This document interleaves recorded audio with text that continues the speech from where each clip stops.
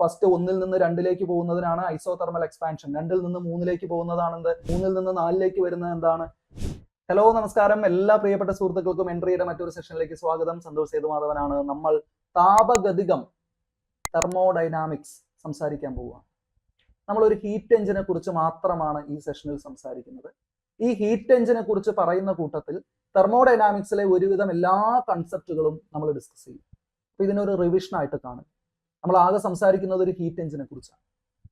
ഈ ഹീറ്റ് എഞ്ചിനെ കുറിച്ച് പറയുമ്പോൾ നമ്മൾ ലോസ് ഓഫ് തെർമോഡൈനാമിക്സ് പറയും, ജൂൾ തോംസൺ എഫക്ട് പറയും, ലിക്വിഫാക്ഷൻ ഓഫ് ഗ്യാസസ് പറയും. ഇങ്ങനെയുള്ള തെർമോഡൈനാമിക്സിലെ കൺസെപ്റ്റുകളെല്ലാം പറയും എന്ന് പറയുമ്പോൾ ഞാൻ ഒരു അണ്ടർലൈൻ ഇട്ട് പറയുന്നു, നമ്മൾ ഫിസിക്സിലെ തെർമോഡൈനാമിക്സിനെ കുറിച്ചാണ് സംസാരിക്കാൻ പോകുന്നത്. അപ്പൊ കെമിസ്ട്രിയിലും ഫിസിക്സിലും വേറെ വേറെ തെർമോഡൈനാമിക്സ് ഉണ്ടോ? ഫിസിക്സിലെ തെർമോഡൈനാമിക്സ് എന്ന് പറയുമ്പോൾ ഹീറ്റ് ഇൻവോൾവ് ആയിട്ട് നടക്കുന്ന ഫിസിക്കൽ പ്രോസസ്സുകൾ, ഹീറ്റ് വാങ്ങുന്നത്, കൊടുക്കുന്നത്, എക്സ്പാൻഡ് ചെയ്യുന്നത്, വർക്ക് ചെയ്യുന്നത്, പ്രഷർ വോളിയം വർക്ക് ചെയ്യുന്നത്, ഇതൊക്കെ ഫിസിക്സിന്റെ ഭാഗമാണ്. എന്നാൽ ഹീറ്റ് സ്വീകരിച്ച് കെമിക്കൽ റിയാക്ഷൻ നടക്കുന്നു, എക്സോതെർമിക് എൻഡോതെർമിക് റിയാക്ഷൻസ് നടക്കുന്നു, അതൊക്കെ കെമിസ്ട്രിയുടെ ഭാഗമാണ്. അത് നമ്മൾ ഇവിടെ ഇപ്പൊ സംസാരിക്കുന്നില്ല. കാരണം ഹീറ്റ് എഞ്ചിൻ എന്ന് പറയുന്നത് ഒരു ഫിസിക്കൽ പ്രോസസ്സ് നടക്കുന്ന എഞ്ചിൻ. അതുകൊണ്ട് ഫിസിക്സിലെ തെർമോഡൈനാമിക്സ് ആണ് പറയുന്നത് എന്ന് പറഞ്ഞുകൊണ്ടാണ് നമ്മൾ ഇത് സ്റ്റാർട്ട് ചെയ്യുന്നത്. നമുക്ക് ഇതിനകത്ത് എന്തൊക്കെ ഡിസ്കസ് ചെയ്യണം എന്ന് ചോദിച്ചാൽ we have all these topics. Heat engine, അതിൽ കാർനോട്ട് എഞ്ചിൻ ആണ് നമ്മൾ എടുത്തു വെച്ചിരിക്കുന്നത്. ഹീറ്റ് എഞ്ചിനിലെ ഒരു സ്പെഷ്യൽ ടൈപ്പ് ആയിട്ടുള്ള കാർനോട്ട് ഹീറ്റ് എഞ്ചിൻ. ആ കാർനോട്ട് ഹീറ്റ് എഞ്ചിന്റെ പ്രോസസ് എക്സ്പ്ലെയിൻ ചെയ്യുമ്പോൾ നമ്മൾ അതുമായിട്ട് ബന്ധപ്പെട്ട് തന്നെ തെർമോഡൈനാമിക്സിലെ ഡിഫറെന്റ് സിസ്റ്റംസ് കാണും. ഓപ്പൺ, ക്ലോസ്ഡ്, ഐസൊലേറ്റഡ് സിസ്റ്റംസ് ഒക്കെ നമ്മൾ കാണും. തെർമോഡൈനാമിക് പ്രോസസ്, ഐസോതെർമൽ, അഡിയാബാറ്റിക് പ്രോസസ്സുകൾ നമ്മൾ കാണും.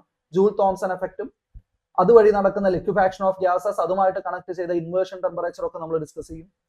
പിന്നെ 0th law, first law, second law, third law of thermodynamics automatically ഇതിനകത്ത് വരും. ഇത്രയും കാര്യങ്ങൾ തെർമോഡൈനാമിക്സിൽ നമുക്ക് പറയണമെങ്കിൽ നമ്മൾ നിർബന്ധമായിട്ടും പറഞ്ഞു പോകേണ്ട ചില വാക്കുകളാണ് ഇന്റേണൽ എനർജി, എൻതാൽപി, എൻട്രോപ്പി, ഇതൊക്കെ നമ്മൾ ഡിസ്കസ് ചെയ്യും. ഇത്രയും കാര്യങ്ങൾ നമ്മൾ ഇതുമായിട്ട് ബന്ധപ്പെട്ട കാര്യങ്ങളൊക്കെ ഈ ഹീറ്റ് എഞ്ചിൻ വെച്ച് നമ്മൾ സംസാരിക്കുമ്പോൾ ഒരു കാര്യം പ്രത്യേകം ഓർമ്മിപ്പിക്കുന്നു, ഇതിനെല്ലാം മലയാളം വാക്കുകളുണ്ട്. നമ്മുടെ ചില പരീക്ഷകളുടെ സ്വഭാവം അനുസരിച്ചിട്ട് നമുക്ക് മലയാളം വാക്കുകളും കൂടെ ആവശ്യമാണ്. അപ്പൊ മലയാളം വാക്കുകളും ഇംഗ്ലീഷ് വാക്കുകളും ഒരുമിച്ച് പറഞ്ഞിട്ട് ഒരു കൺഫ്യൂഷൻ സൃഷ്ടിക്കുന്നില്ല. കാരണം നമുക്ക് ഈ പ്രോസസ്സ് എക്സ്പ്ലെയിൻ ചെയ്ത ശേഷം ഓരോന്നിന്റെയും മലയാളത്തിലുള്ള എക്സ്പ്ലനേഷൻ നമുക്ക് അതിന് ശേഷം പറയാം.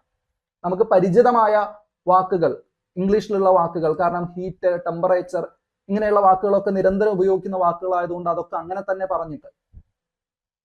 തന്നെ പറഞ്ഞുകൊണ്ടാണ് നമ്മൾ എക്സ്പ്ലനേഷൻ തരുന്നത് ആദ്യം. അത് കഴിഞ്ഞ് നമുക്ക് അതിന്റെ മലയാളം വാക്കുകളും എക്സ്പ്ലനേഷനും നോക്കാം. ഓക്കെ, അപ്പൊ അങ്ങനെ മനസ്സിൽ വെച്ചുകൊണ്ട് നമ്മൾ ആദ്യം ഹീറ്റ് എഞ്ചിനിലേക്ക് പോകുമ്പോൾ ഒരു കാർനോട്ട് ഹീറ്റ് എഞ്ചിൻ നമ്മൾ എടുത്തു വെച്ചിരിക്കുന്നു. ഇതാണ് അതിന്റെ ഒരു ബ്ലോക്ക് ഡയഗ്രാം എന്ന് പറയുന്നത്. ഇതിനകത്ത് ഏതാണ് നമ്മുടെ സിസ്റ്റം, നമ്മൾ എന്തിനെ കുറിച്ചാണ് പറയാൻ പോകുന്നത്? ഈ സെന്ററിൽ വെച്ചിരിക്കുന്ന ഈ ഒരു ബോൾ കണ്ടില്ലേ, അതാണ് നമ്മുടെ കണ്ടെയ്നർ. അതിനകത്ത് നമ്മൾ ഒരു ഐഡിയൽ ഗ്യാസ് നിറച്ചിരിക്കുകയാണ്, അല്ലെങ്കിൽ some air is filled in that. അപ്പോൾ എന്തുകൊണ്ടാണ് ഗ്യാസ് എടുത്ത് വെച്ചിട്ട് നമ്മൾ ഇതാണ് നമ്മുടെ സിസ്റ്റം എന്ന് പറയുന്നത്? ഗ്യാഷ്യസ് സിസ്റ്റം ആണ് നമുക്ക് എക്സ്പ്ലെയിൻ ചെയ്യാൻ എളുപ്പമുള്ളത്. കാരണം ഗ്യാഷ്യസ് സിസ്റ്റത്തിൽ നമുക്ക് കംപ്രസ് ചെയ്യാൻ പറ്റും, എക്സ്പാൻഡ് ചെയ്യാൻ പറ്റും, ഹീറ്റ് കൊടുക്കാൻ പറ്റും, അങ്ങനെ എല്ലാ പ്രോസസ്സും ചെയ്യാൻ പറ്റുന്ന സിസ്റ്റം എന്നുള്ളത് കൊണ്ട് നമ്മൾ ഗ്യാഷ്യസ് സിസ്റ്റം ആണ് എടുക്കുന്നത്. ലിക്വിഡിനെ കംപ്രസ് ചെയ്യാൻ പറ്റില്ല. അതേപോലെ തന്നെ സോളിഡിനെ നമുക്ക് കംപ്രസ് ചെയ്യാൻ പറ്റില്ല, പ്രഷർ കൊടുക്കാൻ പറ്റില്ല, ഒരുപാട് പ്രശ്നമുണ്ട്. അപ്പൊ അതുകൊണ്ട് ഗ്യാഷ്യസ് സിസ്റ്റം എടുത്തിട്ട് ആ ഗ്യാഷ്യസ് സിസ്റ്റം, സോ അതാണ് നമ്മുടെ സിസ്റ്റം എന്ന് പറയുമ്പോൾ അതിന് ചുറ്റുമുള്ളതൊക്കെ നമ്മുടെ സറൗണ്ടിങ്സ് ആണ്. സറൗണ്ടിങ്സ്, സിസ്റ്റവും സറൗണ്ടിങ്സും ചേരുമ്പോഴാണ് യൂണിവേഴ്സ് ഉണ്ടാകുന്നത്. അങ്ങനെയല്ലേ തെർമോഡൈനാമിക്സിൽ പറയുന്നത്. നമ്മൾ എന്തിനാണോ ഒബ്സർവ് ചെയ്യുന്നത് അതാണ് സിസ്റ്റം. അപ്പൊ ആ സിസ്റ്റത്തിന് ചുറ്റുമുള്ള ഹോട്ട് റിസർവോയർ, കോൾഡ് റിസർവോയർ, രണ്ടും സറൗണ്ടിങ്സ് ആണ്. ഈ സറൗണ്ടിങ്സിൽ ഇരിക്കുന്ന റിസർവോയറുകൾ, ഒന്ന് ഹോട്ട് റിസർവോയർ എന്ന് പറയുമ്പോൾ സിസ്റ്റത്തെക്കാൾ ടെമ്പറേച്ചർ ഉണ്ട്, കോൾഡ് റിസർവോയറിന് സിസ്റ്റത്തെക്കാൾ ടെമ്പറേച്ചർ കുറവാണ്. ഇങ്ങനെയാണ് ഇതിരിക്കുന്നത്. നമ്മളിവിടെ ചെയ്യാൻ പോകുന്നത് നമ്മുടെ സിസ്റ്റം ഹോട്ട് റിസർവോയറുമായിട്ട് കണക്ട് ചെയ്യുന്നു. നമ്മുടെ എഞ്ചിൻ, നമ്മുടെ ഹീറ്റ് എഞ്ചിൻ ഹോട്ട് റിസർവോയറുമായിട്ട് കണക്ട് ചെയ്യുന്നു. അപ്പൊ ഹോട്ട് റിസർവോയറിലെ ടെമ്പറേച്ചർ ഹൈ ആണ്, അതാണ് TH എന്ന് മാർക്ക് ചെയ്തിരിക്കുന്നത്. ഹൈ ടെമ്പറേച്ചർ ഉള്ളിടത്ത് നിന്ന് ലോ ടെമ്പറേച്ചർ ഉള്ള ഭാഗത്തേക്ക് ഹീറ്റ് ഫ്ലോ ഉണ്ടാവും. ഹീറ്റ് എന്ന് പറയുന്ന എനർജി, ഹീറ്റ് എന്ന് പറഞ്ഞ ഊർജം, താപോർജം. താപോർജത്തിന്റെ ഡെഫിനിഷൻ തന്നെ the energy which flows from high temperature to low temperature എന്നാണ്. ടെമ്പറേച്ചർ ഗ്രേഡിയന്റിന്റെ ഡയറക്ഷനിൽ ഫ്ലോ ചെയ്യുന്നതാണ് എന്ത്? ഹീറ്റ് എന്ന് പറയുന്ന എനർജി. അപ്പൊ ഇവിടുന്ന് എങ്ങോട്ടാ ട്രാവൽ ഉണ്ടാവുന്നത്? ഹോട്ട് റിസർവോയറിൽ നിന്ന് നമ്മുടെ സിസ്റ്റത്തിലേക്ക്. ആ മാർക്ക് ചെയ്തിരിക്കുന്ന ഹീറ്റ് ആണ് QH. എത്ര ഹീറ്റ് ഫ്ലോ ഉണ്ടാവുന്നു? QH എന്ന് മാർക്ക് ചെയ്തിട്ടുണ്ട്. ഇത് എങ്ങോട്ടാ വരുന്നത്? നമ്മുടെ ഗ്യാസ് നിറച്ച സിസ്റ്റത്തിലേക്കാ. ഇവിടേക്ക് ഹീറ്റ് കിട്ടിക്കഴിഞ്ഞാൽ സംഭവിക്കുക, ഹീറ്റ് കിട്ടുന്ന ഒരു സിസ്റ്റം രണ്ട് തരത്തിൽ പ്രവർത്തിക്കാം. ഒന്ന്, ആ ഹീറ്റ് സ്വീകരിച്ചിട്ട് അതിന്റെ ഇന്റേണൽ എനർജി ഇൻക്രീസ് ചെയ്യാം. Internal energy. അപ്പൊ എന്താ ഇന്റേണൽ എനർജി? ഒരു സിസ്റ്റത്തിൽ ഉള്ള പാർട്ടിക്കിൾസിന്റെ ടോട്ടൽ കൈനറ്റിക് എനർജി നമുക്ക് ഇന്റേണൽ എനർജി എന്ന് പറയാം. ഇന്റേണൽ എനർജി ഇൻക്രീസ് ചെയ്യാം. ഇന്റേണൽ എനർജി ഇൻക്രീസ് ചെയ്ത് കഴിഞ്ഞാൽ ഇന്റേണൽ എനർജിയിൽ ചേഞ്ച് ഉണ്ടാവും. പിന്നെ വേണമെങ്കിൽ ഈ സിസ്റ്റത്തിന് എന്തെങ്കിലും വർക്ക് ചെയ്യാം, ഈ ഹീറ്റ് സ്വീകരിച്ച് വർക്ക് ചെയ്യാം. ഇപ്പൊ ഗ്യാഷ്യസ് സിസ്റ്റം ആണെങ്കിൽ എക്സ്പാൻഡ് ചെയ്യും, ഹീറ്റ് കിട്ടിക്കഴിഞ്ഞാൽ എക്സ്പാൻഡ് ചെയ്യും, അതൊരു വർക്കാണ്, ഒരു മെക്കാനിക്കൽ വർക്കാണ്. അങ്ങനെ രണ്ട് തരത്തിൽ ലഭിക്കുന്ന ഹീറ്റിനെ ഉപയോഗിക്കാം. ഹീറ്റ് ക്യൂ ആണെങ്കിൽ ഈ കിട്ടുന്ന ഹീറ്റിൽ ഉണ്ടാവുന്ന ചേഞ്ച്, ഇങ്ങോട്ട് കിട്ടുന്ന ഹീറ്റ് ഡെൽറ്റ ക്യൂ ആണെങ്കിൽ ആ ഹീറ്റിനെ ഒന്നെങ്കിൽ ഇന്റേണൽ എനർജി ചേഞ്ച് ആക്കി മാറ്റാം, അല്ലെങ്കിൽ അത് ഉപയോഗിച്ച് വർക്ക് ചെയ്യാം. ഇതാണ് first law of thermodynamics. Idea മനസ്സിലാവുന്നുണ്ടോ? ഫസ്റ്റ് ലോയിൽ പറയുന്നത് എന്താണ്? ഒരു സിസ്റ്റത്തിന് ഹീറ്റ് കിട്ടുന്നു, ഹീറ്റ് എക്സ്ചേഞ്ച് നടക്കുന്നുണ്ടെങ്കിൽ that heat can be converted into internal energy or work.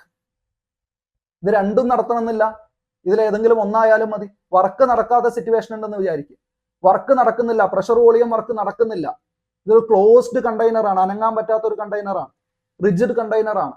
അപ്പൊ അതിനെ എക്സ്പാൻഡ് ചെയ്യാൻ പറ്റില്ല. എക്സ്പാൻഡ് ചെയ്യാൻ പറ്റില്ല എന്നുണ്ടെങ്കിൽ എന്ത് ചെയ്യും? ഇന്റേണൽ എനർജി ചേഞ്ച് ആയിട്ട് മാറും. ഇന്റേണൽ എനർജി മാത്രം ചേഞ്ച് ആവും, വർക്ക് നടക്കില്ല. അതിന് ഇന്റേണൽ എനർജി ഇൻക്രീസ് ചെയ്താൽ ടെമ്പറേച്ചർ ഉയരും, സിസ്റ്റത്തിന്റെ ടെമ്പറേച്ചർ ഉയരും. അതേസമയം ഇത് കുറച്ചുകൂടെ ഫ്രീ ആയിട്ടുള്ള ഒരു കണ്ടെയ്നർ ആണ്, ഇതിലേക്ക് ഹീറ്റ് കിട്ടുമ്പോഴേ ഇത് എക്സ്പാൻഡ് ചെയ്ത് തുടങ്ങുമെങ്കിൽ ആ എക്സ്പാൻഷൻ നടക്കും, വർക്ക് മാത്രം നടക്കും, ഇന്റേണൽ എനർജി ചേഞ്ച് ഉണ്ടാവില്ല. ഇന്റേണൽ എനർജി ചേഞ്ച് ഉണ്ടാവില്ല എന്ന് പറഞ്ഞാൽ ടെമ്പറേച്ചർ ഉയരില്ല. ടെമ്പറേച്ചർ ഉയരാതെ പുറത്തു നിന്ന് ഒരു സിസ്റ്റത്തിന് ഹീറ്റ് സ്വീകരിക്കാൻ പറ്റിയാൽ അതിന് നമ്മൾ പറയുന്ന പേരാണ് ഐസോതെർമൽ സിസ്റ്റം. അപ്പൊ നമ്മളിവിടെ നടക്കുന്ന പ്രോസസ്സ് ഒരു ഐസോതെർമൽ പ്രോസസ് ആണ് എന്ന് ആദ്യം മനസ്സിലാക്കുക. ഐസോതെർമൽ പ്രോസസ് എന്ന് പറയുമ്പോൾ ഹോട്ട് റിസർവോയറിൽ നിന്ന് ഹീറ്റ് സ്വീകരിച്ചിട്ട് സിസ്റ്റത്തിൽ നടക്കുന്നത് ഒരു വർക്ക് മാത്രമാണ്, ഇന്റേണൽ എനർജി ചേഞ്ച് ഉണ്ടാവുന്നില്ല. വർക്ക് മാത്രം എന്ന് പറയുമ്പോൾ ആ വർക്ക് എക്സ്പാൻഷൻ ആണ്. എക്സ്പാൻഷൻ എന്ന് പറയുമ്പോൾ വോളിയം ഇൻക്രീസ് ചെയ്യും. വോളിയം ഇൻക്രീസ് ചെയ്യുമ്പോൾ സ്വാഭാവികമായിട്ട് അവിടെ പ്രഷർ ഡിക്രീസ് ചെയ്യാം, അല്ലെ? ബോയിൽസ് ലോ നമ്മൾ പഠിക്കുന്നുണ്ട്. വോളിയം ഇൻക്രീസ് ചെയ്യുമ്പോൾ പ്രഷർ ഡിക്രീസ് ചെയ്യും. സോ ഇവിടെ നടക്കുന്നത് ഒരു പ്രഷർ വോളിയം വർക്കാണ്. ഈ വർക്കിനെ ഡെൽറ്റ ഡബ്ല്യു എന്ന് നമ്മൾ എഴുതി തന്നെ നമുക്ക് എങ്ങനെ എഴുതാം? Delta W is a pressure volume work, P delta V എന്ന് എഴുതാം. ഓക്കെ, അപ്പൊ ഇത് ഫസ്റ്റ് ലോ ഓഫ് തെർമോഡൈനാമിക്സിലെ റിലേഷൻഷിപ്പുകളാണ് ഇപ്പോൾ നമ്മൾ എഴുതിയത് നമ്മുടെ എഞ്ചിനുമായിട്ട് ബന്ധപ്പെട്ട്. ഓക്കെ, ഇനി നമ്മൾ നമ്മുടെ എഞ്ചിനിലേക്ക് ഒന്നും കൂടെ ശ്രദ്ധിച്ചാൽ ഹോട്ട് റിസർവോയറിൽ നിന്ന് QH എന്ന് പറയുന്ന ഹീറ്റ് ആണ് സ്വീകരിക്കുന്നത്. ആ ഹീറ്റിൽ ഒരു ഭാഗം ഉപയോഗിച്ച് വർക്ക് ചെയ്യുന്നു, കാണുന്നില്ലേ? വർക്ക് ചെയ്യുന്നുണ്ട്. ആ വർക്ക് ചെയ്തു കഴിഞ്ഞ ശേഷം വർക്ക് ചെയ്തുകൊണ്ടിരിക്കുമ്പോൾ നമ്മൾ എന്ത് ചെയ്യുന്നു? ഹോട്ട് റിസർവോയറുമായിട്ട് ഡിസ്കണക്ട് ചെയ്തിട്ട് ഒരു കോൾഡ് റിസർവോയറുമായിട്ട് കണക്ട് ചെയ്യുന്നു. അടുത്തത് ഹോട്ട് റിസർവോയറുമായിട്ട് ഡിസ്കണക്ട് ചെയ്യുന്നു എന്ന് പറയുമ്പോൾ നമ്മൾ ഒരു ഇൻസുലേറ്റർ വെച്ചിട്ട് തടയും അവിടെ നിന്ന് ഇങ്ങോട്ട് ഹീറ്റ് വരുന്നത്. എന്നിട്ട് കോൾഡ് റിസർവോയറുമായിട്ട് കണക്ട് ചെയ്യുമ്പോൾ എന്ത് സംഭവിക്കും? അപ്പോൾ ടെമ്പറേച്ചർ കൂടുതൽ സിസ്റ്റത്തിനാണ്. കോൾഡ് റിസർവോയർ എന്ന് പറയുമ്പോൾ ടെമ്പറേച്ചർ കുറവാണ്. സിസ്റ്റത്തിൽ നിന്ന് താഴേക്ക് കോൾഡ് റിസർവോയറിലേക്ക് ഹീറ്റ് ഫ്ലോ ഉണ്ടാവും. ഐഡിയ മനസ്സിലായോ? അപ്പൊ ഹീറ്റ് ഫ്ലോ സിസ്റ്റത്തിൽ നിന്ന് കോൾഡ് റിസർവോയറിലേക്ക് ഉണ്ടാവും. അപ്പോൾ ഈ ഹീറ്റ് എവിടുന്നാണ് കിട്ടിയത്? ഹോട്ട് റിസർവോയറിൽ നിന്ന് കിട്ടിയ ഹീറ്റ് കുറച്ച് ഭാഗം വർക്കായിട്ടും കുറച്ച് ഭാഗം എങ്ങോട്ട് പോകും? കോൾഡ് റിസർവോയറിലേക്ക് പോകും. ഐഡിയ മനസ്സിലാവുന്നുണ്ടോ? സോ ഇത് നമ്മളൊന്ന് എഴുതി കഴിഞ്ഞാൽ ഈ ഒരു സിസ്റ്റത്തിന്റെ ടെമ്പറേച്ചർ എക്സ്ചേഞ്ച് മനസ്സിലാവും. QH എന്ന് പറയുന്ന ഹീറ്റ് QC ആയും W ആയും മാറും. ഇതാണ് ഇവിടെ നടക്കുന്നത്. QH is equal to QC plus W. അപ്പൊ ഈ ഒരു ഇക്വേഷൻ നമ്മൾ കയ്യിൽ വെക്കുക. ഇത് നമുക്ക് ഹീറ്റ് എഞ്ചിന്റെ ഇക്വേഷൻ ആയിട്ട് നമുക്ക് ആവശ്യമുണ്ട്. ഇത് എന്ന് പറഞ്ഞു കഴിഞ്ഞാൽ ഒരു എനർജി മറ്റ് രണ്ട് എനർജി ആയിട്ട് മാറുന്നു, വർക്കും എനർജി ആയിട്ട് മാറുന്നു എന്ന് പറയുമ്പോൾ this is also first law of thermodynamics. എന്താ ഫസ്റ്റ് ലോ ഓഫ് തെർമോഡൈനാമിക്സിന്റെ മറ്റൊരു രൂപം? ഊർജ്ജത്തെ നിർമ്മിക്കാനോ നശിപ്പിക്കാനോ സാധിക്കില്ല. ഈ ഊർജ്ജം നിർമ്മിക്കുകയോ നശിപ്പിക്കപ്പെടുകയോ ചെയ്യുന്നില്ല, മറ്റ് രണ്ട് രൂപത്തിലേക്ക് മാറുന്നേ ഉള്ളൂ. ഓക്കെ, അപ്പൊ നമ്മൾ പ്രതീക്ഷിക്കുന്നത് ഹീറ്റ് എഞ്ചിൻ നമ്മൾ എന്തിനാ ഉപയോഗിക്കുന്നത്? ഹീറ്റ് എഞ്ചിനെ കൊണ്ട് നമ്മൾ ഒരു വർക്ക് ചെയ്യിപ്പിക്കാനാണ് ഉദ്ദേശിക്കുന്നത്. കൊടുക്കുന്ന ഹീറ്റ് മുഴുവൻ വർക്ക് ആക്കാനാണ് നമ്മൾ ഉദ്ദേശിക്കുന്നത്. പക്ഷേ കുറച്ച് ഭാഗം, കൊടുക്കുന്ന ഹീറ്റിലെ കുറച്ച് ഭാഗം ലീക്കായിട്ട് കോൾഡ് റിസർവോയറിലേക്ക് പോകുന്നു. ഇതാണ് ഇവിടെ ശരിക്കും സംഭവിക്കുന്നത്. അതായത് ഒരു സിസ്റ്റത്തിന് നമ്മൾ കൊടുക്കുന്ന ഹീറ്റ് മുഴുവൻ 100% എന്തായിട്ട് മാറുന്നില്ല? വർക്കായിട്ട് മാറുന്നില്ല എന്ന് നമ്മൾ ഇവിടെ കാണും. ഓക്കെ, അതായത് 100% എഫിഷ്യൻസി കിട്ടുന്നില്ല.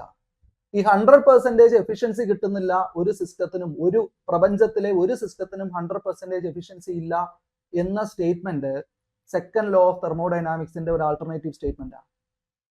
സെക്കൻഡ് ലോ ഓഫ് തെർമോഡൈനാമിക്സ് പറയുന്നത് എൻട്രോപ്പിയെ കുറിച്ചാണ്. എൻട്രോപ്പി എന്ന് പറഞ്ഞു കഴിഞ്ഞാൽ degree of disturbance in A system എന്ന് നമ്മൾ പറയും. Degree of disturbance in A system. ചൂട് കിട്ടുമ്പോൾ ടെമ്പറേച്ചർ ഉയരുമ്പോൾ ഡിഗ്രി ഓഫ് ഡിസ്റ്റർബൻസ് കൂടും. ചൂട് കുറയുമ്പോൾ തണുപ്പിക്കുന്ന സമയത്ത് ഡിഗ്രി ഓഫ് ഡിസ്റ്റർബൻസ് കുറയും. ഡിസ്റ്റർബൻസ് എന്ന് പറഞ്ഞാൽ ഈ കണങ്ങൾ കടന്ന് ഓടുന്നതായിട്ട് സങ്കല്പിക്കും. ഒരു ക്ലാസ് റൂമിൽ ടീച്ചർ ഇല്ലാത്ത സമയത്ത് അതിനകത്തെ കുട്ടികൾ എങ്ങനെ ചെയ്യുന്നു, അതാണ് ഡിഗ്രി ഓഫ് ഡിസ്റ്റർബൻസ്. ഓക്കെ, അപ്പോൾ അവിടെ കിടന്ന് ഓടുമ്പോൾ ഡിഗ്രി ഓഫ് ഡിസ്റ്റർബൻസ് കൂടും. എന്നാൽ തണുപ്പിച്ച് കഴിഞ്ഞാൽ ഡിഗ്രി ഓഫ് ഡിസ്റ്റർബൻസ് കുറയും. ഇതാണ് നോർമൽ പ്രോസസ്. എൻട്രോപ്പി എന്ന് പറയുന്ന കൺസെപ്റ്റ് നമ്മൾ അതിലേക്ക് വിശദമായിട്ട് വരും. ഈ എഞ്ചിനുമായിട്ട് ബന്ധപ്പെട്ട ആ കൺസെപ്റ്റ് മനസ്സിലാക്കി വെക്കുക.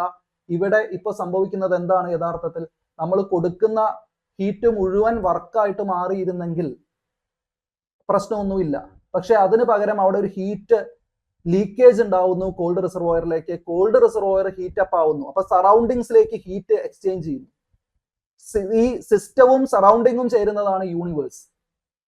തെർമോഡൈനാമിക്കലി നമ്മൾ പറയുമ്പോൾ സിസ്റ്റവും അതിന് ചുറ്റുമുള്ളതെല്ലാം ചേരുമ്പോൾ യൂണിവേഴ്സ് ആയി. യൂണിവേഴ്സിലേക്ക് ഹീറ്റ് എക്സ്ചേഞ്ച് ചെയ്യപ്പെടുന്നു എന്ന് പറയുമ്പോൾ യൂണിവേഴ്സിന്റെ എൻട്രോപ്പി ഉയരും. സ്വാഭാവികമല്ലേ? യൂണിവേഴ്സിലേക്ക് ഹീറ്റ് കൊടുക്കുന്നു എന്ന് പറഞ്ഞാൽ യൂണിവേഴ്സിന്റെ എൻട്രോപ്പി ഉയരും. സെക്കൻഡ് ലോ ഓഫ് തെർമോഡൈനാമിക്സ് പറയുന്നത് the entropy change of the universe is always positive എന്നാണ്. Entropy change of the universe is always positive എന്നാണ്. അതാണ് സെക്കൻഡ് ലോയുടെ സ്റ്റേറ്റ്മെന്റ് തന്നെ. എൻട്രോപ്പി ചേഞ്ച് യൂണിവേഴ്സിന്റെ എപ്പോഴും പോസിറ്റീവ് ആണെന്ന് പറഞ്ഞാൽ എന്ത് സംഭവിക്കുന്നു, എപ്പോഴും കൂടുകയാണ്, കുറയുകയല്ല എന്നുള്ളതാണ്. അത് ഇവിടെ തെളിവാണ്. അപ്പൊ ഏതൊരു സിസ്റ്റവും മുഴുവനായിട്ട് എന്ത് ചെയ്യില്ല, ഇൻപുട്ട് ഹീറ്റ് ഉപയോഗിച്ചിട്ട് വർക്ക് ചെയ്യില്ല. അവിടെ ഹീറ്റ് എക്സ്ചേഞ്ച് പുറത്തേക്ക് നടക്കും. അങ്ങനെ നടക്കുമ്പോൾ ലീക്കേജ് ഉണ്ടാവും, എഫിഷ്യൻസി കുറയും. സിസ്റ്റത്തിന് എഫിഷ്യൻസി കുറയുക എന്ന് പറയുമ്പോൾ അതിനർത്ഥം എൻട്രോപ്പി കൂടുന്നു എന്നാണ് യൂണിവേഴ്സിൽ. അപ്പൊ ഇതൊക്കെ സെക്കൻഡ് ലോയുമായിട്ട് ബന്ധപ്പെട്ട സ്റ്റേറ്റ്മെന്റ്. നമ്മൾ അതിന്റെ കൂട്ടത്തിൽ അത് പറഞ്ഞു. ഇപ്പൊ ഫസ്റ്റ് ലോയെ കുറിച്ച് നമ്മൾ പറഞ്ഞു, സെക്കൻഡ് ലോയെ കുറിച്ച് നമ്മൾ പറഞ്ഞു. ഓക്കെ, അപ്പൊ ഈ ഒരു പ്രോസസ്, ഇപ്പൊ നമ്മൾ ഈ പറഞ്ഞ ഈ പ്രോസസ്സിന് 4 സ്റ്റെപ്പ് ഉണ്ട്. അടുത്തത് നമ്മൾ അതാ നോക്കാൻ പോകുന്നത്. എന്തൊക്കെയാ പ്രോസസ്സ്? ഹോട്ട് റിസർവോയറിൽ നിന്ന് ഹീറ്റ് സ്വീകരിച്ചിട്ട് ഒരു പ്രഷർ വോളിയം വർക്ക് ചെയ്യുന്നു, എക്സ്പാൻഡ് ആവുന്നു. പിന്നെ കോൾഡ് റിസർവോയറിലേക്ക് ഹീറ്റ് കൊടുക്കുന്നു, അപ്പോ കംപ്രസ്ഡ് ആവും. എക്സ്പാൻഡ് ആയത് കംപ്രഷൻ നടക്കും. ഈ എക്സ്പാൻഷനും കംപ്രഷനും 4 സ്റ്റെപ്പ് ഉണ്ട്. ആ 4 സ്റ്റെപ്പ് ആണ് നമ്മൾ അടുത്തത് നോക്കാൻ പോകുന്നത്. ഇതാണ് ആ 4 സ്റ്റെപ്പ്. മുകളിലുള്ള പേര് വായിച്ചാൽ മതി. Isothermal expansion, adiabatic expansion. Isothermal compression, adiabatic compression. ഇപ്പൊ 2 എക്സ്പാൻഷൻ ചേർന്ന് ഒരു വലിയ എക്സ്പാൻഷൻ ആവും. 2 കംപ്രഷൻ ചേർന്ന് തിരിച്ചു വരും, താഴോട്ട് വരും. ഇങ്ങനെ ഈ പിസ്റ്റൺ ഇങ്ങനെ മുകളിലോട്ടും താഴോട്ടും മൂവ് ചെയ്തുകൊണ്ടിരിക്കുന്നതാണ് ഒരു ഹീറ്റ് എഞ്ചിൻ. അപ്പൊ ഇതൊരു പിസ്റ്റൺ പോലെ മുകളിലേക്കും താഴേക്കും മൂവ് ചെയ്യാൻ പറ്റുന്ന രീതിയിലാണ് ഇത് വെച്ചിരിക്കുന്നത്. ഈ മുകളിൽ നിന്ന് പിസ്റ്റൺ താഴേക്ക് കൊടുക്കുന്നതാണ് പ്രഷർ. താഴേന്ന് മുകളിലേക്ക് തള്ളിക്കഴിഞ്ഞാൽ വോളിയം ഇൻക്രീസ് ചെയ്യും, പ്രഷർ ഡിക്രീസ് ചെയ്യും. ഇതാണ് ഇവിടെ നടക്കുന്ന പ്രോസസ്. ഫസ്റ്റ് നമ്മൾ എന്താ ചെയ്യുന്നത്, നമ്മൾ ഈ പിസ്റ്റൺ ഉള്ള ഈ സിസ്റ്റം ഇങ്ങനെ വെച്ചുകൊണ്ടിരുന്നിട്ട് അതിലേക്ക് ഹോട്ട് റിസർവോയർ കണക്ട് ചെയ്യുക ചെയ്യുന്നു. അപ്പൊ ഹീറ്റ് ഇങ്ങോട്ട് വരിക. ഹീറ്റ് ഇങ്ങോട്ട് വരുമ്പോൾ നമ്മൾ നേരത്തെ പറഞ്ഞു, ഹീറ്റ് ഇതിലേക്ക് ഏതാ വരുന്നത്, QH ഇതിലേക്ക് നമ്മൾ കണക്ട് ചെയ്ത സമയത്ത് QH ഇതിലേക്ക് കയറി വരുമ്പോൾ, ഹീറ്റ് ഇതിനകത്തോട്ട് കയറി വരുമ്പോൾ ഇന്റേണൽ എനർജി ചേഞ്ച് ഉണ്ടാക്കാം, അല്ലെങ്കിൽ പ്രഷർ വോളിയം വർക്ക് ചെയ്യാം എന്ന് പറഞ്ഞു. ഇവിടെ ഇന്റേണൽ എനർജി ചേഞ്ച് ഉണ്ടാക്കാതെ ഇത് നേരെ മുകളിലേക്ക് പ്രഷർ വോളിയം വർക്ക് ചെയ്യുന്നു എന്ന് വിചാരിക്കുക. ഇന്റേണൽ എനർജി ചേഞ്ച് ഇല്ലെങ്കിൽ ടെമ്പറേച്ചറിന് മാറ്റമൊന്നും ഉണ്ടാവില്ല, സിസ്റ്റത്തിന്റെ ടെമ്പറേച്ചറിന് മാറ്റം ഉണ്ടാവില്ല. അപ്പൊ ഒരേ ടെമ്പറേച്ചറിലാണ് ഇത് എക്സ്പാൻഡ് ചെയ്യുന്നത്. അതിനാണ് ഐസോതെർമൽ എക്സ്പാൻഷൻ എന്ന് പറയുന്നത്. തെർമോഡൈനാമിക്കലി ഐസോതെർമൽ പ്രോസസ് എന്ന് പറഞ്ഞാൽ ചുറ്റുപാടുമായിട്ട് ഹീറ്റ് എക്സ്ചേഞ്ച് നടത്തും. സിസ്റ്റത്തിന്റെ ഹീറ്റിന് എന്ത് സംഭവിക്കില്ല, സിസ്റ്റത്തിന്റെ ടെമ്പറേച്ചറിന് എന്ത് സംഭവിക്കില്ല, മാറ്റം വരില്ല. That is isothermal expansion. അപ്പൊ ഇവിടെ നടക്കുന്നത് ഇപ്പോൾ ഐസോതെർമൽ എക്സ്പാൻഷൻ ആദ്യം നടക്കും. ഉടനെ നമ്മൾ എന്ത് ചെയ്യുന്നു, ഈ ഹോട്ട് റിസർവോയർ ഡിസ്കണക്ട് ചെയ്യുന്നു, ഒരു ഇൻസുലേറ്റർ വെച്ചിട്ട് ബ്ലോക്ക് ചെയ്യുന്നു ഹോട്ട് റിസർവോയറിന്. ആ സമയത്ത് കുറച്ച് നേരം കൂടെ എക്സ്പാൻഷൻ നടക്കും. അപ്പൊ അവിടെ ഹീറ്റ് ഒന്നും വരുന്നില്ല, എന്നിട്ടും എക്സ്പാൻഷൻ നടക്കുന്നുണ്ട്. ഫ്രീ എക്സ്പാൻഷൻ എന്ന് നമ്മൾ പറയും. അതിന് പറയുന്ന പേരാണ് അഡിയാബാറ്റിക് എക്സ്പാൻഷൻ. ആ പ്രോസസ്സിന് പറയുന്ന പേരാണ് അഡിയാബാറ്റിക് പ്രോസസ്. അപ്പൊ എങ്ങനെയാ അത് നടന്നത്? ചുറ്റുപാടുമായിട്ട് ഒരു എക്സ്ചേഞ്ചും ഇല്ലാതെ നടക്കുന്ന കംപ്രഷൻ എക്സ്പാൻഷൻ പ്രോസസ്സിനെയാണ് അഡിയാബാറ്റിക് പ്രോസസ് എന്ന് പറയുന്നത്. അത് എങ്ങനെ നടന്നു? അത് നടക്കാൻ നമ്മൾ ഇത് കഴിഞ്ഞ് ജൂൾ തോംസൺ എഫക്ട് എന്ന് പറഞ്ഞൊരു കൺസെപ്റ്റ് മനസ്സിലാക്കുന്നുണ്ട്. അപ്പൊ മനസ്സിലാവും എന്താണ് ജൂൾ തോംസൺ എഫക്ട്. അതൊരു അഡിയാബാറ്റിക് പ്രോസസ്സാണ്. അവിടെ ഇതുപോലെ ഒരു എക്സ്പാൻഷൻ കംപ്രഷനെ കുറിച്ച് നമ്മൾ സംസാരിക്കും. അപ്പോൾ ഇവിടെ നോട്ട് ചെയ്ത് വെക്കുക, ഈ ഒരു സ്റ്റെപ്പിൽ, ഈ അഡിയാബാറ്റിക് എക്സ്പാൻഷൻ എന്ന് പറയുന്ന ഒരു സ്റ്റെപ്പിൽ അതുമായിട്ട് കണക്ട് ചെയ്ത് നമുക്ക് എങ്ങോട്ട് പോകണം, ജൂൾ തോംസൺ എഫക്റ്റിലേക്ക് പോകണം, ലിക്വിഫാക്ഷൻ ഓഫ് ഗ്യാസസിലേക്ക് പോകണം, ഇൻവേർഷൻ ടെമ്പറേച്ചറിലേക്ക് പോകണം. ഓക്കെ, അപ്പൊ ഇതുമായിട്ട് കണക്ട് ചെയ്ത് കിടക്കുന്നതാണ്. ശരി, നമ്മൾ 2 സ്റ്റെപ്പ് കഴിഞ്ഞു, ഇത് എക്സ്പാൻഡഡ് ആയി. ഇനി നമ്മൾ ഇതിനെ നേരെ കോൾഡ് റിസർവോയറിൽ കണക്ട് ചെയ്താൽ ഹീറ്റ് എങ്ങോട്ട് ഒഴുകുന്നു, കോൾഡ് റിസർവോയറിലേക്ക് ഒഴുകുന്നു. അപ്പൊ 3ാമത്തെ സ്റ്റെപ്പിൽ ഇതിൽ നിന്ന് ഹീറ്റ് പുറത്തോട്ട് ഒഴുകുന്നു, അതാണ് QC. QC പുറത്തോട്ട് ഒഴുകുമ്പോൾ അത് കംപ്രസ്ഡ് ആവും, അങ്ങോട്ട് പോയത് തിരിച്ചു വരും. അങ്ങനെ നടക്കുന്ന കംപ്രഷൻ, ആ കംപ്രഷൻ നടക്കുന്ന സമയത്തും ടെമ്പറേച്ചറിന് മാറ്റമൊന്നും സംഭവിക്കില്ല, അങ്ങോട്ട് പോയ വർക്ക് തിരിച്ചിങ്ങോട്ട് വരുന്നു എന്ന് മാത്രം. സോ അതെന്താണ്? ഐസോതെർമൽ കംപ്രഷനാണ്. ഐസോതെർമൽ ഹീറ്റ് പുറത്തേക്ക് കളഞ്ഞുകൊണ്ടുള്ള compression isothermal compression. Idea clear ആണോ? പിന്നെ നേരത്തെ സംഭവിച്ചതുപോലെ നമ്മൾ ഈ കോൾഡ് റിസർവോയർ ഡിസ്കണക്ട് ചെയ്താൽ കുറച്ച് നേരത്തേക്ക് കൂടെ കംപ്രഷൻ നടക്കും. അപ്പൊ ഹീറ്റ് എക്സ്ചേഞ്ച് ഇല്ലാതെ നടക്കുന്ന കംപ്രഷൻ അഡിയാബാറ്റിക് കംപ്രഷൻ. ഇതിൽ നിന്ന് നമ്മൾ മനസ്സിലാക്കേണ്ട രണ്ട് പ്രധാനപ്പെട്ട വാക്കുകളാണ് what is isothermal process and what is adiabatic process. In an isothermal process for the system temperature remains the constant. Temperature change ഇല്ല, ഡെൽറ്റ ടി ഉണ്ടാവുന്നില്ല, ഡെൽറ്റ യു ഈക്വൽ ടു 0 ആണ്. രണ്ട് കാര്യങ്ങൾ, ഡെൽറ്റ യു ഈക്വൽ ടു 0 ആണ്, so temperature ചേഞ്ചും അവിടെ സംഭവിക്കില്ല. Delta U is equal to 0 and delta T will also be equal to 0 in isothermal process. പക്ഷെ അവിടെ എന്തുണ്ടാവുന്നുണ്ട്? ഹീറ്റ് സ്വീകരിക്കുകയും ഹീറ്റ് പുറത്തേക്ക് കൊടുക്കുകയും ഒക്കെ ചെയ്യാം. ഓക്കെ. അതേസമയം അഡിയാബാറ്റിക് പ്രോസസ്സ് വരുന്ന സമയത്ത് അഡിയാബാറ്റിക് പ്രോസസ്സിൽ ഹീറ്റ് സ്വീകരിക്കുന്നും കൊടുക്കുന്നും ഒന്നുമില്ല. അവിടെ എന്ത് മാത്രമാണ് നടക്കുന്നത്? അവിടെ വർക്ക് മാത്രമാണ് നടക്കുന്നത്. അവിടെ വർക്ക് നടക്കുന്നുണ്ട്. ഓക്കെ. ഒരു എക്സ്പാൻഷൻ അല്ലെങ്കിൽ കംപ്രഷൻ വർക്ക് അവിടെ നടക്കുന്നുണ്ട്. ഓക്കെ. അപ്പൊ ഇത് നമ്മൾ മനസ്സിലാക്കുക. വർക്ക് നടക്കുന്ന സമയത്ത് തന്നെ മനസ്സിലാക്കേണ്ടത് that work is equal to P delta V ആണ്. ഈ വോളിയം ഇൻക്രീസ് ചെയ്യുന്ന സമയത്ത് പ്രഷർ ഡിക്രീസ് ചെയ്യുന്നത് കൊണ്ട് തന്നെ അവിടെയും ഈ എഫക്റ്റ് പരസ്പരം ക്യാൻസൽ ആവുന്നുണ്ട്. വർക്ക് നടക്കുന്നുണ്ട്, പ്രഷർ ഡിക്രീസ് ചെയ്യുമ്പോൾ വോളിയം ഇൻക്രീസ് ചെയ്യുന്നു എന്നുള്ളതുകൊണ്ട് അവിടെ ഇന്റേണൽ എനർജിക്ക് മാറ്റമൊന്നും വരുന്നില്ല, അവിടെ ഹീറ്റിനും മാറ്റമൊന്നും വരുന്നില്ല. ഹീറ്റ്, ടോട്ടൽ ഹീറ്റ് എന്തായിട്ട് മാറുന്നു? പി ഡെൽറ്റ വി ആയിട്ട് മാറുന്നു. പ്രഷർ ഡിക്രീസ് ചെയ്യുന്നു, വോളിയം ഇൻക്രീസ് ചെയ്യുന്നു. എക്സ്പാൻഷൻ നടക്കുമ്പോൾ തിരിച്ച് കംപ്രഷൻ നടക്കുമ്പോൾ നേരെ തിരിച്ച് നടക്കുന്നു. അതുകൊണ്ട് അവിടെ പ്രത്യേകിച്ച് ചേഞ്ച് ഒന്നും വരുന്നില്ല. ഒരു വാല്യൂ ഇൻക്രീസ് ചെയ്യുമ്പോൾ മറ്റേത് ഡിക്രീസ് ചെയ്യുമ്പോൾ അത് കോൺസ്റ്റന്റ് ആയിട്ട് നിൽക്കുന്നു. സോ അവിടെയും എന്ത് സംഭവിക്കുന്നില്ല? ഹീറ്റ് എക്സ്ചേഞ്ച് ഒന്നും നടക്കുന്നില്ല ഈ എക്സ്പാൻഷനിലും കംപ്രഷനിലും, അഡിയാബാറ്റിക് പ്രോസസ്. ഇതിൽ നിന്ന് ഈ രണ്ട് പ്രോസസ്സ് മനസ്സിലാക്കി കഴിഞ്ഞാൽ ഈ നാലും കൂടെ ചേരുന്നതാണ് ഹീറ്റ് എഞ്ചിനിൽ നടക്കുന്ന സ്റ്റെപ്പുകൾ. ഈ നാലും കൂടെ ചേരുന്നത് നമുക്കൊരു ഗ്രാഫിക്കലി റെപ്രസെന്റ് ചെയ്യാൻ പറ്റും. അത് ഗ്രാഫിക്കലി റെപ്രസെന്റ് ചെയ്യുമ്പോൾ നമ്മൾ ഇങ്ങനെ നോക്കുക. ഇങ്ങനെ ഒരു ഗ്രാഫ് എടുത്തിട്ട് we are taking pressure versus volume, pressure versus volume. First പ്രഷറും വോളിയവും ഒരു വാല്യൂവിൽ നിൽക്കുകയാണെന്ന് വിചാരിക്കുക. ഇവിടെയാണ് പ്രഷറും വോളിയവും നിൽക്കുന്നത്. ഈ വാല്യൂവിൽ നിന്ന് ഫസ്റ്റ് സ്റ്റെപ്പ് എന്താ? നമ്മുടെ റിയാക്ഷനിൽ ഐസോതെർമൽ എക്സ്പാൻഷൻ. ഐസോതെർമൽ എക്സ്പാൻഷൻ ആണ്. ഐസോതെർമൽ എക്സ്പാൻഷൻ എന്ന് പറയുമ്പോൾ വോളിയം ഇൻക്രീസ് ചെയ്യുന്നു, പ്രഷർ ഡിക്രീസ് ചെയ്യുന്നു. അപ്പൊ ഇവിടുന്ന് എങ്ങോട്ട് പോകും? വോളിയം ഇൻക്രീസ് ചെയ്യുക എന്ന് പറഞ്ഞാൽ വലത്തോട്ട് പോകണം ഗ്രാഫ്. പ്രഷർ ഡിക്രീസ് ചെയ്യുക എന്ന് പറയുമ്പോൾ ഗ്രാഫ് താഴോട്ട് വരണം. നോക്കിയേ, ഗ്രാഫ് ഇതാ ഇങ്ങനെ വരുന്നു, ഇവിടെ എത്തുന്നു. ഫസ്റ്റ് പ്രോസസ്സ് കഴിഞ്ഞപ്പോൾ ഗ്രാഫ് ഇവിടെ എത്തി. ഓക്കെ. ഇവിടെ എത്തിയ ശേഷം അപ്പൊ നമുക്ക് മനസ്സിലാക്കാം എന്തിലാണ് ചേഞ്ച് വന്നത്? പ്രഷറിലും വോളിയത്തിലും ചേഞ്ച് വന്നു അല്ലെ? ഇത് P1, ഇത് P1, V1, T1 എന്ന് നമ്മൾ ഇവിടെ മാർക്ക് ചെയ്താൽ ഇത് അടുത്ത പോയിന്റിലേക്ക് പോകുന്ന സമയത്ത് പ്രഷർ P2 ആയി, ഇത് V2 ആയി. ടെമ്പറേച്ചറിന് മാറ്റം വരൂ? ടെമ്പറേച്ചർ മാറില്ല ഐസോതെർമൽ പ്രോസസ്സിൽ, അത് T1 തന്നെയാണ്. So this first process, first നടക്കുന്ന പ്രോസസ് എന്താണ്? ഫസ്റ്റ് നടന്ന പ്രോസസ് ഇപ്പൊ നമ്മൾ പറഞ്ഞ ഐസോതെർമൽ പ്രോസസ് ആണ്. ഐസോതെർമൽ എക്സ്പാൻഷൻ ആണ് ഇപ്പൊ നടന്നത്. ഇനി അടുത്തത് എന്താ? അടുത്തത് നമ്മൾ പറഞ്ഞ ഒരു അഡിയാബാറ്റിക് എക്സ്പാൻഷൻ ആണ്. അഡിയാബാറ്റിക് എക്സ്പാൻഷനിൽ എന്താ സംഭവിക്കുന്നത്? അഡിയാബാറ്റിക് എക്സ്പാൻഷനിലും ഇത് തന്നെയാണ് സംഭവിക്കുന്നത്. എന്ത് സംഭവിക്കുന്നു? പ്രഷർ ഡിക്രീസ് ചെയ്യുന്നു, വോളിയം ഇൻക്രീസ് ചെയ്യുന്നു. പ്രഷർ ഡിക്രീസ് ചെയ്യുന്നു, വോളിയം ഇൻക്രീസ് ചെയ്യുന്നു. അപ്പൊ ഈ ഒരു പ്രോസസ്സ് നമ്മൾ മാർക്ക് ചെയ്ത് നോക്കുക. ഇങ്ങനെ, ഇതും ഇങ്ങനെ തന്നെയാണ്, വലത്തോട്ട് തന്നെയാണ് പോകുന്നത്. ശ്രദ്ധിക്കണം, വലത്തോട്ട് തന്നെയാണ് അതിന്റെ ഷേപ്പ്. അതായത് നേരത്തെ വന്നതുപോലെ നേരെ വലത്തോട്ട് പോകുന്നില്ല, ചെറുതായിട്ടൊന്ന് വലത്തോട്ട് പോകുന്നു എന്ന് പറഞ്ഞാൽ വോളിയം ഇൻക്രീസ് ചെയ്യുന്നുണ്ട്, പ്രഷർ നന്നായിട്ട് ഡിക്രീസ് ചെയ്യുന്നുണ്ട്. നോക്കൂ, വോളിയം ചെറിയൊരു ഇൻക്രീസ് ഉണ്ട്, അതിനനുസരിച്ച് പ്രഷർ നന്നായിട്ട് ഡിക്രീസ് ആവുന്നുണ്ട്. മൂന്നാമത്തെ പോയിന്റിലേക്ക് വരുന്നു. ഈ രണ്ടാമത്തെ പ്രോസസ്, ഇപ്പൊ നടന്ന പ്രോസസ് എന്താണ്? ഇത് അഡിയാബാറ്റിക് ആണ്, അഡിയാബാറ്റിക് പ്രോസസ് ആണ്, അഡിയാബാറ്റിക് എക്സ്പാൻഷൻ ആണ്. ക്ലിയർ അല്ലേ? ഇനി മൂന്നാമത്തെ സ്റ്റെപ്പിൽ എന്താ നടക്കുന്നത്? കംപ്രഷൻ ആണ്. കംപ്രഷൻ നടക്കുന്നത് ഐസോതെർമൽ കംപ്രഷൻ ആണ്. ആ കംപ്രഷൻ എങ്ങോട്ടാ പോകുന്നത്? നോക്കി, കംപ്രഷൻ നടക്കുമ്പോൾ വോളിയം കുറയും, പ്രഷർ കൂടും. അപ്പൊ പുറകിലോട്ട് പോകുന്നു. നോക്കൂ, പുറകിലോട്ട് പോയി, ഇവിടേക്ക് പോയി.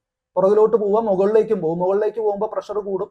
ഗ്രാഫിന്റെ ഡയറക്ഷൻ അനുസരിച്ച് മുകളിലേക്ക് പോകുമ്പോൾ പ്രഷർ കൂടും, പുറകോട്ട് പോകുമ്പോൾ വോളിയം കുറയും. നമ്മൾ ഇവിടെ പോയിന്റിലെത്തി. ഇത് മൂന്നാമത്തെ പ്രോസസ്സ്. ഇതെന്താണ്? മൂന്നാമത്തെ process is again isothermal, isothermal process ആണ്. ഓക്കെ അല്ലേ? അപ്പൊ ഈ ടെമ്പറേച്ചർ നമ്മൾ നോക്കുക. നേരത്തെ ഉണ്ടായിരുന്ന T1 ടെമ്പറേച്ചർ ഇപ്പൊ ഇവിടേക്ക് എത്തിയപ്പോൾ മാറി T2 ആയിട്ടുണ്ടാവും. ഈ T2 ടെമ്പറേച്ചർ തിരിച്ച് മുകളിലേക്ക് വരുന്ന സമയത്ത് മാറ്റമൊന്നും സംഭവിക്കില്ല. ടെമ്പറേച്ചർ ഇവിടെ വീണ്ടും T2 ആവും. എന്തുകൊണ്ടാ? ഐസോതെർമൽ പ്രോസസ്സിൽ ടെമ്പറേച്ചറിന് മാറ്റമില്ല. ഓക്കെ, എഗെയിൻ ഇനി ലാസ്റ്റ് സ്റ്റെപ്പ് എന്താ സംഭവിക്കുന്നത്? Final adiabatic compression. ആ സമയത്ത് പ്രഷർ നേരത്തെ വന്ന അതേ പൊസിഷനിലേക്ക് എത്തും, വോളിയം കുറഞ്ഞ് അതിലേക്ക് എത്തും. പ്രഷർ കൂടി മുകളിലേക്ക് എത്തും, വോളിയം കുറഞ്ഞെത്തും. അപ്പൊ ഈ ഷേപ്പിലുള്ള ഗ്രാഫ് നമ്മൾ കണ്ടിട്ടുണ്ടാവും. ഇതിനെ നമ്മൾ വിളിക്കുന്നത് കാർനോട്ട് സൈക്കിൾ എന്ന് വിളിച്ചിട്ടുണ്ടാവും. ഓക്കെ, അല്ലെങ്കിൽ തെർമോഡൈനാമിക്കൽ പ്രഷർ വോളിയം സൈക്കിൾ എന്നൊക്കെ നമ്മൾ ഇതിനെ വിളിക്കും. പ്രഷർ വോളിയം റിലേഷൻഷിപ്പ് എന്നൊക്കെ നമ്മൾ ഇതിനെ വിളിക്കും. This is very very important. Okay, ഈ ഒരു ഗ്രാഫ് കാണിക്കാം. ഇത് ഈ മുകളിൽ കാണിച്ചിരിക്കുന്ന ഗ്രാഫാണത്. 1, 2, 3, 4 എന്ന് പറയുന്ന 4 പോയിന്റുകളിലേക്ക്. ഫസ്റ്റ് 1 നിന്ന് 2 പോകുന്നതിനാണ് ഐസോതെർമൽ എക്സ്പാൻഷൻ. 2 നിന്ന് 3 പോകുന്നതാണ് എന്ത്? Adiabatic expansion. 3 നിന്ന് 4 വരുന്നത് എന്താണ്? അത് ഐസോതെർമൽ കംപ്രഷൻ. 4 നിന്ന് തിരിച്ച് 1 വരുന്നത്. അപ്പൊ അങ്ങനെ തന്നെ വരിക. 1, 2, 3, 4 കൃത്യമായിട്ട് മനസ്സിലാക്കി കഴിഞ്ഞാൽ ഐഡിയ ക്ലിയർ ആണ് എന്ത് സംഭവിക്കുന്നു എന്നുള്ളത്. ഇതേ പ്രോസസ്സ് നടക്കുന്ന സമയത്ത് ടെമ്പറേച്ചർ വേഴ്സസ് എൻട്രോപ്പി, ഇത് വളരെ പ്രധാനപ്പെട്ട മറ്റൊരു ഗ്രാഫാണ്. ഇതേ പ്രോസസ്സ് നടക്കുമ്പോൾ ടെമ്പറേച്ചറും എൻട്രോപ്പിയും തമ്മിൽ എങ്ങനെ ബന്ധപ്പെട്ടിരിക്കുന്നു എന്ന് നമുക്ക് ഇവിടെ നോക്കിയാൽ മനസ്സിലാവും. ഇതിൽ നിന്ന് എൻട്രോപ്പിയെ കുറിച്ച് നമുക്ക് കൃത്യമായിട്ടുള്ള ഒരു ഐഡിയ കിട്ടും. അപ്പൊ എൻട്രോപ്പി എന്താണെന്നുള്ള ഡെഫിനേഷൻ നമ്മളൊന്ന് ഓർത്താൽ മതി. Change in entropy. എൻട്രോപ്പി അല്ല, നമ്മൾ ചേഞ്ച് ഇൻ എൻട്രോപ്പി. എൻട്രോപ്പി എന്താണെന്ന് നമ്മൾ പറഞ്ഞ degree of disturbance, degree of randomness, ഇങ്ങനെ പല പേര് പറയാം. Delta S is equal to delta Q by T എന്ന് പറയുന്ന റിലേഷൻഷിപ്പ് ഉണ്ട്. Heat, change in heat per temperature, per unit temperature ആണ് നമ്മൾ എന്ത് പറയുന്നത്? ഈ എൻട്രോപ്പി എന്ന് പറയുന്ന കൺസെപ്റ്റ് പറയുന്നത്. ഇത് വെച്ചത് ഒരു ജനറൽ ഇക്വേഷൻ ആണ്. ഇത് അങ്ങനെ നമ്മൾ പ്രോബ്ലം ചെയ്യാനൊന്നും ഉപയോഗിക്കുന്ന ഇക്വേഷൻ അല്ല. എന്താണ് ഡെഫിനിഷൻ എന്ന് മനസ്സിലാക്കാനുള്ള റിലേഷൻഷിപ്പ് ആണിത്. അപ്പൊ ഇതനുസരിച്ചിട്ട് നമ്മൾ ഇവിടെ താഴെയുള്ള ഗ്രാഫ് നമുക്ക് നോക്കിക്കഴിഞ്ഞാൽ 1 നിന്ന് 2 പോകുക എന്ന് പറയുമ്പോൾ ഇവിടെ നടക്കുന്നത് ഐസോതെർമൽ എക്സ്പാൻഷൻ ആണ്. ഐസോതെർമൽ എക്സ്പാൻഷൻ നടക്കുന്ന സമയത്ത് ഇത് ടെമ്പറേച്ചർ വേഴ്സസ് എൻട്രോപ്പി ഗ്രാഫ് ആണ് വരച്ചിരിക്കുന്നത്. ഐസോതെർമൽ പ്രോസസ്സിൽ ടെമ്പറേച്ചറിന് ഒന്നും സംഭവിക്കില്ല, ടെമ്പറേച്ചർ മാറില്ല. അതുകൊണ്ടാണ് അത് കോൺസ്റ്റന്റ് ആയിട്ട് പോകുന്നത്. ടെമ്പറേച്ചർ കോൺസ്റ്റന്റ് ആണ് 1 മുതൽ 2 വരെ, കറക്റ്റ് അല്ലേ? പക്ഷേ സിസ്റ്റത്തിന് എന്ത് കിട്ടുന്നുണ്ട്? ഹീറ്റ് കിട്ടുന്നുണ്ട്.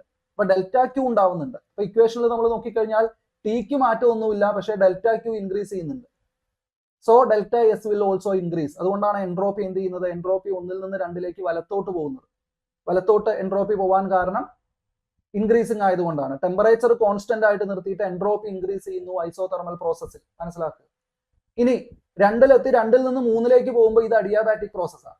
അഡിയാബാറ്റിക് പ്രോസസ്സിൽ ടെമ്പറേച്ചറിന് മാറ്റം വരാം അല്ലെ? അഡിയാബാറ്റിക് പ്രോസസ്സിൽ ടെമ്പറേച്ചർ മാറും. ടെമ്പറേച്ചർ കുറയുകയാണ് ചെയ്യുന്നത്. ആ പോയിന്റ് ഒന്ന് ശ്രദ്ധിക്കുക. ഈ ടെമ്പറേച്ചർ എന്തുകൊണ്ട് എക്സ്പാൻഡ് ചെയ്യുമ്പോൾ കുറയുന്നു? ടെമ്പറേച്ചർ എന്തുകൊണ്ട് എക്സ്പാൻഷൻ അല്ല ഇവിടെ നടക്കുന്നത്? നമ്മൾ പറഞ്ഞു, കൃത്യമായിട്ട് പറഞ്ഞു, ആദ്യത്തെ ഐസോതെർമൽ എക്സ്പാൻഷൻ നടന്നാൽ പിന്നെ നടക്കുന്നത് അഡിയാബാറ്റിക് എക്സ്പാൻഷൻ നടക്കുന്നു. സാധാരണ രീതിയിൽ ഹീറ്റ് സ്വീകരിക്കുമ്പോൾ നമ്മൾ ടെമ്പറേച്ചർ കൂടുന്ന പറയുക. ഈ എക്സ്പാൻഷൻ നടന്ന സമയത്ത് എന്തുകൊണ്ട് ഇവിടെ ടെമ്പറേച്ചർ ഡിക്രീസ് ചെയ്തു എന്നുള്ളതിന് അതിനാണ് നമ്മൾ ജൂൾ തോംസൺ എഫക്ട് സംസാരിക്കാൻ പോകുന്നത് ഇത് കഴിഞ്ഞ്. അതുകൊണ്ടാണ് ഇത് ഇടയ്ക്കിടയ്ക്ക് ഓർമ്മിപ്പിക്കുന്നത്. ഓക്കെ, സോ 2 നിന്ന് 3 എൻട്രോപ്പിയിൽ മാറ്റമൊന്നും ഉണ്ടാവില്ല. ടെമ്പറേച്ചറിന് ചേഞ്ച് ഉണ്ടാവും, പക്ഷെ എൻട്രോപ്പിയിൽ മാറ്റമൊന്നും ഉണ്ടാവില്ല. ഓക്കെ, ടെമ്പറേച്ചർ ഡിക്രീസ് ആയി ഇതിന്റെ എൻട്രോപ്പിയിൽ മാറ്റം ഉണ്ടാവില്ല എന്ന് പറയാൻ കാര്യം ഇവിടെ ഡെൽറ്റ ക്യൂ വാല്യൂ ഉണ്ടാവുന്നില്ല. ഓക്കെ, സോ അത് ഫ്രീ ആയിട്ട് പുറത്തുനിന്ന് ഹീറ്റ് വാങ്ങുകയും കൊടുക്കുകയും ചെയ്യുന്നില്ല. അങ്ങനെയാണ് അഡിയാബാറ്റിക് പ്രോസസ്സ് നടക്കുന്നത്. അതുകൊണ്ട് 2 നിന്ന് 3 എൻട്രോപ്പി വലത്തോട്ട് പോകുന്നില്ല, പക്ഷെ ടെമ്പറേച്ചർ താഴോട്ട് വരുന്നുണ്ട്. Temperature is only change. ഇനി 3 നിന്ന് 4 നേരത്തെ പറഞ്ഞതിന് നേരെ ഓപ്പോസിറ്റ് ഐസോതെർമൽ പ്രോസസ് ആയതുകൊണ്ട് എന്ത് സംഭവിക്കുന്നു? എൻട്രോപ്പി കുറയുന്നു. കംപ്രഷൻ നടക്കുമ്പോൾ എൻട്രോപ്പി കുറയുന്നു, ടെമ്പറേച്ചർ കോൺസ്റ്റന്റ് ആയിട്ട് നിൽക്കുന്നു. പിന്നെ അഡിയാബാറ്റിക് കംപ്രഷൻ നടക്കുന്ന സമയത്ത് നേരെ ഓപ്പോസിറ്റ് നടക്കുന്നു. അപ്പൊ ഇങ്ങനെ കറക്റ്റ് ഒരു ചതുരത്തിലാണ് ആ പ്രോസസ്സ് നടക്കുന്നത്. ടെമ്പറേച്ചർ വേഴ്സസ് എൻട്രോപ്പി, ഈ 2 ഗ്രാഫും നോക്കി വെക്കുക. ഇത് രണ്ടും നമ്മളിപ്പോൾ പറയുന്ന ഹീറ്റ് എഞ്ചിനുമായിട്ട് ബന്ധപ്പെട്ട ഗ്രാഫുകളാണ്. അപ്പോൾ തെർമോഡൈനാമിക് സൈക്ലിക് പ്രോസസ് ആണ് നമ്മൾ ഈ കാണുന്നത്, adiabatic and isothermal process. Okay, അപ്പൊ ഇതിനകത്ത് നമ്മളിപ്പോൾ ഓൾറെഡി ഫസ്റ്റ് ലോ പറഞ്ഞു, സെക്കൻഡ് ലോ നമ്മൾ ഇതിനകത്ത് പറഞ്ഞു. സെക്കൻഡ് ലോ നമ്മൾ എന്താ പറഞ്ഞത്? Entropy change is always positive എന്ന് പറഞ്ഞു. മറ്റൊരു statement, there is no system with 100% efficiency എന്നുള്ളതാണ്. സെക്കൻഡ് ലോ ഓഫ് തെർമോഡൈനാമിക്സിന്റെ സ്റ്റേറ്റ്മെന്റ് ആണ്. ഓക്കെ, ഇനി ഒരു ലോ കൂടെ നമുക്ക് ഇതിന്റെ കൂട്ടത്തിൽ പറയാം.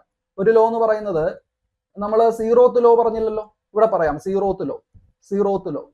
അപ്പൊ അങ്ങനെ ഒരു നിയമമുണ്ട്. എല്ലാ നിയമവും തുടങ്ങുന്നതിന് മുമ്പ് ഒരു ബേസ്മെന്റിലുള്ള 0th ലോ ഉണ്ട്. വളരെ സിമ്പിൾ ആണ് സംഗതി. എപ്പോഴാണ് തെർമൽ ഇക്വിലിബ്രിയം ഉണ്ടാവുന്നത് എന്നാണ് പറയുന്നത്. Thermal equilibrium. ഇപ്പൊ നമ്മുടെ ഈ ഒരു ഹീറ്റ് എഞ്ചിനിൽ തന്നെ ഹീറ്റ് എക്സ്ചേഞ്ച് നടക്കുന്നുണ്ടല്ലോ. ഹൈ ടെമ്പറേച്ചർ ടു ലോ ടെമ്പറേച്ചറിൽ ഹീറ്റ് എക്സ്ചേഞ്ച് നടക്കുന്നില്ലേ? ഇങ്ങനെ ഹീറ്റ് എക്സ്ചേഞ്ച് നടന്നിട്ടാണ് ഇവർ ഇക്വിലിബ്രിയത്തിൽ എത്തുന്നത്. ഒരേ ടെമ്പറേച്ചറിൽ എത്തുമ്പോഴാണ് ഇക്വിലിബ്രിയത്തിൽ എത്തുന്നത്. Consider no work is done. ഒരു വർക്കും നടക്കുന്നില്ല, വർക്ക് നടക്കാതിരിക്കുമ്പോൾ കൊടുക്കുന്ന ഹീറ്റ് മുഴുവൻ ഇന്റേണൽ എനർജിയെ ഇൻക്രീസ് ചെയ്യും. അങ്ങനെ ടെമ്പറേച്ചർ കൂടും. എന്നിട്ട് രണ്ടുപേരും ഒരേ ടെമ്പറേച്ചറിൽ എത്തുമ്പോൾ ഹീറ്റ് എക്സ്ചേഞ്ച് നിൽക്കും. ഇതാണ് തെർമൽ ഇക്വിലിബ്രിയം. രണ്ട് സിസ്റ്റം ഒരേ ടെമ്പറേച്ചറിൽ എത്തുന്നതാണ് thermal equilibrium. Consider there are 3 system. 3 system ഉണ്ട്. എ, ബി ആൻഡ് സി എന്ന് പറഞ്ഞ് 3 സിസ്റ്റം ഉണ്ട്. ഇതില് എ എന്ന് പറയുന്ന സിസ്റ്റം ബിയുമായിട്ട് തെർമൽ ഇക്വിലിബ്രിയത്തിലാണ് എന്ന് പറയുന്നു. എ സിയുമായിട്ടും തെർമൽ ഇക്വിലിബ്രിയത്തിലാണ് എന്ന് പറഞ്ഞാൽ എന്താ മീനിങ്? എയും ബിയും ഒരേ ടെമ്പറേച്ചർ ആണ്, എയും സിയും ഒരേ ടെമ്പറേച്ചർ ആണ്. സോ ഓട്ടോമാറ്റിക്കലി ബിയും സിയും കണക്ട് ചെയ്തിട്ടില്ലെങ്കിൽ പോലും ബിയും സിയും എന്താവും? തെർമൽ ഇക്വിലിബ്രിയത്തിലാവും. ഇതാണ് സീറോത്ത് ലോ.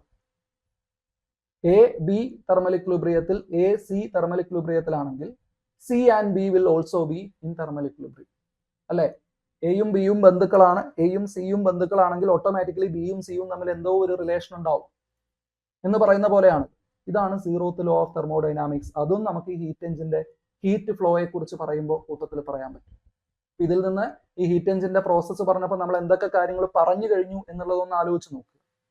ഹീറ്റ് എന്താണ് എന്ന് നമ്മൾ പറഞ്ഞു, the basic definition. First law ഇവിടെ ഇതുമായിട്ട് ബന്ധപ്പെടുത്തി നമ്മൾ എഴുതിയിരിക്കുന്ന സ്ക്രീനിൽ തന്നെ കാണാൻ പറ്റും. First law. പിന്നെ പ്രഷർ വോളിയം വർക്ക് എന്ന് പറയുന്ന കൺസെപ്റ്റ് നമ്മൾ ഇവിടുത്തെ വർക്കിനെ കുറിച്ച് പറഞ്ഞപ്പോൾ നമ്മൾ പറഞ്ഞു. പിന്നെ അതേപോലെ ഇതിൽ നിന്ന് തന്നെ വർക്ക് കൊടുക്കുന്ന ഹീറ്റ് മുഴുവൻ വർക്ക് ആവാതെ കുറച്ച് ഭാഗം ലീക്കായി പോകുന്നു എന്നുള്ളതിൽ നിന്ന് നമ്മൾ എഫിഷ്യൻസി കിട്ടുന്നില്ല, 100% എഫിഷ്യൻസി കിട്ടുന്നില്ല. ദാറ്റ് ഈസ് കോൾഡ് എൻട്രോപ്പി എന്ന് പറയുന്ന കൺസെപ്റ്റ് അതിൽ നിന്ന് പറഞ്ഞു. അതിൽ നിന്ന് നമ്മൾ സെക്കൻഡ് ലോയെ കുറിച്ച് സംസാരിച്ചു. ഓക്കെ. പിന്നെ അവിടെ നിന്ന് നമ്മൾ ഈ ഒരു സൈക്കിൾ, പ്രഷർ വോളിയം വർക്കിന്റെ സൈക്കിൾ നമ്മൾ സംസാരിച്ചു. ഇനി ഇതിൽ ശ്രദ്ധിക്കേണ്ടത് നമുക്ക് ഹീറ്റ് എഞ്ചിന്റെ എഫിഷ്യൻസി കൂടെ ഒന്ന് പറയാം. എങ്ങനെയാണ് ഇപ്പൊ ഈ എഫിഷ്യൻസി 100% കിട്ടുന്നില്ല, ഈ എഫിഷ്യൻസി നമ്മൾ എങ്ങനെ കാൽക്കുലേറ്റ് ചെയ്യും?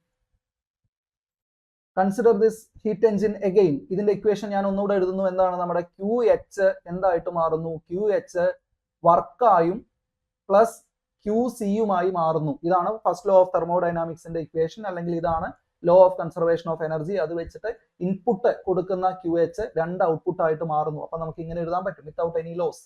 ഓക്കെ, ശരി. ഇനി ഇതിനകത്ത് നമുക്ക് എഫിഷ്യൻസി കാണുക എന്ന് പറഞ്ഞാൽ നമ്മൾ ആലോചിക്കേണ്ടത് എപ്പോഴും ഫോർ എനി എഫിഷ്യൻസി, ഒരു മെഷീന്റെ എഫിഷ്യൻസി എന്ന് പറഞ്ഞു കഴിഞ്ഞാൽ ഔട്ട്പുട്ട് ഡിവൈഡഡ് ബൈ ഇൻപുട്ട് ആണ്. അപ്പൊ നമ്മളിവിടെ ഇൻപുട്ട് നമുക്കറിയാം QH ആണ് നമ്മൾ കൊടുക്കുന്നത്. ഏതാണ് നമ്മുടെ ഔട്ട്പുട്ട്? രണ്ടും നമ്മുടെ ഔട്ട്പുട്ട് അല്ല. നമ്മൾ പ്രതീക്ഷിക്കുന്ന ഔട്ട്പുട്ട് കൊടുക്കുന്നത് മുഴുവൻ വർക്ക് ചെയ്യുന്നതാണ്. കൊടുക്കുന്നത് ഉപയോഗിച്ച് മുഴുവൻ പ്രഷർ വോളിയം വർക്ക് ചെയ്യുമെന്നാണ് നമ്മൾ പ്രതീക്ഷിക്കുന്നത്. സോ നമ്മൾ പ്രതീക്ഷിക്കുന്ന ഔട്ട്പുട്ട് വർക്കാണ്. ഓക്കെ. അപ്പൊ നമുക്ക് എഫിഷ്യൻസി എന്ന് പറയുന്നത്, ഇവിടെ എഫിഷ്യൻസി എന്ന് പറയുന്നത് വർക്ക് ബൈ QH ആണ് നമ്മുടെ എഫിഷ്യൻസി. ഇത് ഓർത്ത് വെക്കുക. ബേസിക്കലി QC എന്താ? QC is a loss, QC is a leakage. QC എന്ന് പറയുന്നത് അതിൽ നിന്ന് നഷ്ടപ്പെട്ടു പോകുന്നതാണ്. അപ്പൊ ഇങ്ങനെ നമ്മൾ നോക്കിക്കഴിഞ്ഞാൽ എഫിഷ്യൻസിയുടെ ഇക്വേഷൻ W/QH ആണ്. നമ്മുടെ മുകളിൽ എഴുതിയിരിക്കുന്ന ഇക്വേഷനിൽ W വരുന്നുണ്ട്, വലത് സൈഡിൽ W വരുന്നുണ്ട്, അതിന്റെ താഴെ QH വന്നു കഴിഞ്ഞാൽ ഈസി ആയിട്ട് നമുക്ക് അത് എഫിഷ്യൻസി എന്ന് മാറ്റി എഴുതാം. ശരിയല്ലേ? അപ്പൊ ത്രൂ ഔട്ട് മുകളിൽ എഴുതിയ ഇക്വേഷൻ നമ്പർ 1, ത്രൂ ഔട്ട് ആ ഇക്വേഷനെ ഞാൻ QH കൊണ്ട് ഡിവൈഡ് ചെയ്യും. ആ ഇക്വേഷനെ മൊത്തം QH കൊണ്ട് ഡിവൈഡ് ചെയ്യുമ്പോൾ ലെഫ്റ്റ് സൈഡിൽ QH/QH എന്തായിട്ട് മാറും? 1 ആയിട്ട് മാറും. ശരിയല്ലേ? മുകളിലെ ഇക്വേഷനിൽ നോക്കുക. രണ്ടാമത്തെ ടേം W/QH ആയിട്ട് മാറും, W/QH. മൂന്നാമത്തെ ടേം QC/QH ആയിട്ട് മാറും, QC/QH. ഓക്കെ. അപ്പൊ ഈ ഒന്നാമത്തെ ടേം അത് 1 ആണ്, 1 അവിടെ നിൽക്കട്ടെ. ഈ W/QH എന്താ? ഇപ്പൊ നമ്മൾ ഓൾറെഡി എഫിഷ്യൻസി എന്ന് എഴുതി. So this is efficiency plus QC/QH. Okay. ഇതിൽ നിന്ന് നമുക്ക് എഫിഷ്യൻസി എന്താന്ന് എഴുതി കൂടെ? ഇതിൽ നിന്ന് എഫിഷ്യൻസിയുടെ ഇക്വേഷൻ ഉണ്ടായിക്കൂടെ? എഫിഷ്യൻസി ഈസ് ഈക്വൽ ടു ഈ 1ന്റെ അടുത്തേക്ക് ഈ രണ്ടാമത്തെ ടേം വന്നു കഴിഞ്ഞാൽ 1 minus QC/QH. Very very important equation. Efficiency of a heat engine is 1 minus QC/QH. എന്താ QC? എന്താ QC? കോൾഡ് റിസർവോയറിലേക്ക് പോകുന്ന ഹീറ്റ്. എന്താ QH? ഹോട്ട് റിസർവോയറിൽ നിന്ന് വരുന്ന ഹീറ്റ്. ഇത് രണ്ടും കിട്ടിയാൽ തന്നെ നമുക്ക് എഫിഷ്യൻസി കാണാം, 1 മൈനസ് QC/QH എന്ന് പറയുന്ന ഇക്വേഷൻ. ഓക്കെ. ഇതിൽ തന്നെ consider this is A Carnot engine. ഇപ്പൊ നമ്മൾ മൊത്തം ഹീറ്റ് എഞ്ചിൻസിന്റെ എഫിഷ്യൻസിയെ കുറിച്ചാണ് ഈ ഇക്വേഷൻ പറഞ്ഞത്. ഇതൊരു കാർനോട്ട് എഞ്ചിൻ ആണെന്ന് സ്പെഷ്യൽ കേസിൽ നമ്മൾ എടുത്തു കഴിഞ്ഞാൽ, കാർനോട്ട് എഞ്ചിന്റെ കേസിൽ ഇങ്ങനെ ഈ നമ്മുടെ QC/QH എന്ന് പറയുന്ന ratio will be equal to TC/TH എന്ന് നമുക്ക് എഴുതാൻ പറ്റും. TC/TH because this is a reversible process. Carnot engine is a reversible engine. എല്ലാ ഹീറ്റ് എഞ്ചിനും റിവേഴ്സിബിൾ ആവണമെന്നില്ല. ഇതൊരു റിവേഴ്സിബിൾ എഞ്ചിൻ ആണ്. ഫോർ റിവേഴ്സിബിൾ എഞ്ചിൻ ഈ ഇക്വേഷൻ, അതായത് QC/QH എന്ന് പറയുന്ന റേഷ്യോ, QC/QH എന്താണെന്ന് നോക്കുക. QC താഴെയുള്ള ഹീറ്റ്, ഇത് മുകളിലുള്ള ഹീറ്റ്. ആ റേഷ്യോ എന്തിന് ഈക്വൽ ആണ്? TC/TH ഈക്വൽ ആണ്. TC/TH എന്താ? താഴെയുള്ള ടെമ്പറേച്ചർ, മുകളിലുള്ള ടെമ്പറേച്ചർ. അപ്പൊ ഇതനുസരിച്ച് എഫിഷ്യൻസിയുടെ ഇക്വേഷൻ നമുക്ക് മാറ്റി എഴുതാം. എഫിഷ്യൻസിയുടെ equation efficiency is equal to 1 minus QC/QH എന്ന് എഴുതുന്നതിന് പകരം TC/TH എന്ന് എഴുതാം. നോക്കി, TC/TH. സോ ഇത് കാർനോട്ട് എഞ്ചിന്റെ കേസിൽ അപ്ലിക്കബിൾ ആണ്. എല്ലാ റിവേഴ്സിബിൾ എഞ്ചിനും ഇത് അപ്ലിക്കബിൾ ആണ്. For any heat engine efficiency is 1 minus QC/QH. For Carnot engine and such reversible engines, efficiency is 1 minus TC/TH. Okay, ആ കിട്ടുന്ന വാല്യൂ ഇൻറ്റു 100 ചെയ്താൽ പെർസെൻറ്റേജ് എഫിഷ്യൻസി കിട്ടും. ഇത് സ്ഥിരം ചോദ്യമാണ്. കാർനോട്ട് എഞ്ചിനുമായിട്ട് ബന്ധപ്പെട്ട് ക്വസ്റ്റ്യൻ വരുമ്പോൾ നമ്മളോട് പറയുക, നമുക്ക് തരുന്ന വാല്യൂസ് എന്ന് പറയുന്നത് ഒന്ന് TH ഒരു ടെമ്പറേച്ചർ, THO TCO ഒരു ടെമ്പറേച്ചർ തരും. എന്നിട്ട് അവിടെ നടക്കുന്ന വർക്കിന്റെ വാല്യൂ തരും. എന്നിട്ട് നമ്മളോട് എഫിഷ്യൻസി കാണാൻ പറയും. അപ്പൊ ഏതെങ്കിലും ഒരു വാല്യൂ തന്നാൽ, TCO THO ഏതെങ്കിലും ഒന്ന് തന്നാൽ, എഫിഷ്യൻസിയും തന്നാൽ നമുക്ക് മറ്റത് കണ്ടുപിടിക്കാം. TCയും THും തന്നാൽ നമുക്ക് എഫിഷ്യൻസി കണ്ടുപിടിക്കാം. TCയും THും തന്നിട്ട് എഫിഷ്യൻസി കണ്ടുപിടിച്ചാൽ നമുക്ക് QCയും QHും കണ്ടുപിടിക്കാം. നേരെ തിരിച്ച്. അപ്പൊ അങ്ങോട്ടും ഇങ്ങോട്ടും ഒക്കെ ഉള്ള കാൽക്കുലേഷൻ ഈ രണ്ട് ഇക്വേഷൻ വെച്ചാണ് നടത്തേണ്ടത്. അതിലെ പ്രധാനപ്പെട്ട ഇക്വേഷൻ, ബേസ് ഇക്വേഷൻ, മുകളിലുള്ള ഇക്വേഷൻ QH = W + QC.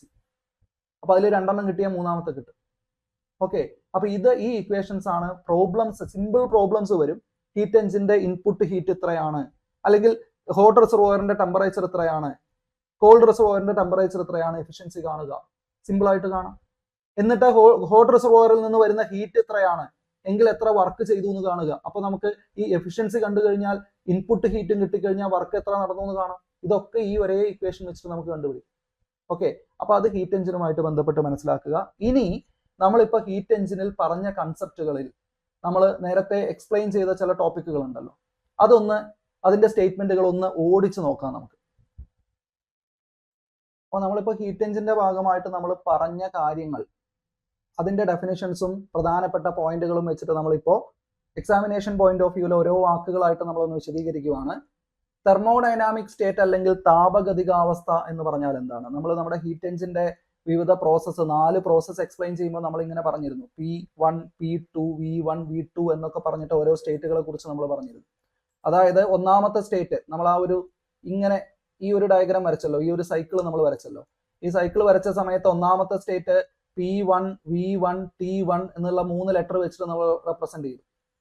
അപ്പൊ P1 V1 T1 ഇരിക്കുന്ന ആ ഒരു പോയിന്റ്, ആ ഒരു അവസ്ഥ, അതൊരു തെർമോഡൈനാമിക് സ്റ്റേറ്റ് ആണ്. അവിടെ നിന്ന് P2 V2 T1 മാറി എന്ന് പറയുമ്പോൾ അത് അടുത്ത സ്റ്റേറ്റ് ആണ്. ഒരു താപഗതിക വ്യൂഹത്തിന്റെ ആന്തരിക അവസ്ഥയെ പ്രതിനിധീകരിക്കുന്ന ഒരു സ്റ്റേറ്റിനെയാണ്. ആ പ്രതിനിധീകരിക്കാൻ നമ്മൾ ഉപയോഗിക്കുന്നത് അവസ്ഥാചരങ്ങളാണ്, സ്റ്റേറ്റ് വേരിയബിൾസ്. ഈ പ്രഷർ, വോളിയം, ടെമ്പറേച്ചർ തുടങ്ങി നമ്മൾ ഒരു സിസ്റ്റത്തിന്റെ മെഷറബിൾ പ്രോപ്പർട്ടീസ് എല്ലാം സ്റ്റേറ്റ് വേരിയബിൾസ് എന്ന് വിളിക്കാം. ആ സ്റ്റേറ്റ് വേരിയബിൾസ് ഉപയോഗിച്ചിട്ട് നമുക്ക് ഓരോ അവസ്ഥയെ റെപ്രസെന്റ് ചെയ്യാം. അപ്പോൾ P1 V1 T1 ഒരവസ്ഥയാണെങ്കിൽ P2 V2 T1 അടുത്ത അവസ്ഥയാണ്. രണ്ടിലും T1 കോമൺ ആണെങ്കിലും ബാക്കി രണ്ടും മാറിയിട്ടുണ്ട്. അപ്പൊ ഏതെങ്കിലും ഒരു അവസ്ഥാചരം, സ്റ്റേറ്റ് വേരിയബിൾ മാറിയാൽ മതി. ഏതെങ്കിലും ഒരളവിൽ മാറ്റം വന്നാൽ അത് അടുത്ത അവസ്ഥയായി. അപ്പൊ തെർമോഡൈനാമിക് സ്റ്റേറ്റ് എന്ന് പറയുമ്പോൾ അതിന്റെ ഇന്റേണൽ മെഷർമെന്റുകളിൽ, അതിന്റെ ആ അവസ്ഥയുടെ പല പല അളവുകളിൽ ഏതെങ്കിലും ഒന്നിന് മാറ്റം വന്നാലും അത് അടുത്ത അവസ്ഥയായി. ഇങ്ങനെ പല പല അവസ്ഥകളിലൂടെയാണ് ഒരു തെർമോഡൈനാമിക് സിസ്റ്റം പോയിക്കൊണ്ടിരിക്കുക. ആ അവസ്ഥകളിലേക്ക് പോകുന്ന പ്രോസസ്സുകളാണ് നമ്മൾ ഈ പറഞ്ഞ അഡിയാബാറ്റിക് പ്രോസസ്സും ഐസോതെർമൽ പ്രോസസ്സും ഒക്കെ. അപ്പൊ സിസ്റ്റം എന്ന് പറഞ്ഞാൽ എന്താണ്? അപ്പൊ ആ വാക്ക് നമ്മൾ ഉപയോഗിച്ചിട്ടുണ്ട്, സിസ്റ്റം എന്ന് പറഞ്ഞു. നമ്മൾ എന്തിനെ കുറിച്ചാണോ സംസാരിക്കുന്നത് അതാണ് സിസ്റ്റം. ആ സിസ്റ്റത്തിന് ചുറ്റുമുള്ളതെല്ലാം ചുറ്റുപാടുകളാണ്, സറൗണ്ടിങ്സ് ആണ്. അപ്പൊ ഈ സിസ്റ്റവും ചുറ്റുപാടും, സിസ്റ്റത്തിന് വ്യൂഹം എന്ന് പറയാം. വ്യൂഹവും ചുറ്റുപാടും ചേർന്നാൽ അതിനാണ് നമ്മൾ യൂണിവേഴ്സ് എന്ന് പറയുന്നത്, പ്രപഞ്ചം എന്ന് പറയുന്നത് എന്ന് നമ്മൾ പറഞ്ഞു നേരത്തെ. നമ്മുടെ കാർനോട്ട് എഞ്ചിന്റെ കേസിൽ കാർനോട്ട് എഞ്ചിന്റെ ചുറ്റും ഇരിക്കുന്നതൊക്കെ അതിന്റെ ചുറ്റുപാടുകളാണ്. അപ്പൊ ഹോട്ട് റിസർവോയറും കോൾഡ് റിസർവോയറും ഒക്കെ എന്താണ്? ചുറ്റുപാടാണ്. അതെല്ലാം ചേരുന്നതാണ് പ്രപഞ്ചം അല്ലെങ്കിൽ യൂണിവേഴ്സ് എന്ന് നമ്മൾ പറയുന്നത്. ഓക്കെ, അപ്പൊ ഒരു വ്യൂഹത്തിനകത്ത് നടക്കുന്ന, സിസ്റ്റത്തിനകത്ത് നടക്കുന്ന മാറ്റങ്ങൾ ചുറ്റുപാടിനെ ബാധിക്കില്ല. നേരെ തിരിച്ച് ചുറ്റുപാടുകളിൽ നടക്കുന്ന മാറ്റങ്ങൾ നേരിട്ട് സിസ്റ്റത്തെ ബാധിക്കില്ല. ഇവ തമ്മിലുള്ള എക്സ്ചേഞ്ച് എന്ന് പറയുന്നത് രണ്ട് കാര്യങ്ങളാണ് എക്സ്ചേഞ്ച് ചെയ്യാൻ പറ്റുക. മാസ് എക്സ്ചേഞ്ച് ചെയ്യാം, അതായത് മാറ്റർ എക്സ്ചേഞ്ച് ചെയ്യാം അങ്ങോട്ടും ഇങ്ങോട്ടും, അല്ലെങ്കിൽ എനർജി എക്സ്ചേഞ്ച് ചെയ്യാം. ഈ രണ്ട് എക്സ്ചേഞ്ചുകളാണ് സിസ്റ്റവും സറൗണ്ടിങ്ങും തമ്മിൽ സംഭവിക്കുക. നമ്മളൊരു ചായ കപ്പ് മേശപ്പുറത്ത് നല്ല ചൂട് ചായ തുറന്നു വെച്ച് കഴിഞ്ഞാൽ ആ ചൂടുള്ള ചായയിൽ നിന്ന് താപം പുറത്തേക്ക് മൂവ് ചെയ്യും. അപ്പൊ എനർജി എക്സ്ചേഞ്ച് നടക്കും. പിന്നെ അവിടുന്ന് നീരാവി ഉണ്ടാവുന്നുണ്ട്. നീരാവി ഉണ്ടാവുക എന്ന് പറയുമ്പോൾ എന്താ സംഭവിക്കുന്നത്? ആ ചായയുടെ ഒരു ഭാഗം ആവിയായിട്ട് പുറത്തേക്ക് പോവുകയാണ്. അപ്പൊ മാറ്റർ പുറത്തേക്ക് പോകുന്നുണ്ട്. അപ്പൊ അങ്ങനെയുള്ള എക്സ്ചേഞ്ച് നടക്കും.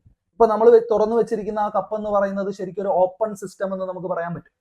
അപ്പൊ സിസ്റ്റത്തെയും സറൗണ്ടിങ്ങിനെയും തമ്മിൽ നമ്മൾ ചിലപ്പോൾ വേർതിരിക്കും. ആ വേർതിരിക്കുന്നതാണ് ബൗണ്ടറി അല്ലെങ്കിൽ നമ്മൾ അതിർത്തി എന്ന് പറയുന്നത്. ഓക്കെ, പലതരം സിസ്റ്റംസ് ഉണ്ട്. നമ്മൾ പറഞ്ഞു നേരത്തെ ക്ലോസ്ഡ്, ഓപ്പൺ, ഐസൊലേറ്റഡ് എന്നൊക്കെ പറഞ്ഞ വാക്കുകളാണ് നമ്മൾ പറയുന്നത്. പലതരം സിസ്റ്റംസ് ഉണ്ട്. ഇപ്പൊ സിസ്റ്റം സറൗണ്ടിങ് എന്നുള്ള കൺസെപ്റ്റ് മനസ്സിലായെങ്കിൽ അതിനെ വേർതിരിക്കുന്നതാണ് അതിർത്തി എന്ന് പറയുന്നത്. അതിൽ തുറന്ന സിസ്റ്റം അല്ലെങ്കിൽ ഓപ്പൺ സിസ്റ്റം, തുറന്ന വ്യൂഹം എന്ന് നമ്മൾ പറയും. വിവൃത വ്യൂഹം മലയാളത്തിൽ മറ്റൊരു വാക്കാണ്. വിവൃത വ്യൂഹം വാക്കൊന്ന് കണ്ടുവെക്കുക, മലയാളത്തിൽ വരുന്ന ചോദ്യപേപ്പറുകളെ നമുക്ക് മനസ്സിലാക്കാൻ വേണ്ടിയിട്ട്. വിവൃത വ്യൂഹം എന്ന് പറഞ്ഞാൽ ഓപ്പൺ സിസ്റ്റം, നമ്മൾ നേരത്തെ പറഞ്ഞ തുറന്നു വെച്ച ചായക്കപ്പ് പോലെയാണ്. ചായ നിറച്ച കപ്പ്, ചൂട് ചായ നിറച്ച കപ്പ് പോലെയാണ്. തുറന്ന ബീക്കറിലുള്ള ദ്രാവകം, ചുറ്റുപാടുമായിട്ട് അത് രണ്ട് എക്സ്ചേഞ്ചും നടത്തും. മാറ്ററും എനർജിയും എക്സ്ചേഞ്ച് ചെയ്യുന്നതാണ് തുറന്ന സിസ്റ്റം അല്ലെങ്കിൽ ഓപ്പൺ സിസ്റ്റം എന്ന് പറയുന്നത്. അതേപോലെ അടഞ്ഞ വ്യൂഹമുണ്ട്, ക്ലോസ്ഡ് സിസ്റ്റം. സംവൃത വ്യൂഹം എന്ന് പറയും. ഇത് അടച്ചു വെച്ചിരിക്കുകയാണ്. നമ്മൾ എന്താ ചെയ്യുന്നത്? ആ കപ്പ് നമ്മൾ നീരാവി പുറത്തു പോവാതെ ലോക്ക് ചെയ്ത് വെച്ചിരിക്കുന്നു. അതിനൊരു മൂടി വെച്ചിട്ട് അടച്ചു വെച്ചിരിക്കുന്നു. നീരാവി പുറത്തു പോവില്ല, പക്ഷെ എന്നാലും ചായ തണുക്കും. എങ്ങനെയാണ്? അവിടെ ഹീറ്റ് പുറത്തേക്ക് പോകും. കപ്പ് വഴി വായുവിലേക്ക് ഹീറ്റ് പോകും. അപ്പൊ അതെന്താണ്? അവിടെ ഹീറ്റ് മാത്രമേ എക്സ്ചേഞ്ച് നടക്കുന്നുള്ളൂ. അതൊരു അടഞ്ഞ സിസ്റ്റമാണ്, ക്ലോസ്ഡ് സിസ്റ്റമാണ്. നമ്മൾ നമ്മുടെ കാർനോട്ട് എഞ്ചിൻ സംസാരിച്ച ഹീറ്റ് എഞ്ചിൻ സംസാരിച്ച സമയത്ത് നമ്മുടെ ഹീറ്റ് എഞ്ചിൻ ഹീറ്റ് പുറത്തു നിന്ന് സ്വീകരിക്കുകയും കൊടുക്കുകയും ചെയ്യുന്നുണ്ട്. അപ്പൊ അതൊരു ക്ലോസ്ഡ് സിസ്റ്റമാണ്. ഹീറ്റ് എഞ്ചിൻ ഒരു ക്ലോസ്ഡ് സിസ്റ്റം ആയിരുന്നു. എന്നാൽ നമ്മൾ അവിടെ ഇൻസുലേറ്റർ വെച്ച് തടുത്തപ്പോൾ, നമ്മൾ അതിനെ ഇൻസുലേറ്റർ വെച്ച് തടുത്ത സമയത്ത് അത് എന്തായിട്ട് മാറി? അതൊരു ഐസൊലേറ്റഡ് സിസ്റ്റം ആയിട്ട് മാറി. മൂന്നാമത്തത് ഐസൊലേറ്റഡ് സിസ്റ്റം. ഐസൊലേറ്റഡ് എന്ന് പറഞ്ഞാൽ ഒറ്റപ്പെട്ട വ്യൂഹം എന്ന് നമുക്ക് പറയാം. ഇത് രണ്ടും ഒരു തരത്തിൽ സംവൃത വ്യൂഹമാണ് മലയാളത്തിൽ. ക്ലോസ്ഡ് ആണ്, പക്ഷെ ഒറ്റപ്പെട്ട വ്യൂഹത്തിൽ ഐസൊലേറ്റഡ് സിസ്റ്റത്തിൽ ഒരു എക്സ്ചേഞ്ചും നടക്കുന്നില്ല. ഒരു എക്സ്ചേഞ്ചും നടക്കുന്നില്ല. ഉദാഹരണം എന്ന് പറയുമ്പോൾ നമ്മൾ ഒരു തെർമോ ഫ്ലാസ്ക് എടുക്കുക. ഇപ്പൊ ചായ നമ്മൾ ആദ്യം തുറന്ന കപ്പിൽ വെച്ചു, അത് ഓപ്പൺ സിസ്റ്റം. അത് അടച്ചു വെച്ചപ്പോൾ അത് ക്ലോസ്ഡ് സിസ്റ്റമായി. അപ്പോഴും അത് തണുക്കും. തണുക്കാതിരിക്കാൻ നമ്മൾ ഒരു ഫ്ലാസ്കിൽ നിറച്ചു, തെർമോ ഫ്ലാസ്കിൽ നിറച്ചു. അപ്പൊ എന്താ സംഭവിക്കുന്നത്? ഹീറ്റും പുറത്തേക്ക് പോവില്ല, മാറ്ററും പുറത്തേക്ക് പോവില്ല. ഇത് ഐസൊലേറ്റഡ് ആണ്. സറൗണ്ടിങ്സിന് അതിനെ ഒന്നും ചെയ്യാൻ പറ്റില്ല. സറൗണ്ടിങ്സിൽ നിന്ന് ഹീറ്റ് വരുന്നില്ല, പുറത്തേക്ക് ഹീറ്റ് പോകുന്നില്ല. അപ്പൊ അതിന്റെ ഇന്റേണൽ എനർജിക്ക് ഒരു മാറ്റവും വരില്ല. അപ്പൊ ഇതാണ് ഐസൊലേറ്റഡ് സിസ്റ്റം. ഐസൊലേറ്റഡ് സിസ്റ്റത്തിൽ നടക്കുന്ന പ്രോസസ്സുകളെയാണ് എന്ത് പേര് പറയുക? നമ്മൾ അഡിയാബാറ്റിക് പ്രോസസ് എന്ന് പറയും. ഓക്കെ, അതേസമയം ഇവിടെ നടന്ന പ്രോസസ്സിനെ നമ്മൾ എന്താ പറഞ്ഞത്? ക്ലോസ്ഡ് സിസ്റ്റത്തിൽ നമ്മുടെ ഹീറ്റ് എഞ്ചിനിൽ നടന്ന പ്രോസസ്സിനെ നമ്മൾ എന്താ പറഞ്ഞത്? ഐസോതെർമൽ പ്രോസസ് എന്നാണ് പറഞ്ഞത്. അവിടെയുള്ള എക്സ്പാൻഷൻ, കംപ്രഷനെയൊക്കെ നമ്മൾ ഐസോതെർമൽ പ്രോസസ് എന്നാണ് പറഞ്ഞത്. ഓക്കെ, അപ്പൊ അതിനാണ് നമ്മൾ ആദ്യം ആ ഒരു എക്സാമ്പിൾ വിശദമായിട്ട്, ഹീറ്റ് എഞ്ചിൻ വിശദമായിട്ട് പറഞ്ഞിട്ട് നമ്മൾ ഈ ടേമുകളിലേക്ക് വരുന്നത്. അപ്പൊ നമുക്ക് കുറച്ചുകൂടെ കണക്ട് ചെയ്യാൻ പറ്റും. ഇപ്പൊ നമ്മൾ നേരത്തെ പറഞ്ഞത് state of A system or thermodynamic state എന്ന് പറയുന്നത് സ്റ്റേറ്റ് ഫങ്ഷൻസ് അല്ലെങ്കിൽ സ്റ്റേറ്റ് വാരിയബിൾസ് വെച്ചാണ് നമ്മൾ എക്സ്പ്ലെയിൻ ചെയ്യുക. നമ്മൾ പറഞ്ഞ pressure, volume, temperature, internal energy, ഇതെല്ലാം സ്റ്റേറ്റ് വാരിയബിൾസ് ആണ്. ഇപ്പൊ P1, V1, T1 എന്ന് പറഞ്ഞ് റെപ്രസെന്റ് ചെയ്താൽ ഒരു സ്റ്റേറ്റ് ആണെന്ന് നമ്മൾ നേരത്തെ പറഞ്ഞു. അപ്പോൾ ഈ P1, V1, T1, pressure, volume, temperature, ഇവയൊക്കെ നമ്മൾ വിളിക്കുന്ന പേര്, ഈ പ്രോപ്പർട്ടീസിന് വിളിക്കുന്ന പേരാണ് ഒന്നെങ്കിൽ സ്റ്റേറ്റ് ഫങ്ഷൻസ് എന്ന് വിളിക്കാം, അല്ലെങ്കിൽ സ്റ്റേറ്റ് വാരിയബിൾസ് എന്ന് വിളിക്കാം. അവസ്ഥാ ഫലനങ്ങൾ അല്ലെങ്കിൽ അവസ്ഥാ ചരങ്ങൾ ഇങ്ങനെ രണ്ടെണ്ണം വിളിക്കാം. State function, state variables. മലയാളത്തിൽ വേണ്ട വാക്കുകൾ കൃത്യമായിട്ട് മനസ്സിലാക്കുക. ഓക്കെ, അപ്പൊ ഏതൊക്കെയാണ് ഈ സ്റ്റേറ്റ് വാരിയബിൾസ്, അവസ്ഥാ ചരങ്ങൾ ഏതൊക്കെയാണ്? ഒരു വ്യൂഹത്തിന്റെ അവസ്ഥ സൂചിപ്പിക്കാൻ ഉപയോഗിക്കുന്ന എല്ലാ അളവുകളും, ഫിസിക്കൽ ക്വാണ്ടിറ്റീസ്, മർദ്ദം, വ്യാപ്തം, താപനില, നമ്പർ ഓഫ് മോൾസ്, ഇതൊക്കെ വരും. അല്ലെ, ഒരു ഓപ്പൺ സിസ്റ്റത്തിലെ നമ്പർ ഓഫ് മോൾസ് വ്യത്യാസപ്പെടാം. നമ്പർ ഓഫ് മോൾസ് പുറത്തേക്കും അകത്തേക്കും വരാം സറൗണ്ടിങ്സുമായിട്ട്. അപ്പൊ അതും ഒരു സ്റ്റേറ്റ് ഫംഗ്ഷൻ ആണ്, ഒരു സ്റ്റേറ്റ് വാരിയബിൾ ആണ്. അപ്പൊ ഇതെല്ലാം സ്റ്റേറ്റ് ഫംഗ്ഷൻസിൽ വരാം, സ്റ്റേറ്റ് വാരിയബിൾസിൽ വരാം.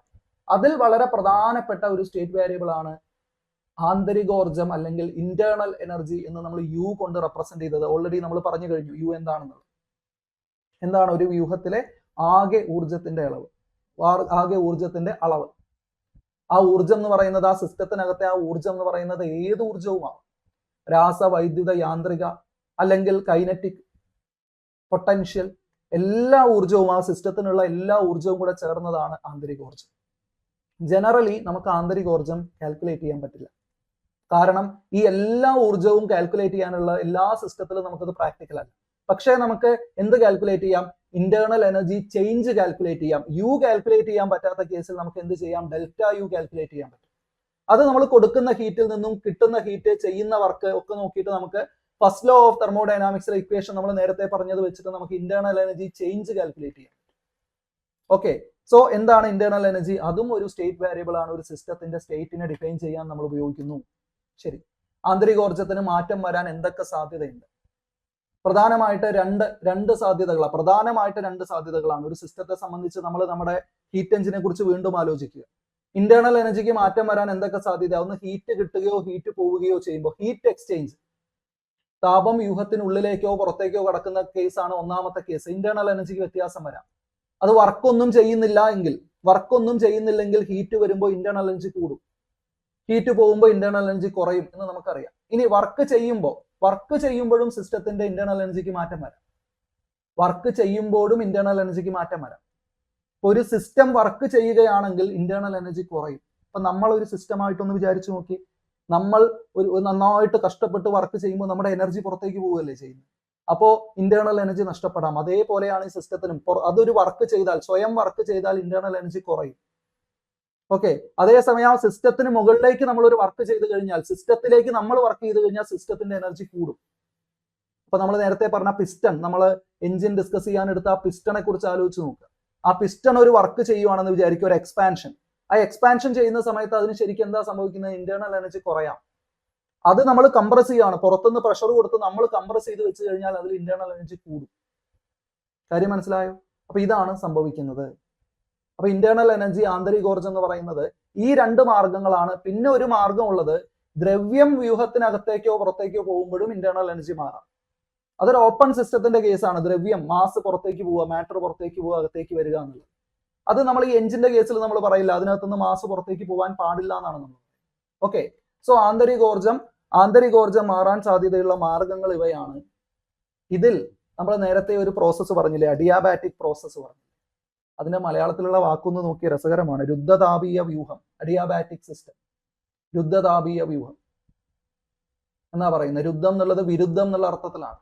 വിരുദ്ധം എന്ന് പറഞ്ഞു കഴിഞ്ഞാൽ താപത്തെ അലോ ചെയ്യില്ല. രുദ്ധതാപീയം എന്ന് പറഞ്ഞാൽ താപത്തെ അലോ ചെയ്യില്ല, താപത്തെ അനുവദിക്കില്ല. അഡിയാബാറ്റിക് സിസ്റ്റത്തിന്റെ പ്രത്യേകത എന്താ നമ്മൾ പറഞ്ഞത്? അഡിയാബാറ്റിക് പ്രോസസ്സിൽ അകത്തേക്കോ പുറത്തേക്കോ താപ കൈമാറ്റം നടക്കുന്നില്ല. അങ്ങനെയുള്ള സിസ്റ്റത്തെ നമുക്ക് എന്ത് വിളിക്കാം? രുദ്ധതാപീയ വ്യൂഹം എന്ന് വിളിക്കാം. അതെന്താണ്? ഒരു ഐസൊലേറ്റഡ് സിസ്റ്റത്തിന് തുല്യമാണ്, അല്ലെ? അതൊരു ഒറ്റപ്പെട്ട സിസ്റ്റത്തിന് തുല്യമാണ്. അത്തരത്തിൽ നടക്കുന്ന പ്രോസസ്സിനെ, തെർമോഡൈനാമിക് പ്രോസസ്സിനെ, താപം കൈമാറാതെ നടക്കുന്ന പ്രോസസ്സിനെ നമുക്ക് രുദ്ധതാപ പ്രക്രിയ അല്ലെങ്കിൽ അഡിയാബാറ്റിക് പ്രോസസ് എന്ന് പറയാം. നമ്മൾ കണ്ടു അഡിയാബാറ്റിക്, ആ മലയാളത്തിലുള്ള വാക്ക് മാത്രം ഇവിടെ പരിചയപ്പെട്ടാൽ മതി. ഇത്തരത്തിൽ ഒരു അഡിയാബാറ്റിക് പ്രോസസ്സ് നടക്കുമ്പോൾ അവിടെ ഒരു ഭിത്തി ഉണ്ടാവില്ലേ, ഒരു ബൗണ്ടറി ഉണ്ടാവില്ലേ, സിസ്റ്റത്തിന്റെയും സറൗണ്ടിങ്ങിന്റെയും ബൗണ്ടറി. ആ ബൗണ്ടറിയിലൂടെ മാസും പുറത്തോട്ട് പോവില്ല, ഹീറ്റും പുറത്തോട്ടോ അകത്തോട്ടോ പോവില്ല. അങ്ങനെയുള്ള ഭിത്തിയെ വിളിക്കുന്നതാണ് അഡിയാബാറ്റിക് വാൾ. അഡിയാബാറ്റിക് വാൾ എന്ന് പറയും, അല്ലെങ്കിൽ രുദ്ധതാപ ഭിത്തി എന്ന് പറയും. അഡിയാബാറ്റിക് വാൾ ആണെങ്കിൽ ഹീറ്റും പുറത്തേക്ക് പോവില്ല. അതാണ് നമ്മൾ നേരത്തെ പറഞ്ഞ തെർമൽ ഫ്ലാസ്കിന്റെ വാൾ. അത് അഡിയാബാറ്റിക് വാൾ ആണ്. ഓക്കെ, അതിന് നേരെ ഓപ്പോസിറ്റ് ആയിട്ട് ഒരു വാൾ ഉണ്ട്, ഡയാതെർമൽ വാൾ ഉണ്ട്. ഡയാതെർമൽ വാൾ എന്ന് പറയും. ഇത് അഡിയാബാറ്റിക് വാൾ ആണെങ്കിൽ അഡിയയിലെ എ വെട്ടിക്കഴിഞ്ഞാൽ ഡയാ കിട്ടും. ഡയാതെർമൽ വാൾ എന്ന് പറഞ്ഞാൽ അവിടെ ഹീറ്റ് എക്സ്ചേഞ്ച് നടക്കും. ക്ലോസ്ഡ് സിസ്റ്റത്തിൽ നടക്കുന്നത് ഡയാതെർമൽ വാളിലൂടെയുള്ള ഹീറ്റ് എക്സ്ചേഞ്ച് ആണ്. ആ വാക്ക് അതുമായിട്ട് ബന്ധപ്പെട്ട് ആലോചിച്ച് വെക്കുക. ഓക്കെ, അപ്പൊ നമ്മൾ ഇന്റേണൽ എനർജിയെ കുറിച്ച് പറഞ്ഞു. പിന്നെ നമ്മുടെ ഹീറ്റ് എഞ്ചിനിൽ നടക്കുന്ന വർക്കിനെ കുറിച്ച് നമ്മൾ പറഞ്ഞു. ആ വർക്ക് എന്ന് പറയുന്നത് ഒരു സിസ്റ്റത്തിന്മേലാണ് ചെയ്യുന്നതെങ്കിൽ സിസ്റ്റത്തിന് ഇന്റേണൽ എനർജി കൂടും. സിസ്റ്റമാണ് വർക്ക് ചെയ്യുന്നതെങ്കിൽ ഇന്റേണൽ എനർജി കുറയും പൊതുവെ. ഇപ്പൊ ഒരു സിസ്റ്റത്തിനെ വർക്ക് ചെയ്ത് നമുക്ക് എന്ത് ചെയ്യാൻ പറ്റും? ഇന്റേണൽ എനർജി ചേഞ്ച് ഉണ്ടാക്കാൻ പറ്റും. ഒരു അഡിയാബാറ്റിക് സിസ്റ്റം ആണെങ്കിൽ ആ അഡിയാബാറ്റിക് സിസ്റ്റത്തിന് പുറത്തുനിന്ന് ഹീറ്റ് കിട്ടില്ല, പുറത്തേക്ക് ഹീറ്റ് പോവില്ല. അപ്പൊ ഈ ഒരു സന്ദർഭത്തിൽ അതിന്റെ ഇന്റേണൽ എനർജിയിൽ ഉണ്ടാവുന്ന ചേഞ്ച് എന്തിനു തുല്യമായിരിക്കും? അതിന്റെ വർക്കിന് തുല്യമായിരിക്കും. ആ സിസ്റ്റം ചെയ്യുന്ന വർക്കിന് തുല്യമായിരിക്കും. അഡിയാബാറ്റിക് സിസ്റ്റത്തെ കുറിച്ച് ആലോചിച്ച് നോക്കുക. ഹീറ്റ് ഒന്നും വരുന്നില്ല, അപ്പൊ പിന്നെ അതിൽ ഇന്റേണൽ എനർജി ചേഞ്ച് ഉണ്ടാവാനുള്ള ഒരേ ഒരു സാധ്യത എന്താണ്? അവിടെ എക്സ്പാൻഷനോ കംപ്രഷനോ നടക്കണം, അവിടെ ഒരു മെക്കാനിക്കൽ വർക്ക് നടക്കണം. ഓക്കെ, അപ്പോ ഒരു രുദ്ധതാപ പ്രവൃത്തിയിൽ യുവിന്റെ മൂല്യത്തിൽ വ്യത്യാസം വരാനുള്ള കാരണം എന്ന് പറയുന്നത് അത് എന്താണ്? പ്യുവർ ആയിട്ട് വർക്ക് മാത്രമാണ്. അവിടെ എന്തുണ്ടാവുന്നില്ല? ഹീറ്റ് എക്സ്ചേഞ്ച് ഉണ്ടാവുന്നില്ല. താപം എന്ന വാക്കിന്റെ ഡെഫിനിഷൻ നമ്മൾ നേരത്തെ പറഞ്ഞിരുന്നു. എന്താണ്? താപനിലയിലുള്ള വ്യത്യാസം കൊണ്ട് വിനിമയം സാധ്യമാകുന്ന ഊർജ്ജ രൂപമാണ് താപം. താപനില കൂടിയിടത്തുനിന്ന് കുറഞ്ഞിടത്തേക്ക് പോകുന്ന ഊർജ്ജ രൂപമാണ് താപം എന്ന് നമ്മൾ പറഞ്ഞിരുന്നു. നമ്മളൊരു സിസ്റ്റത്തിന്റെ കേസിൽ കൊടുക്കുന്ന താപം മുഴുവൻ ഇന്റേണൽ എനർജി ആയിട്ട് മാറിക്കഴിഞ്ഞാൽ അതിന് വർക്ക് നടക്കില്ല. അപ്പൊ അതും കൂടെ മനസ്സിലാക്കുക. കൊടുക്കുന്ന താപം Q എന്ന് പറയുന്ന താപം കൊടുക്കുന്നത് മുഴുവൻ എന്തായിട്ട് മാറുന്നു? ഡെൽറ്റ യു ആയിട്ട് മാറിക്കഴിഞ്ഞാൽ ഒന്നാം നിയമം അനുസരിച്ചിട്ട് ഒന്നാം നിയമം നമ്മൾ എന്താ പറഞ്ഞത്, Q സമം delta U plus delta W എന്നാ പറഞ്ഞത്. ഡെൽറ്റ ഡബ്ല്യു ഇല്ല, വർക്ക് നടക്കുന്നില്ല എന്ന് വിചാരിക്കുക. വർക്ക് ഒന്നും നടക്കുന്നില്ല, മെക്കാനിക്കൽ വർക്ക് നടക്കുന്നില്ലെങ്കിൽ കൊടുക്കുന്ന താപം മുഴുവൻ എന്തായിട്ട് മാറും, ഇന്റേണൽ എനർജി ചേഞ്ച് ആയിട്ട് മാറും, വർക്ക് നടന്നില്ലെങ്കിൽ. അങ്ങനെ ഒരു കേസ് ഉണ്ട്. അതേസമയം ഇന്റേണൽ എനർജി ചേഞ്ച് ഒന്നും ഉണ്ടാവുന്നില്ല എന്നാണെങ്കിൽ, isothermal process, internal energy change ഒന്നും ഉണ്ടാവുന്നില്ല എന്നുള്ള കേസ് വരികയാണെങ്കിൽ അത് മുഴുവൻ എന്തായിട്ട് മാറും, വർക്കായിട്ട് മാറും, നേരെ തിരിച്ച്. ഓക്കെ, പ്രാക്ടിക്കൽ കേസിൽ ഇത് രണ്ടും സംഭവിക്കും, വർക്കും നടക്കും, ഇന്റേണൽ എനർജി ചേഞ്ചും നടക്കും. അപ്പൊ നമ്മൾ രണ്ടും കൂടെ ചേർത്തിട്ട് ഒന്നാം തെർമോഡൈനാമിക്കൽ ലോയുടെ ഇക്വേഷൻ ആയിട്ട് എഴുതും. ഓക്കെ, ശരി. അപ്പോഴാണ് നമ്മൾ പറഞ്ഞ രണ്ടും ചേർന്ന് നടക്കുന്ന കേസിനെ കുറിച്ച് പറയുന്നത്. പ്രവൃത്തിയും താപവും ഒരുമിച്ചുള്ള വിനിമയം നടക്കും. കൊടുക്കുന്ന ഹീറ്റ് ഇന്റേണൽ എനർജി ചേഞ്ച് ആവും, ഒപ്പം വർക്കും നടക്കും. നേരെ തിരിച്ച് ഇന്റേണൽ എനർജി ചേഞ്ച് എന്ന് പറയുന്ന ഡെൽറ്റ യുവിന്റെ കാരണം ഈ രണ്ടും ആവാം. വരുന്ന ഹീറ്റും ചെയ്യുന്ന പ്രവൃത്തിയും ഇന്റേണൽ എനർജി ചേഞ്ച് ഉണ്ടാക്കാം. അപ്പൊ നമുക്ക് ഈ രീതിയിൽ എഴുതാൻ പറ്റും. എന്താ ഇത്? Delta U is equal to Q plus W. Delta U is equal to Q plus W. For any system internal energy change can happen in two ways. Either അത് വർക്ക് ചെയ്യാം, അതിന്മേൽ വർക്ക് ചെയ്യാം, അല്ലെങ്കിൽ എന്ത് സംഭവിക്കാം, അതിൽ ഹീറ്റ് കൊടുക്കാം. അപ്പൊ ഈ വർക്കിന്റെ ഡയറക്ഷൻ നെഗറ്റീവോ പോസിറ്റീവോ ആവാം, അതുകൂടെ ചിന്തിക്കുക. വർക്കിന്റെ ഡയറക്ഷൻ നെഗറ്റീവോ പോസിറ്റീവോ ആവാം.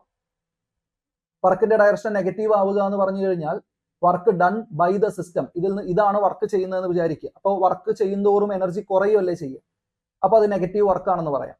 എന്നാൽ ഇതിന്മേലാണ് വർക്ക് ചെയ്യുന്നതെങ്കിൽ അത് പോസിറ്റീവ് ആവാം. അപ്പൊ ഇക്വേഷനിൽ ഈ ഡബ്ല്യു എന്ന് എഴുതിയിരിക്കുന്നത് പ്ലസ് ഓർ മൈനസ് ഡബ്ല്യു ആണെന്ന് ആലോചിക്കുക.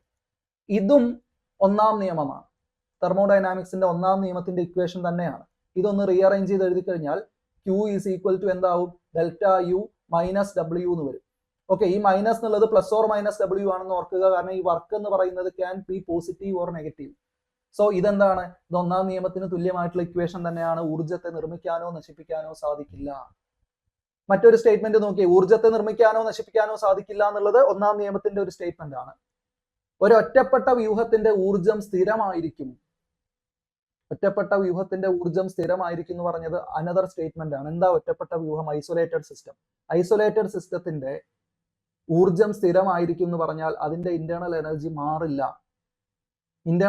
മാറില്ല. കാരണം പുറത്തു നിന്ന് അതിനൊന്നും കിട്ടുന്നില്ല, ഹീറ്റ് കിട്ടുന്നില്ല, ഹീറ്റ് പുറത്തേക്ക് പോകുന്നില്ല. അത് പ്രത്യേകിച്ച് ഒരു വർക്കും ചെയ്യാതെ ഐസൊലേറ്റഡ് ആയിട്ട് ഇരിക്കുവാണെങ്കിൽ അതെന്താണ്, അതിന്റെ ഊർജം എപ്പോഴും സ്ഥിരമായിരിക്കും എന്ന സ്റ്റേറ്റ്മെന്റ് കൂടെ താപഗതികത്തിലെ ഒന്നാം നിയമത്തിന്റെ ആൾട്ടർനേറ്റീവ് സ്റ്റേറ്റ്മെന്റ് ആണ്.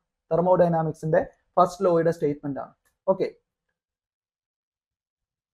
അപ്പൊ നമ്മളിപ്പോ ഇടയ്ക്കിടയ്ക്ക് പറയുന്ന ഈ ഒരു വാക്കുണ്ടല്ലോ, പ്രവൃത്തി എന്ന് പറയുന്ന മെക്കാനിക്കൽ വർക്ക്, ഡബ്ല്യു എന്നതുകൊണ്ട് സൂചിപ്പിക്കുന്ന ആ വർക്ക്, നമ്മളത് പറഞ്ഞു, അതൊരു പ്രഷർ വോളിയം വർക്കാണ് എന്ന് നമ്മൾ പറഞ്ഞു. നമ്മുടെ കാർനോട്ട് എഞ്ചിന്റെ കേസിൽ ആ വർക്ക് നടക്കുന്നത് രണ്ട് തരത്തിലാണ്. ഒന്ന് പുറത്തേക്കും ഒന്ന് അകത്തേക്കും നടക്കുന്നുണ്ട്, വികസിക്കുന്നുണ്ട്, സങ്കോചിക്കുന്നുണ്ട്, അല്ല, എക്സ്പാൻഷൻ ഉണ്ട്, കംപ്രഷൻ ഉണ്ട്. എക്സ്പാൻഷൻ നടക്കുന്ന സമയത്ത് വോളിയം കൂടുകയാണ് ചെയ്യുന്നത്, കംപ്രഷൻ നടക്കുന്ന സമയത്ത് അവിടെ വോളിയം കുറയുകയാണ് ചെയ്യുന്നത്. ഈ വോളിയത്തിൽ ഉണ്ടാവുന്ന ചേഞ്ച്, പ്രഷർ കോൺസ്റ്റന്റ് ആണ് എന്ന് നമ്മൾ കണക്കാക്കി കഴിഞ്ഞാൽ ഏത് പ്രഷറാണത്? ആ പ്രഷർ നമ്മൾ എക്സ്റ്റേണൽ പ്രഷറിനെയാണ് ഉദ്ദേശിക്കുന്നത്.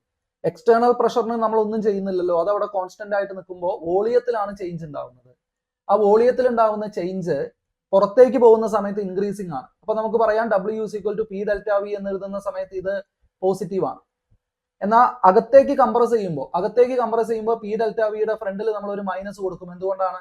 Delta we change in volume negative ആണ്, വോളിയം കുറയുകയാണ് ചെയ്യുക പ്രഷർ കൂട്ടുമ്പോൾ. ശരിയല്ലേ? കംപ്രഷൻ നടക്കുന്ന സമയത്ത് മൈനസ് പി ഡെൽറ്റ വി, ഈ എക്സ്പാൻഷൻ നടക്കുന്ന സമയത്ത് പി ഡെൽറ്റ വി എന്ന് ഓർക്കുക. ഇത് രണ്ടും മെക്കാനിക്കൽ വർക്കായിട്ട് കണക്കാക്കുന്നു. ഈ ഒരു പിസ്റ്റൺ നമ്മൾ നേരത്തെ മുതൽ വരച്ചുകൊണ്ടിരിക്കുന്ന ആ ഒരു പിസ്റ്റൺ, ഇത് ഇങ്ങനെയുള്ള ഒരു പിസ്റ്റൺ, ഈ പിസ്റ്റണിൽ നടക്കുന്ന ഈ ഒരു ചേഞ്ച്, വോളിയം ചേഞ്ച് നമുക്ക് എങ്ങനെ മെഷർ ചെയ്യാൻ പറ്റും? പിസ്റ്റന്റെ ഏരിയ, ഈ ഒരു സർക്കുലാർ ഏരിയ നമുക്കറിയാമെന്ന് വിചാരിക്കുക, ഈ വാവട്ടത്തിന്റെ അളവ് നമുക്കറിയാമെന്ന് വിചാരിക്കുക. ഇത് എ ആണെങ്കിൽ എത്ര ദൂരം ഈ പിസ്റ്റൺ ചലിക്കുന്നു എന്ന് നോക്കിയിട്ട്, ദൂരം L ആണ്. അപ്പൊ ഏരിയ ഇൻറ്റു ലെങ്ത് നമുക്ക് വോളിയം ചേഞ്ച് കിട്ടും. ചേഞ്ച് ഇൻ ലെങ്ത് ഇവിടെ ഉണ്ടാവും. ചേഞ്ച് ഇൻ ലെങ്ത്തിനെ ഏരിയ കൊണ്ട് ഗുണിച്ചു കഴിഞ്ഞാൽ നമുക്ക് വോളിയം ചേഞ്ച് കിട്ടും. ആ വോളിയം ചേഞ്ചും പ്രഷറും ഉപയോഗിച്ചിട്ട് നമുക്ക് അവിടെ എത്ര വർക്ക് നടന്നു എന്നൊക്കെ കണ്ടുപിടിക്കാം. അപ്പൊ മെക്കാനിക്കൽ വർക്ക് നമുക്ക് കാൽക്കുലേറ്റ് ചെയ്യാൻ പറ്റുന്ന വാല്യൂ ആണ് ഈ രീതിയിൽ. ഇവിടെ നോക്കിയ ഒരു പിസ്റ്റണിലെ പ്രഷർ കൊടുക്കുക, എക്സ്റ്റേണൽ പ്രഷർ കൊടുക്കുന്നു. ആ പ്രഷർ കൊടുക്കുന്ന സമയത്ത് ആ പിസ്റ്റൺ അകത്തേക്ക് നീങ്ങുന്നത് നോക്കുക. അകത്തേക്ക് നീങ്ങുമ്പോൾ വോളിയത്തിൽ ഉണ്ടാവുന്ന ചേഞ്ച് ആണ് എന്ത്? ഡെൽറ്റ വി എന്ന് പറയുന്നത്. അതെങ്ങനെ കണ്ടുപിടിക്കാം? ഏരിയ ഇൻറ്റു ലെങ്ത്, എത്ര ലെങ്ത് ചേഞ്ച് ഉണ്ടാവും നോക്കിയിട്ട് മൾട്ടിപ്ലൈ ചെയ്ത് കണ്ടുപിടിക്കാം.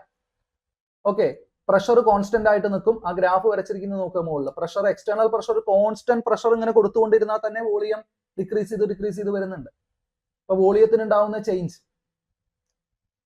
ഓക്കെ, അപ്പൊ ഇതിനകത്ത് എവിടുന്ന് എങ്ങോട്ടാണ് ഇത് പോകുന്നത്? ഇടത്തുനിന്ന് വലത്തോട്ട് ഈ ഗ്രാഫ് ചിന്തിക്കുക. വോളിയം കുറഞ്ഞു വരുന്നു എന്നുള്ള രീതിയിൽ ചിന്തിക്കുക. വി ഐയിൽ നിന്ന് വി ഫൈനൽ, ഇനിഷ്യൽ വോളിയത്തിൽ നിന്ന് ഫൈനൽ വോളിയത്തിലേക്ക് വരുമ്പോൾ ഇടത്തുനിന്ന് വലത്തോട്ട് വരുന്നു, കുറഞ്ഞു വരുന്നു എന്നുള്ളത് നോക്കുക. അപ്പൊ നമുക്ക് എന്ത് കിട്ടും? അത് മൾട്ടിപ്ലൈ ചെയ്ത് കഴിഞ്ഞാൽ പി ഇൻറ്റു ഡെൽറ്റ വി ചെയ്ത് കഴിഞ്ഞാൽ അവിടുത്തെ മെക്കാനിക്കൽ വർക്ക് നമുക്ക് കാൽക്കുലേറ്റ് ചെയ്യാനായിട്ട് പറ്റും. സോ ദിസ് വർക്ക്, അതിന്റെ ഇക്വേഷൻ ഇങ്ങനെ എഴുതാം, minus P external into delta V എന്ന് നമുക്ക് എഴുതാം. ഈ നെഗറ്റീവ് ചിഹ്നം എന്തിനെയാണ് സൂചിപ്പിക്കുന്നത്? നെഗറ്റീവ് ചിഹ്നം എന്ന് പറഞ്ഞാൽ എക്സ്റ്റേണൽ പ്രഷർ ഉപയോഗിച്ചിട്ട് നമ്മൾ എവിടെയാണ് വർക്ക് ചെയ്യുന്നത്? സിസ്റ്റത്തിൽ വർക്ക് ചെയ്യുന്നു എന്നുള്ളത് സൂചിപ്പിക്കുന്നു. എന്തുകൊണ്ടാണ്? സിസ്റ്റത്തിൽ വർക്ക് ചെയ്യുമ്പോൾ പ്രഷർ കൊടുത്ത് സിസ്റ്റത്തെ കംപ്രസ് ചെയ്യുന്നു. അങ്ങനെ കംപ്രസ് ചെയ്യുന്ന സമയത്ത് വോളിയം കുറയുകയാണ് എന്ന് സൂചിപ്പിക്കുന്ന നെഗറ്റീവ് ചിഹ്നമാണ്. സോ ഈ പ്രഷർ വോളിയം വർക്കിന് മൈനസ് വന്നാൽ സിസ്റ്റത്തിന്മേലാണ് വർക്ക് ചെയ്യുന്നത്. അപ്പൊ എന്ത് സംഭവിക്കും? അതിന് ഇന്റേണൽ എനർജി കൂടും. ഒരു സിസ്റ്റത്തിന്മേൽ നമ്മൾ വർക്ക് ചെയ്താൽ ആ വർക്ക് വേറെ ഏതെങ്കിലും വഴിക്ക് നഷ്ടപ്പെടുന്നില്ലെങ്കിൽ അതിന്റെ ഇന്റേണൽ എനർജി കൂടും. സിസ്റ്റം ഇങ്ങോട്ട് വർക്ക് ചെയ്താൽ അതിന്റെ ഇന്റേണൽ എനർജി കുറയും. ഇത്തരം കാര്യങ്ങളൊക്കെ അങ്ങോട്ടും ഇങ്ങോട്ടും കണക്റ്റഡ് ആണെന്ന് മനസ്സിലാക്കുക. നമ്മൾ ഇത്തരത്തിലുള്ള ഈ തെർമോഡൈനാമിക്കൽ പ്രോസസ്സിനെ ഏകദിശീയ പ്രക്രിയ, ഉഭയദിശീയ പ്രക്രിയ എന്നിങ്ങനെ രണ്ടായിട്ട് പറയും. എന്താണത്? ഒരു ദിശയിലേക്ക് മാത്രം നടക്കുന്നത് ഇറിവേഴ്സിബിൾ എന്ന് പറയും. രണ്ട് ദിശയിലേക്കും സാധിക്കുന്നത് എന്താണ്? റിവേഴ്സിബിൾ പ്രോസസ് എന്ന് പറയും. നമ്മുടെ കാർനോട്ട് എഞ്ചിൻ റിവേഴ്സിബിൾ ആണെന്ന് നമ്മൾ പറഞ്ഞു. റിവേഴ്സിബിൾ എന്ന് പറയുമ്പോൾ ഇതിന് എക്സ്പാൻഷൻ ഉണ്ടാവുന്ന അതേപോലെ തന്നെ കംപ്രഷൻ ഉണ്ടാക്കാൻ സാധിക്കുന്നുണ്ട്. അപ്പോൾ എക്സ്പാൻഷൻ കംപ്രഷൻ നടക്കുന്ന രണ്ട് പ്രോസസ്സും നടക്കുന്നുണ്ട്. അതൊരു ഉഭയദിശാ പ്രവർത്തനമായിട്ടാണ് നടക്കുന്നത്. ആ സൈക്കിൾ ഇങ്ങനെ നടന്നുകൊണ്ടിരിക്കും. എന്നാൽ ഒരു ദിശയിലേക്ക് നടന്നു കഴിഞ്ഞാൽ തീർന്നെങ്കിൽ അത് ഏകദിശീയ പ്രവർത്തനമാണ്. ഓക്കെ, ഏത് നിമിഷത്തിലും എതിർദിശയിലേക്ക് സംഭവമാകാൻ കഴിയുന്ന പ്രക്രിയ, കഴിയാത്ത പ്രക്രിയയെ നമ്മൾ ഏകദിശീയം എന്ന് പറയും. കഴിയുന്നതിനെ നമ്മൾ എന്ത് പറയും? ഉഭയദിശീയം എന്ന് പറയും. ഓക്കെ, ഇത് ഈ ഉഭയദിശീയ പ്രവൃത്തിയെ വളരെ സാവധാനത്തിലാണ് നടക്കുക. നമ്മുടെ തെർമൽ എക്സ്പാൻഷൻ എന്നൊക്കെ പറയുന്നത്, പ്രീ എക്സ്പാൻഷൻ ഒക്കെ വളരെ പതുക്കെയാണ് നടക്കുക. അതേപോലെ അതിന് തിരിച്ചും വരാൻ പറ്റും. ഈ പ്രക്രിയ നടക്കുമ്പോൾ, ഈ ഒരു പ്രവൃത്തി നടക്കുമ്പോൾ അവിടുത്തെ വർക്ക് നമ്മൾ കാൽക്കുലേറ്റ് ചെയ്യാൻ നമുക്ക് ഈ ഇക്വേഷൻ ഉപയോഗിക്കാം. ഇക്വേഷൻ എന്ന് പറയുമ്പോൾ വർക്കിന്റെ ഇക്വേഷൻ നേരത്തെ നമ്മൾ work is equal to minus P delta V എന്ന് എഴുതി. ചെറിയൊരു വർക്കാണ് നടക്കുന്നത് വിചാരിക്കുക. വളരെ ചെറിയ സാവധാനത്തിലുള്ള ഒരു ഡെൽറ്റ ഡബ്ല്യു ആണ് അവിടെ നടക്കുന്നതെങ്കിൽ delta W is equal to integral minus P delta V എന്ന് നമുക്ക് എഴുതാം. എന്തുകൊണ്ടാണ് ഇന്റഗ്രേഷൻ ചെയ്യുന്നത്? ചെറിയ വർക്കിനെ ഇന്റഗ്രേറ്റ് ചെയ്താൽ, ഇതിന് ഇന്റഗ്രൽ ഉപയോഗിച്ച് കഴിഞ്ഞാൽ നമുക്ക് ടോട്ടൽ വർക്ക് കിട്ടും, ടോട്ടൽ വർക്ക് ഡൺ കിട്ടും. അതായത് ആദ്യം എഴുതിയ ഈ ഇക്വേഷൻ ചെറിയ വർക്ക് ഡൺ ആണ് മൈനസ് പി ഡെൽറ്റ വി എങ്കിൽ ടോട്ടൽ വർക്ക് ഡൺ കാണാൻ നമുക്ക് ഇതിനെ ഇന്റഗ്രേറ്റ് ചെയ്താൽ മതി.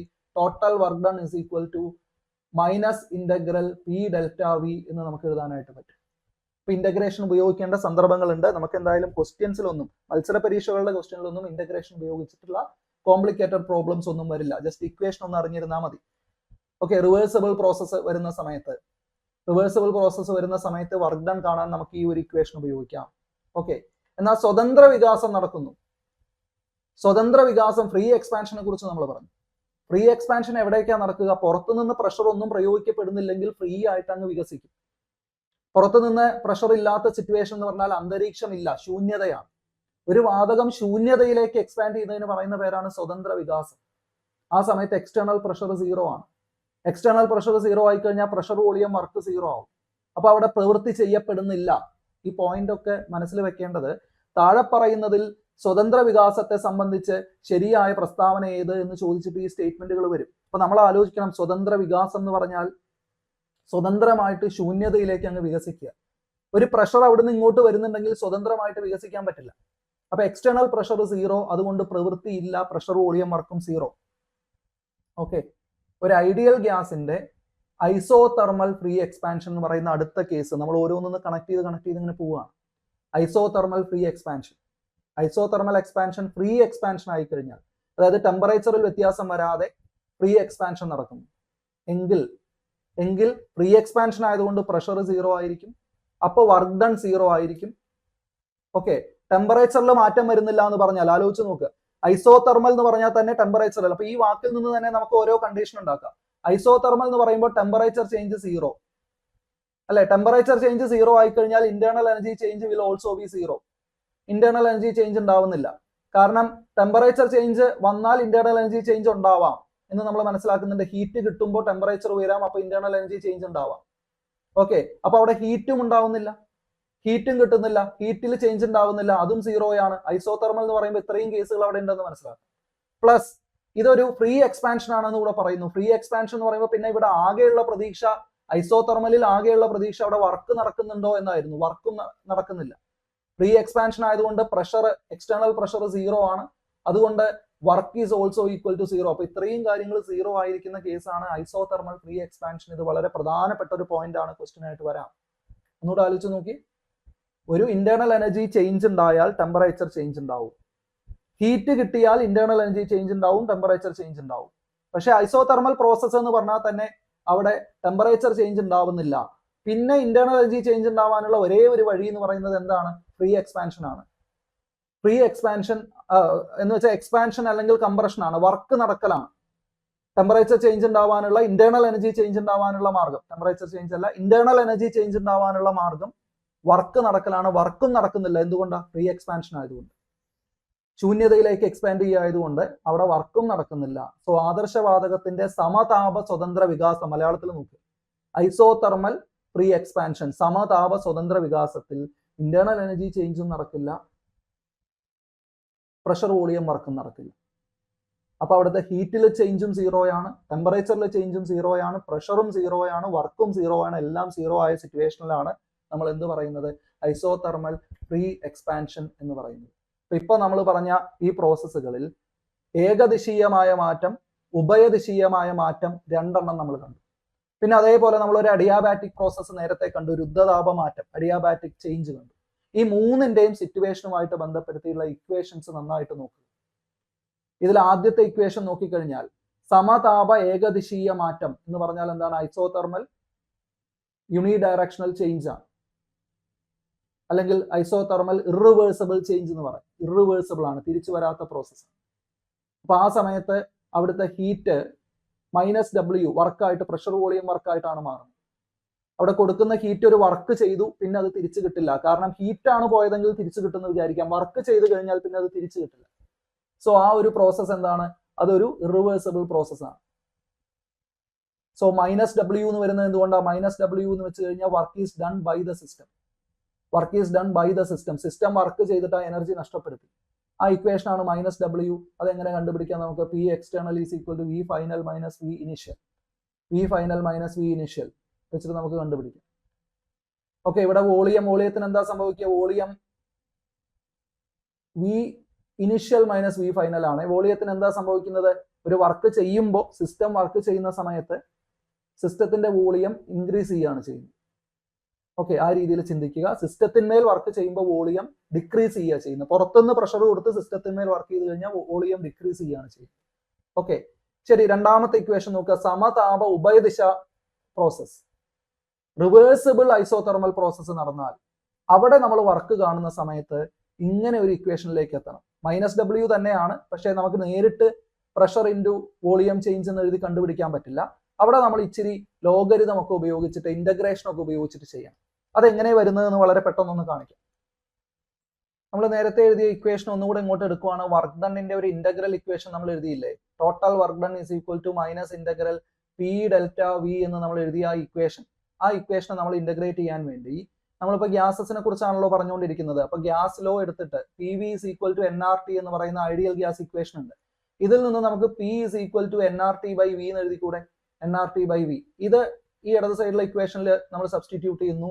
ഇന്റഗ്രൽ Pക്ക് പകരം nRT by V എന്ന് എഴുതി കഴിഞ്ഞാൽ ഇവിടെ ഡെൽറ്റ V ഉണ്ട്. Okay, which is equal to nRT എന്ന് പറയുന്നത് കോൺസ്റ്റന്റ് ആണ്. കാരണം നിശ്ചിത മാസ് ആണ് നമ്മൾ എടുക്കുന്നത്. മാസിൽ മാറ്റം വരുന്നില്ല. ഐസോതെർമൽ പ്രോസസ് ആണ്. മാസ് മാറുന്നില്ല. എന്ത് മാത്രമേ മാറുന്നുള്ളൂ? ഹീറ്റ് മാത്രമേ അവിടെ കിട്ടുന്നുള്ളൂ അല്ലെങ്കിൽ കൊടുക്കുന്നുള്ളൂ. അപ്പൊ ആ സമയത്ത് മൈനസ് ഈ nRT നമുക്ക് പുറത്തേക്ക് എടുക്കാം. nRT integral delta V by V എന്ന് വരും. അതായത് 1/V ആണ് ഇവിടെ ഇന്റഗ്രേറ്റ് ചെയ്യേണ്ടത്. ഡെൽറ്റ V എന്ന് പറഞ്ഞാൽ dV ആണ്. With respect to V volume നമ്മൾ എന്തിനാണ് ചെയ്യേണ്ടത്? 1/V ഇന്റഗ്രേറ്റ് ചെയ്യണം. 1/x ഇന്റഗ്രൽ എന്ന് പറയുന്നത് log x ആണ് എന്ന് നമ്മൾ പഠിക്കുന്നുണ്ട്. ഇവിടെ നമ്മൾ പക്ഷേ എടുക്കേണ്ടത് നാച്ചുറൽ ലോഗരിതം ആണ്. -nRT minus N R T ഇവിടെ നമുക്ക് എന്ത് വരും എൽ എൻ വി വരും എൽ എൻ വി. അപ്പൊ നമ്മളിവിടെ എവിടം മുതൽ എവിടം വരെയാണ് നമ്മൾ വോളിയം എടുക്കുന്നത്, ഇനിഷ്യൽ വോളിയം മുതൽ ഫൈനൽ വോളിയം വരെ എന്ന് നമ്മൾ എടുത്തു കഴിഞ്ഞാൽ ഈ ഇക്വേഷനിൽ നമ്മൾ minus N R T L N ഈ ലിമിറ്റ് അപ്ലൈ ചെയ്യാം. ലിമിറ്റ് അപ്ലൈ ചെയ്യുന്ന സമയത്ത് volume from initial volume V I to ഇ എഫ് എന്ന് നമുക്ക് എഴുതാൻ പറ്റും. അപ്പൊ നമുക്ക് ഇത് ലോഗരിതത്തിന്റെ ഇക്വേഷൻ ആയതുകൊണ്ട് V L N V F minus L N V I എന്നുള്ളതിനെ V F minus V I എന്ന് എഴുതാൻ പറ്റും അല്ലെ. ലോഗരിതത്തിന്റെ നിയമം അനുസരിച്ചിട്ട് log X minus log Y എന്ന് പറയുന്നത് നമുക്ക് log of X by Y എന്ന് പറയുന്ന റൂൾ ഉണ്ട്, അതുപോലെ എഴുതാം. സോ ഇത് minus N R T L N V F by V I എന്നായിട്ട് മാറും, V F by V I എന്നായിട്ട് മാറും. ഓക്കെ അല്ലേ. ഇതിൽ തന്നെ നമ്മൾ ഈ എൽ എന്നിൽ നിന്ന് ലോഗിലേക്ക് മാറ്റാൻ, നാച്ചുറൽ ലോഗരിതത്തിൽ നിന്ന് മാറ്റാനായിട്ട് 2.303 എന്ന് പറയുന്ന നമ്പർ ഉപയോഗിക്കാറുണ്ട് സാധാരണയായിട്ട്. അത് മാത്സിലെ റൂളാണ്. 2.303 കൊടുത്തു കഴിഞ്ഞാൽ this is N R T log V F by V I ആയിട്ട് ഇക്വേഷൻ മാറും. ഇതാണ് ഇപ്പോൾ എഴുതിയിരിക്കുന്നത് ഐസോതെർമൽ റിവേഴ്സിബിൾ പ്രോസസ്സിന്റെ വർക്ക് ഡൺ കാണാനുള്ള ഇക്വേഷൻ. ഓക്കെ, വർക്ക് ഡൺ കാണാനുള്ള ഇക്വേഷൻ ആണ് എഴുതിയിരിക്കുന്നത്. നമ്മളിവിടെ എഴുതിയ സമയത്ത് ഇവിടെ ഒരു മൈനസ് വന്നു. ഓക്കെ, നമ്മളിവിടെ മൈനസ് ഡബ്ല്യു എടുക്കുമ്പോൾ ആ മൈനസും കൂടെ പ്ലസ് ആയിട്ട്, അതാണ് ഇവിടെ മൈനസ് കാണാത്തത്, ഇക്വേഷനിൽ മൈനസ് കാണാത്തത്. 2.303 N R T log V F by V I equation നോക്കി വെക്കുക. ഇത് വെച്ച് പ്രോബ്ലം ഒന്നുമല്ല നമ്മുടെ MCQ ക്വസ്റ്റ്യൻ പേപ്പറിൽ ഉണ്ടാവുക, ഈ ഇക്വേഷൻ ആണ് ഉണ്ടാവുക. അപ്പൊ ഏതൊക്കെ കേസിലാണ് നമ്മുടെ ഐസോതെർമൽ ഇറിവേഴ്സിബിൾ പ്രോസസ്സിൽ ഇന്റഗ്രേഷൻ ഒന്നും ഇല്ലാത്ത പ്രഷർ വോളിയം വർക്ക്, റിവേഴ്സിബിൾ പ്രോസസ്സിൽ ഇന്റഗ്രേഷൻ വരുന്ന 2.303 N R T log V F by V I എന്ന് പറയുന്ന ഇക്വേഷൻ. അഡിയാബാറ്റിക് പ്രോസസ്സിൽ വന്നാൽ അഡിയാബാറ്റിക് പ്രോസസ്സിൽ ക്യൂ ഇല്ല. അവിടുത്തെ ഇന്റേണൽ എനർജി ചേഞ്ച് എന്ന് പറയുന്ന അഡിയാബാറ്റിക് വർക്ക് മാത്രമാണ്. നമ്മൾ നേരത്തെ പറഞ്ഞ അനുസരിച്ച് delta U is equal to W A D മാത്രമാണ്. പ്ലസ് ക്യൂ അവിടെ ഇല്ല, ക്യൂ കിട്ടുന്നില്ല, ക്യൂ കളയുന്നില്ല. So simple equation. അപ്പൊ ഈ ഇക്വേഷൻ കണ്ട് ഇതേതാണ് പ്രോസസ് എന്ന് തിരിച്ചും ചോദിക്കാം. അപ്പൊ അത് കൃത്യമായിട്ട് ഓരോ പ്രോസസ്സിനും കൺവീനിയന്റ് ആയിട്ടുള്ള ഇക്വേഷൻസ് നോക്കി വെക്കുക. ഓക്കെ, അടുത്ത ടേം നമ്മൾ പോകുന്നത്, ഇപ്പൊ നമ്മൾ ഇന്റേണൽ എനർജിയെ കുറിച്ചാണ് ഇത്ര നേരം സംസാരിച്ചത്, ഫസ്റ്റ് ലോ ഓഫ് തെർമോഡൈനാമിക്സ് ആണ് സംസാരിച്ചത്. അടുത്തൊരു വാക്ക് എൻതാൽപി എന്ന് പറയുന്ന ഒരു വേർഡ് ഉണ്ട്. എൻതാൽപി ഒരു താപഗതിക state function, thermodynamic state function ആണ് എൻതാൽപി. നമ്മൾ ഇത്ര നേരം പറഞ്ഞു വരുന്ന ഓരോ അളവിനെയും പോലെ തന്നെ ഇതും ഒരു സ്റ്റേറ്റ് വേരിയബിൾ അല്ലെങ്കിൽ സ്റ്റേറ്റ് ഫംഗ്ഷൻ ആണ്. എങ്ങനെയാണ് എൻതാൽപി ഡിഫൈൻ ചെയ്തിരിക്കുന്നത്, അത് വളരെ പ്രധാനമാണ്. ഇത് നേരിട്ട് ചോദിച്ച ചോദ്യ പേപ്പറുകളുണ്ട്. H is equal to U plus PV ആണ് നോക്കുക, U plus PV. ഒരു മൊമെന്റിൽ ഒരു സ്റ്റേറ്റിൽ നമ്മൾ നോക്കുന്ന സമയത്ത് അതിന്റെ ഇന്റേണൽ എനർജിയും അതിന്റെ പ്രഷർ ഇൻറ്റു വോളിയം ചെയ്തു കഴിഞ്ഞാൽ നമുക്ക് കിട്ടുന്നതാണ് എൻതാൽപി H എന്ന് പറയുന്നത്. പക്ഷേ നേരത്തെ നമ്മൾ U നേരിട്ട് കാൽക്കുലേറ്റ് ചെയ്യാൻ പറ്റില്ല എന്ന് പറയുന്ന പോലെ തന്നെ Hഉം നമുക്ക് നേരിട്ട് കാൽക്കുലേറ്റ് ചെയ്യാൻ പറ്റില്ല, പക്ഷേ ഡെൽറ്റ H കാണാൻ പറ്റും. Delta H is equal to delta U plus P delta V എന്ന് ഇതിൽ നിന്ന് തന്നെ നമുക്ക് എഴുതാൻ പറ്റും. ഇതും ഓർത്ത് വയ്ക്കുക. ഈ രണ്ട് ഇക്വേഷൻസും നമുക്ക് ആവശ്യമാണ്, enthalpy and change in enthalpy. ഇപ്പൊ എൻതാൽപി എന്ന് പറയുന്നത് എന്താ, ആന്തരിക ഊർജത്തിന്റെയും പ്ലസ് എന്താണ് പ്രഷർ ഇൻറ്റു വോളിയം, മർദ്ദവ്യാപ്ത ഉൽപ്പന്നം എന്ന് പറഞ്ഞാൽ മർദ്ദവും വ്യാപ്തവും തമ്മിൽ ഗുണിച്ചാൽ കിട്ടുന്നതാണ് മർദ്ദവ്യാപ്ത ഉൽപ്പന്നം, പ്രൊഡക്റ്റ് എന്നാണ് അർത്ഥം. So U plus P V ആണ് H എന്ന് പറയുന്നത്. വളരെ വളരെ ഇമ്പോർട്ടന്റ് ആയിട്ടുള്ള റിലേഷൻഷിപ്പ് ആണ്. ഓക്കെ, ശരി. അപ്പോ H എന്താണ് എന്ന് നമ്മൾ പറഞ്ഞു. Hഉം Qവും തമ്മിലുള്ള വ്യത്യാസം എന്താ? Hഉം Qവും തമ്മിലുള്ള വ്യത്യാസം എന്താ? രണ്ടും നമ്മൾ പറഞ്ഞ പോലെ വാരിയബിൾസ് ആണ്. ഇതിൽ H ഒരു സ്റ്റേറ്റ് ഫംഗ്ഷൻ ആണ്, Q ഒരു പാത്ത് ഫംഗ്ഷൻ ആണ്. It's very very important. Heat എന്ന് പറഞ്ഞാൽ നമ്മൾ കൊടുക്കുന്ന ഹീറ്റ് എന്ന് പറയുന്നത് അത് ഏത് മാർഗത്തിലൂടെ വരുന്നു എന്നുള്ളതിനെ ആശ്രയിച്ചിരിക്കും എന്നാണ് പറയുന്നത്. ഏത് മാർഗത്തിലൂടെ വരുന്നു എന്ന് പറയുമ്പോൾ ഹീറ്റ് നമ്മൾ എക്സ്റ്റേണൽ റിസർവോയറിൽ നിന്ന് സ്വീകരിക്കുന്നു, ആ വരുന്ന ഹീറ്റ് എത്ര, ആ വരുന്ന പാത്തിനെ ആശ്രയിച്ചിരിക്കും. അതേസമയം സ്റ്റേറ്റ് ഫംഗ്ഷൻസ് എല്ലാം, ഇപ്പൊ നമ്മൾ പറയുന്ന എൻതാൽപി ആയാലും മുൻപ് പറഞ്ഞ ഇന്റേണൽ എനർജി ആയാലും അതൊക്കെ സ്റ്റേറ്റ് ഫംഗ്ഷൻസ് ആണ്. സ്റ്റേറ്റ് ഫംഗ്ഷൻസ് അതാത് സ്റ്റേറ്റിനെ മാത്രമേ ആശ്രയിച്ചിരിക്കൂ. ഒരു സ്റ്റേറ്റിൽ നിന്ന് വേറൊരു സ്റ്റേറ്റിലേക്ക് മാറിയാൽ ഈ മാറ്റത്തിനിടയിലെ പാത്ത് ഇമ്പോർട്ടന്റ് അല്ല. ഇപ്പൊ നമ്മൾ പറയുന്നത് എയിൽ നിന്ന് നേരെ സിയിലേക്ക് വരാം. എയും സിയും രണ്ട് സ്റ്റേറ്റ് ആണ്. എയിൽ നിന്ന് ബിയിൽ പോയി സിയിലേക്ക് വരാം. എയിൽ നിന്ന് നേരെ സിയിലേക്ക് വരുന്നതാണ്, അപ്പോ അതിനെ മാത്രം ആശ്രയിച്ചിരിക്കുന്നതാണ് സ്റ്റേറ്റ് ഫംഗ്ഷൻ. കറന്റ് സ്റ്റേറ്റ് ഏതാന്ന് മാത്രമേ നോക്കൂ. ഇനിഷ്യൽ സ്റ്റേറ്റ്, ഫൈനൽ സ്റ്റേറ്റ്, ഇതിനെക്കുറിച്ച് മാത്രമേ ഉള്ളൂ. കറന്റ് സ്റ്റേറ്റ് ഏതാന്ന് മാത്രമേ നോക്കൂ. എന്നാൽ വന്ന പാത്ത് മുഴുവൻ കൺസിഡർ ചെയ്ത് പറയുന്നതിനാണ് പാത്ത് ഫംഗ്ഷൻ എന്ന് പറയുന്നത്. ഇത് സ്ഥിരം ക്വസ്റ്റ്യൻ ആണ്. സ്റ്റേറ്റ് ഫംഗ്ഷൻസിന്റെ പ്രത്യേകത അത് പാത്ത് ഇൻഡിപെൻഡന്റ് ആണ്. പാത്ത് ഇൻഡിപെൻഡന്റ് ആണ്, പാതയെ ആശ്രയിച്ചിരിക്കുന്നില്ല, മാർഗത്തെ ആശ്രയിക്കുന്നില്ല. മാർഗത്തെ ആശ്രിതമായിട്ടുള്ളതാണ്, ആശ്രയിക്കുന്നവയാണ് ഏത്? പാത്ത് ഫങ്ഷൻസ് എന്ന് പറയുന്നത്. ഡെൽറ്റ എച്ചും മാർഗത്തിൽ നിന്ന് സ്വതന്ത്രമാണ്. എൻതാൽപ്പി, എൻട്രോപ്പി, നമ്മൾ ഇന്റേണൽ എനർജി ഇങ്ങനെ പറയുന്ന സ്റ്റേറ്റ് വേരിയബിൾ, സ്റ്റേറ്റ് ഫങ്ഷൻസ് എല്ലാം പാതയിൽ നിന്ന് സ്വതന്ത്രരാണ്, മാർഗത്തിൽ നിന്ന് സ്വതന്ത്രരാണ് എന്നോർക്കുക. ഈ എൻതാൽപ്പിയുടെ ചില റിലേഷൻഷിപ്പുകൾ, വളരെ പ്രധാനപ്പെട്ട ചില കേസുകൾ, ചില പർട്ടിക്കുലർ കേസുകൾ നമ്മൾ നോക്കാൻ പോവുകയാണ്. 2 കേസസ് ആണ്. 2 കേസ് സ്ഥിരമർദ്ദവും അതുപോലെ സ്ഥിരവ്യാപ്തവും എന്ന് വെച്ച് കഴിഞ്ഞാൽ പ്രഷർ കോൺസ്റ്റന്റ് ആയ സിറ്റുവേഷൻ, വോളിയം കോൺസ്റ്റന്റ് ആയ സിറ്റുവേഷൻ. പ്രഷർ കോൺസ്റ്റന്റ് ആയ സിറ്റുവേഷൻ ഏതാ? നമ്മളെപ്പോഴും ഈ പിസ്റ്റൺ, നമ്മുടെ ആ ഒരു ഫസ്റ്റ് മുതൽ നമ്മൾ പറയുന്ന കാർനോട്ട് എഞ്ചിൻ ഇല്ലേ, അതിൽ ആ പിസ്റ്റൺ എന്നുള്ള കേസ് നമ്മൾ മനസ്സിൽ വെക്കുക. ഈ പിസ്റ്റൺ ഇങ്ങനെ ഇവിടെ നിന്ന് നമ്മൾ ഒരു കോൺസ്റ്റന്റ് പ്രഷർ കൊടുക്കുകയാണ്, എക്സ്റ്റേണൽ പ്രഷർ കൊടുക്കുന്ന സമയത്ത് ഇതിന് വോളിയത്തിന് ചേഞ്ച് ഉണ്ടാവും അല്ലെ, വോളിയത്തിന് ഡെൽറ്റ വി ചേഞ്ച് ഉണ്ടാവും. ഇവിടെ കോൺസ്റ്റന്റ് പ്രഷർ ആണ്, ഇതാണ് പ്രഷർ കോൺസ്റ്റന്റ് ആയ സിസ്റ്റം. വോളിയം കോൺസ്റ്റന്റ് ആയ സിസ്റ്റം എങ്ങനെ വരും? വോളിയം കോൺസ്റ്റന്റ് ആയ സിസ്റ്റം എന്ന് പറയുമ്പോൾ വോളിയത്തിന് ചേഞ്ച് ഉണ്ടാവില്ല, വോളിയം അവിടെ ഫിക്സഡ് ആണ്. ഈ പിസ്റ്റൺ നമ്മൾ ഒരു ആണി അടിച്ച് ഉറപ്പിച്ച് വെച്ച് കഴിഞ്ഞാൽ, പിസ്റ്റന്റെ ആ മൂവ്മെന്റ് തടസ്സപ്പെടുത്തി കഴിഞ്ഞാൽ അത് കോൺസ്റ്റന്റ് വോളിയം ആണ്. ഓക്കെ, അപ്പൊ ഇങ്ങനെ 2 സിസ്റ്റത്തിന്റെ 2 കേസിൽ നമ്മൾ നോക്കുന്ന സമയത്ത് നമുക്ക് അറിയാവുന്ന ഇക്വേഷൻസ് ഇവിടേക്ക് ഒന്ന് എഴുതുന്നു. ഒന്ന് ഫസ്റ്റ് ലോയിൽ നിന്നുള്ള ഇക്വേഷൻ എന്താണ്? ഡെൽറ്റ ക്യൂ എന്ന് പറയുന്നത് എന്തൊക്കെയായിട്ട് മാറുന്ന നമ്മൾ പറയുന്നത്? ഡെൽറ്റ ക്യൂ എന്ന് പറയുന്നത് ഡെൽറ്റ യുവും പിന്നെ പി ഡെൽറ്റ വിയുമായിട്ട് മാറുമെന്ന് ഫസ്റ്റ് ലോയിൽ പറയുന്നുണ്ട്. പി ഡെൽറ്റ വി എന്ന് പറഞ്ഞാൽ വർക്കാണ്, delta U plus delta W, അതാണ് പി ഡെൽറ്റ വി എന്ന് എഴുതിയിരിക്കുന്നത്, ഡെൽറ്റ ഡബ്ല്യു. ഓക്കെ, ഇത് ഫസ്റ്റ് ലോയിൽ നിന്നുള്ള ഇക്വേഷൻ. ഇപ്പൊ നമ്മൾ എൻതാൽപ്പിയുടെ ഇക്വേഷൻ എങ്ങനെ എഴുതി? H is equal to U plus P V എന്ന് എഴുതി. ഇതിൽ നിന്ന് ചേഞ്ച് ഇൻ എൻതാൽപ്പി എന്ന് പറഞ്ഞാൽ delta H is equal to delta U plus P delta V ആണ്. ഓക്കെ അല്ലേ? ഇത് ചേഞ്ച് ഇൻ എൻതാൽപ്പിയുടെ ഇക്വേഷൻ. കോൺസ്റ്റന്റ് പ്രഷർ ആയിരിക്കുമ്പോൾ ഈ ഇക്വേഷൻ വർക്കിംഗ് ആണ്. Delta H is equal to delta U plus P delta V. എന്തുകൊണ്ടാണ്? പ്രഷർ കോൺസ്റ്റന്റ് ആണ്, അപ്പോഴും പ്രഷറിന്റെ വാല്യൂ നമുക്ക് ഇവിടെ കൊടുക്കാം. പ്രഷർ കോൺസ്റ്റന്റ് ആയിരിക്കുമ്പോഴും ഈ പി ഡെൽറ്റ വിക്ക് വാല്യൂ ഉണ്ടാവും. കാരണം ഇവിടെ ചേഞ്ചിങ് ആര് മാത്രമേ ഉള്ളൂ? ഡെൽറ്റ വി മാത്രമേ ഉള്ളൂ ഇവിടെ പി ഡെൽറ്റ വിയിൽ. Okay, so this equation stands. സ്ഥിരമർദ്ദത്തിൽ ഡെൽറ്റ എച്ചിന്റെ equation delta U plus P delta V ആണ്. പക്ഷേ ഈ delta U plus P delta V എന്ന് ഇപ്പൊ നമ്മൾ എഴുതിയത് ഏതിന് കറസ്പോണ്ടിങ് ആണ്? തൊട്ട് മുകളിൽ എഴുതിയ ഫസ്റ്റ് ലോക്ക് കറസ്പോണ്ടിങ് അല്ലേ? Delta U plus P delta വിക്ക് കറസ്പോണ്ടിങ് അല്ലേ? ഈക്വൽ അല്ലേ രണ്ടും?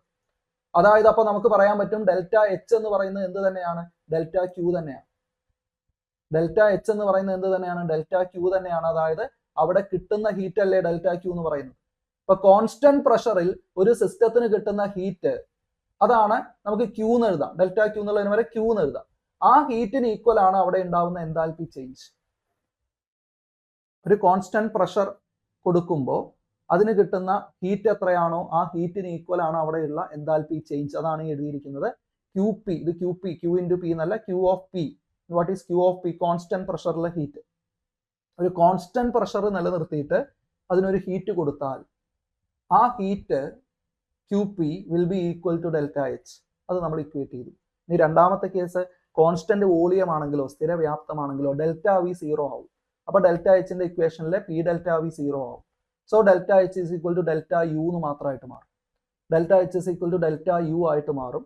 അപ്പോൾ അവിടെ നമ്മൾ കൊടുക്കുന്ന ഹീറ്റ്, നമ്മൾ ഫസ്റ്റ് ലോ ഓഫ് തെർമോഡൈനാമിക്സിന്റെ ഇക്വേഷൻ നോക്കുക, അതിലും ഡെൽറ്റ വി 0 ആയി കഴിഞ്ഞാൽ എന്ത് സംഭവിക്കും? ഡെൽറ്റ വി 0 ആയാൽ സെക്കൻഡ് ടേം 0 ആവും. So delta Q equal to delta U എന്നായിട്ട് മാറും. അപ്പൊ നമുക്ക് ഇക്വേറ്റ് ചെയ്യാം ഡെൽറ്റ എച്ചും ക്യൂ വിയും ഈക്വൽ ആവും, ക്യൂ ഓഫ് വി. രണ്ട് സിറ്റുവേഷൻ ആണ്. സ്ഥിരമർദ്ദത്തിൽ കൊടുക്കുന്ന ഹീറ്റ് മുഴുവൻ എന്തായിട്ട് മാറും? ഡെൽറ്റ എച്ച് ആയിട്ട് മാറും. സ്ഥിരവ്യാപ്തത്തിൽ കൊടുക്കുന്ന ഹീറ്റ് അതെന്തിന് ഈക്വൽ ആണ്? അത് ഡെൽറ്റ എച്ചിന് ഈക്വൽ ആണ്, ഡെൽറ്റ യുവിനും ഈക്വൽ ആണ്. Delta U which is equal to delta H. ഈ രണ്ട് സിറ്റുവേഷൻ കൃത്യമായിട്ട് നോക്കുക. ആ ഇക്വേഷൻ മനസ്സിൽ വെച്ചാൽ മതി. സ്ഥിരമർദ്ദം എന്നുള്ള സിറ്റുവേഷൻ ആലോചിച്ചാൽ മതി. അപ്പൊ അത് കൊടുക്കുന്ന ഹീറ്റിന് ഈക്വൽ ആവും. അത് തന്നെ സ്ഥിരവ്യാപ്തം വരുന്ന സമയത്ത് അവിടെ ആ പി ഡെൽറ്റ വി അങ്ങ് ഒഴിവാവും. Delta H equal to delta U equal to heat ആയിട്ട് മാറും. ഇന്റേണൽ എനർജി ചേഞ്ച് തന്നെയാണ് അവിടെ എൻതാൽപ്പി. സ്ഥിരവ്യാപ്തത്തിൽ ഇന്റേണൽ എനർജി ചേഞ്ച് തന്നെയാണ് ചേഞ്ച് ഇൻ എൻതാൽപ്പി. എന്നാൽ സ്ഥിരമർദ്ദത്തിൽ കൊടുക്കുന്ന ഹീറ്റ് ആണ് എന്ത്? എൻതാൽപ്പി. അവിടെ പ്രഷർ വോളിയം വർക്ക് കൂടെ നടക്കുന്നു. ആ സിറ്റുവേഷൻ നമ്മൾ നേരത്തെ പറഞ്ഞ സ്ഥിരമർദ്ദം സ്ഥിരവ്യാപ്തം ഒക്കെ മനസ്സിലാക്കണമെങ്കിൽ നമ്മൾ ആ പിസ്റ്റൺ മൂവ്മെന്റിനെ കുറിച്ച് ചിന്തിച്ചാൽ മതി. സ്ഥിരമർദ്ദം എന്ന് പറയുമ്പോൾ പിസ്റ്റൺ മൂവ്മെന്റ് ഉണ്ട്, അപ്പൊ വർക്ക് നടക്കുന്നുണ്ട് എന്ന് ആലോചിക്കുക. എന്നാൽ സ്ഥിരവ്യാപ്തമാവുമ്പോൾ പിസ്റ്റൺ മൂവ് ചെയ്യുന്നില്ല, വർക്ക് നടക്കുന്നില്ല. ആ സിറ്റുവേഷനിൽ പി ഡെൽറ്റ വി ഇല്ല എന്ന് ആലോചിച്ചാൽ കഴിഞ്ഞാൽ നമുക്ക് ഈ ഇക്വേഷൻ അങ്ങോട്ടും ഇങ്ങോട്ടും കണക്ട് ചെയ്യാനായിട്ട് പറ്റും. ഓക്കെ, നമ്മുടെ ഈ ഡെൽറ്റ എച്ചിന്റെ ഒരു ആൾട്ടർനേറ്റീവ് ഇക്വേഷൻ കൂട്ടത്തിൽ ഒന്ന് അറിഞ്ഞിരിക്കണം. ഡെൽറ്റ എച്ചിന്റെ equation delta U plus delta എച്ചിന്റെ ഇക്വേഷനിൽ delta U plus delta N R T എന്നാണ്. Okay, delta H is equal to delta U plus P delta V എന്ന ഇക്വേഷൻ ആണ് ജനറൽ ഇക്വേഷൻ. ഇതിൽ പി ഡെൽറ്റ വി എന്ന് പറഞ്ഞാൽ നമുക്ക് P V is equal to N R T എന്ന് എഴുതാം. P V is equal to N R T എന്ന് എഴുതാം. ഇതിൽ പി ഡെൽറ്റ വി കൊണ്ടുവന്നു കഴിഞ്ഞാൽ റൈറ്റ് സൈഡിലും ഒരു ചേഞ്ചബിൾ വേരിയബിൾ വേണം. എന്നും ആറും ചേഞ്ച് ചെയ്യില്ല. കാരണം എന്താ, എൻ കോൺസ്റ്റന്റ് ആണ്, നമ്പർ ഓഫ് മോൾസും മാസും ഒക്കെ കോൺസ്റ്റന്റ് ആയതുകൊണ്ട് എൻ മാറില്ല. ആറ് യൂണിവേഴ്സൽ ഗ്യാസ് കോൺസ്റ്റന്റ് ആണ്, അതും മാറില്ല. അപ്പൊ എന്നും ആറും അവിടെ നിൽക്കട്ടെ. ടി ആണ് പിന്നെ ചേഞ്ച് ആവുന്നത്. സോ നമുക്ക് എൻ ആർ ഡെൽറ്റ ടി എന്ന് എഴുതാം. സോ ഇത് P delta V N R delta T എന്നാക്കി കഴിഞ്ഞാൽ നമുക്ക് ഈ ഇക്വേഷൻ ഗ്യാസിന്റെ കേസിൽ ഉപയോഗിക്കാം, ആദർശവാതകങ്ങളുടെ കേസിൽ ഉപയോഗിക്കാം. So delta H is equal to, ഇപ്പൊ നമ്മൾ പല റിലേഷൻഷിപ്പ് ഇങ്ങനെ പഠിക്കുന്നതെല്ലാം ഓർമ്മ വേണം. എച്ചിന്റെ ഇക്വേഷൻ യു പ്ലസ് പി വിയിൽ നിന്നാണ് ഇത് തുടങ്ങിയത്. ഇത് delta U plus P delta V എന്ന് എഴുതി കഴിഞ്ഞാൽ ഡെൽറ്റ എച്ചിന്റെ ഇക്വേഷൻ ആയി. ഡെൽറ്റ എച്ച് തന്നെ രണ്ട് കേസുകളിൽ സ്ഥിരമർദ്ദത്തിലും സ്ഥിര വ്യാപ്തത്തിലും നമ്മുടെ കയ്യിൽ വേണം. പ്ലസ് ഈ സിറ്റുവേഷൻ എപ്പോഴാണ്, ഗ്യാസസിന്റെ കേസിൽ ആദർശവാതക സമവാക്യവുമായിട്ട് കണക്ട് ചെയ്ത് നമുക്ക് പി ഡെൽറ്റ വി മാറ്റിയിട്ട് ഡെൽറ്റ എൻ ആർ ടി എഴുതാം. ആ ഡെൽറ്റ എൻ ആർ ടി എന്ന് പറഞ്ഞാൽ എൻ ആർ ഡെൽറ്റ ടി ആണ്, ടെമ്പറേച്ചറിനാണ് ചേഞ്ച് എന്നുള്ള രീതിയിൽ. ഓക്കെ, ശരി. ഇപ്പൊ നമ്മൾ ഒരുപാട് സ്റ്റേറ്റ് വേരിയബിൾസ്, പ്രോപ്പർട്ടീസ്, അളക്കാവുന്ന അളവുകളെ കുറിച്ചൊക്കെ പറഞ്ഞു. ഈ തെർമോഡൈനാമിക് സിസ്റ്റത്തിന്റെ മാസ്, വ്യാപ്തം, എൻതാൽപ്പി, എൻട്രോപ്പി, ആന്തരികോർജം, കുറെ കാര്യങ്ങൾ പറഞ്ഞു. ഇവയെ രണ്ട് ഗ്രൂപ്പായിട്ട് തിരിക്കുന്നുണ്ട്. അതും സ്ഥിരം ചോദ്യമാണ്. എക്സ്റ്റെൻസീവ് പ്രോപ്പർട്ടീസും ഇന്റൻസീവ് പ്രോപ്പർട്ടീസും. എക്സ്റ്റെൻസീവ് പ്രോപ്പർട്ടീസിന് നമ്മൾ പറയുന്ന പേര് പരിമാണസ്ഥിത ഗുണധർമ്മങ്ങൾ, പരിമാണസ്ഥിത പ്രോപ്പർട്ടീസ് എന്ന് മലയാളത്തിൽ പറയും. പരിമാണസ്ഥിതം, പരിമാണത്തെ ആശ്രയിച്ചിരിക്കുന്നത്. പരിമാണം എന്ന് പറഞ്ഞു കഴിഞ്ഞാൽ ദ്രവ്യ പരിമാണം എന്നിവിടെ മലയാളത്തിലെ വാക്കിൽ ശ്രദ്ധിക്കേണ്ടത്, നമ്മളൊരു സിസ്റ്റം എടുക്കുന്നു, ആ സിസ്റ്റത്തിന്റെ മാറ്ററിനെ അല്ലെങ്കിൽ അതിന്റെ മാസിനെ ആശ്രയിച്ചിരിക്കുന്നു, ദ്രവ്യത്തിന്റെ അളവിനെ ആശ്രയിച്ചിരിക്കുന്നു. അതാണ് പരിമാണസ്ഥിത ഗുണധർമ്മങ്ങൾ എന്ന് പറയുന്നത്, എക്സ്റ്റെൻസീവ് പ്രോപ്പർട്ടീസ് എന്ന് പറയുന്നത്. എക്സ്റ്റെൻസീവ് പ്രോപ്പർട്ടീസ് ആണ്. ഉദാഹരണങ്ങൾ നോക്കിയാൽ മനസ്സിലാവും. മാസ്, ഒരു വസ്തുവിന്റെ മാറ്റർ കൂടുമ്പോൾ മാസ് കൂടും, വ്യാപ്തം കൂടും, അതിന്റെ ഇന്റേണൽ എനർജി കൂടും. ഇന്റേണൽ എനർജിയിൽ വ്യത്യാസം വരുമ്പോൾ എൻതാൽപ്പിയിൽ മാറ്റം വരും. കാരണം എൻതാൽപ്പിയുടെ ഇക്വേഷനിൽ ഇന്റേണൽ എനർജി ഉണ്ട്. അതിന്റെ ഹീറ്റ് കപ്പാസിറ്റിയിൽ മാറ്റം വരും. ഇതൊക്കെ ആ വസ്തുവിന്റെ അളവ് കൂടുമ്പോൾ മാറുന്നതാണ്. ഇവരെ പറയുന്ന പേരാണ് എക്സ്റ്റെൻസീവ് പ്രോപ്പർട്ടി അല്ലെങ്കിൽ പരിമാണസ്ഥിത ഗുണധർമ്മങ്ങൾ. വാക്ക് നോക്കി വെക്കുക. അതേസമയം വിശിഷ്ട ഗുണധർമ്മങ്ങളുണ്ട്, ഇന്റൻസീവ് പ്രോപ്പർട്ടീസ് എന്ന് പറയും. ഇത് ഈ ഒരു മാറ്ററിലെ ചേഞ്ചിനെ ആശ്രയിക്കുന്നില്ല. ഉദാഹരണത്തിന് താപനില എന്ന് പറയുന്നത്, ആ വസ്തുവിന് അതിൽ മാറ്ററിന് അളവ് കൂടിയാൽ താപനിലയിൽ മാറ്റം വരണമെന്നില്ല.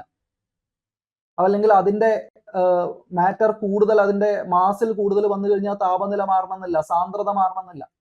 അപ്പൊ നമ്മൾ വെള്ളം എത്ര കൂടുതൽ എടുത്താലും വെള്ളത്തിന്റെ സാന്ദ്രത ഒന്നാണ്. മർദ്ദം, താപനില, സാന്ദ്രത ഇങ്ങനെയുള്ളതൊന്നും അതിന്റെ ദ്രവ്യ പരിമാണത്തെ, മാറ്ററിന്റെ അളവിനെ ആശ്രയിക്കുന്നില്ല, അതിന്റെ വലിപ്പത്തെ ആശ്രയിക്കുന്നില്ല. അതുകൊണ്ട് നമ്മൾ അതിനെ ഇന്റൻസീവ് പ്രോപ്പർട്ടീസ് അല്ലെങ്കിൽ വിശിഷ്ട ഗുണധർമ്മങ്ങൾ എന്ന് പറയും.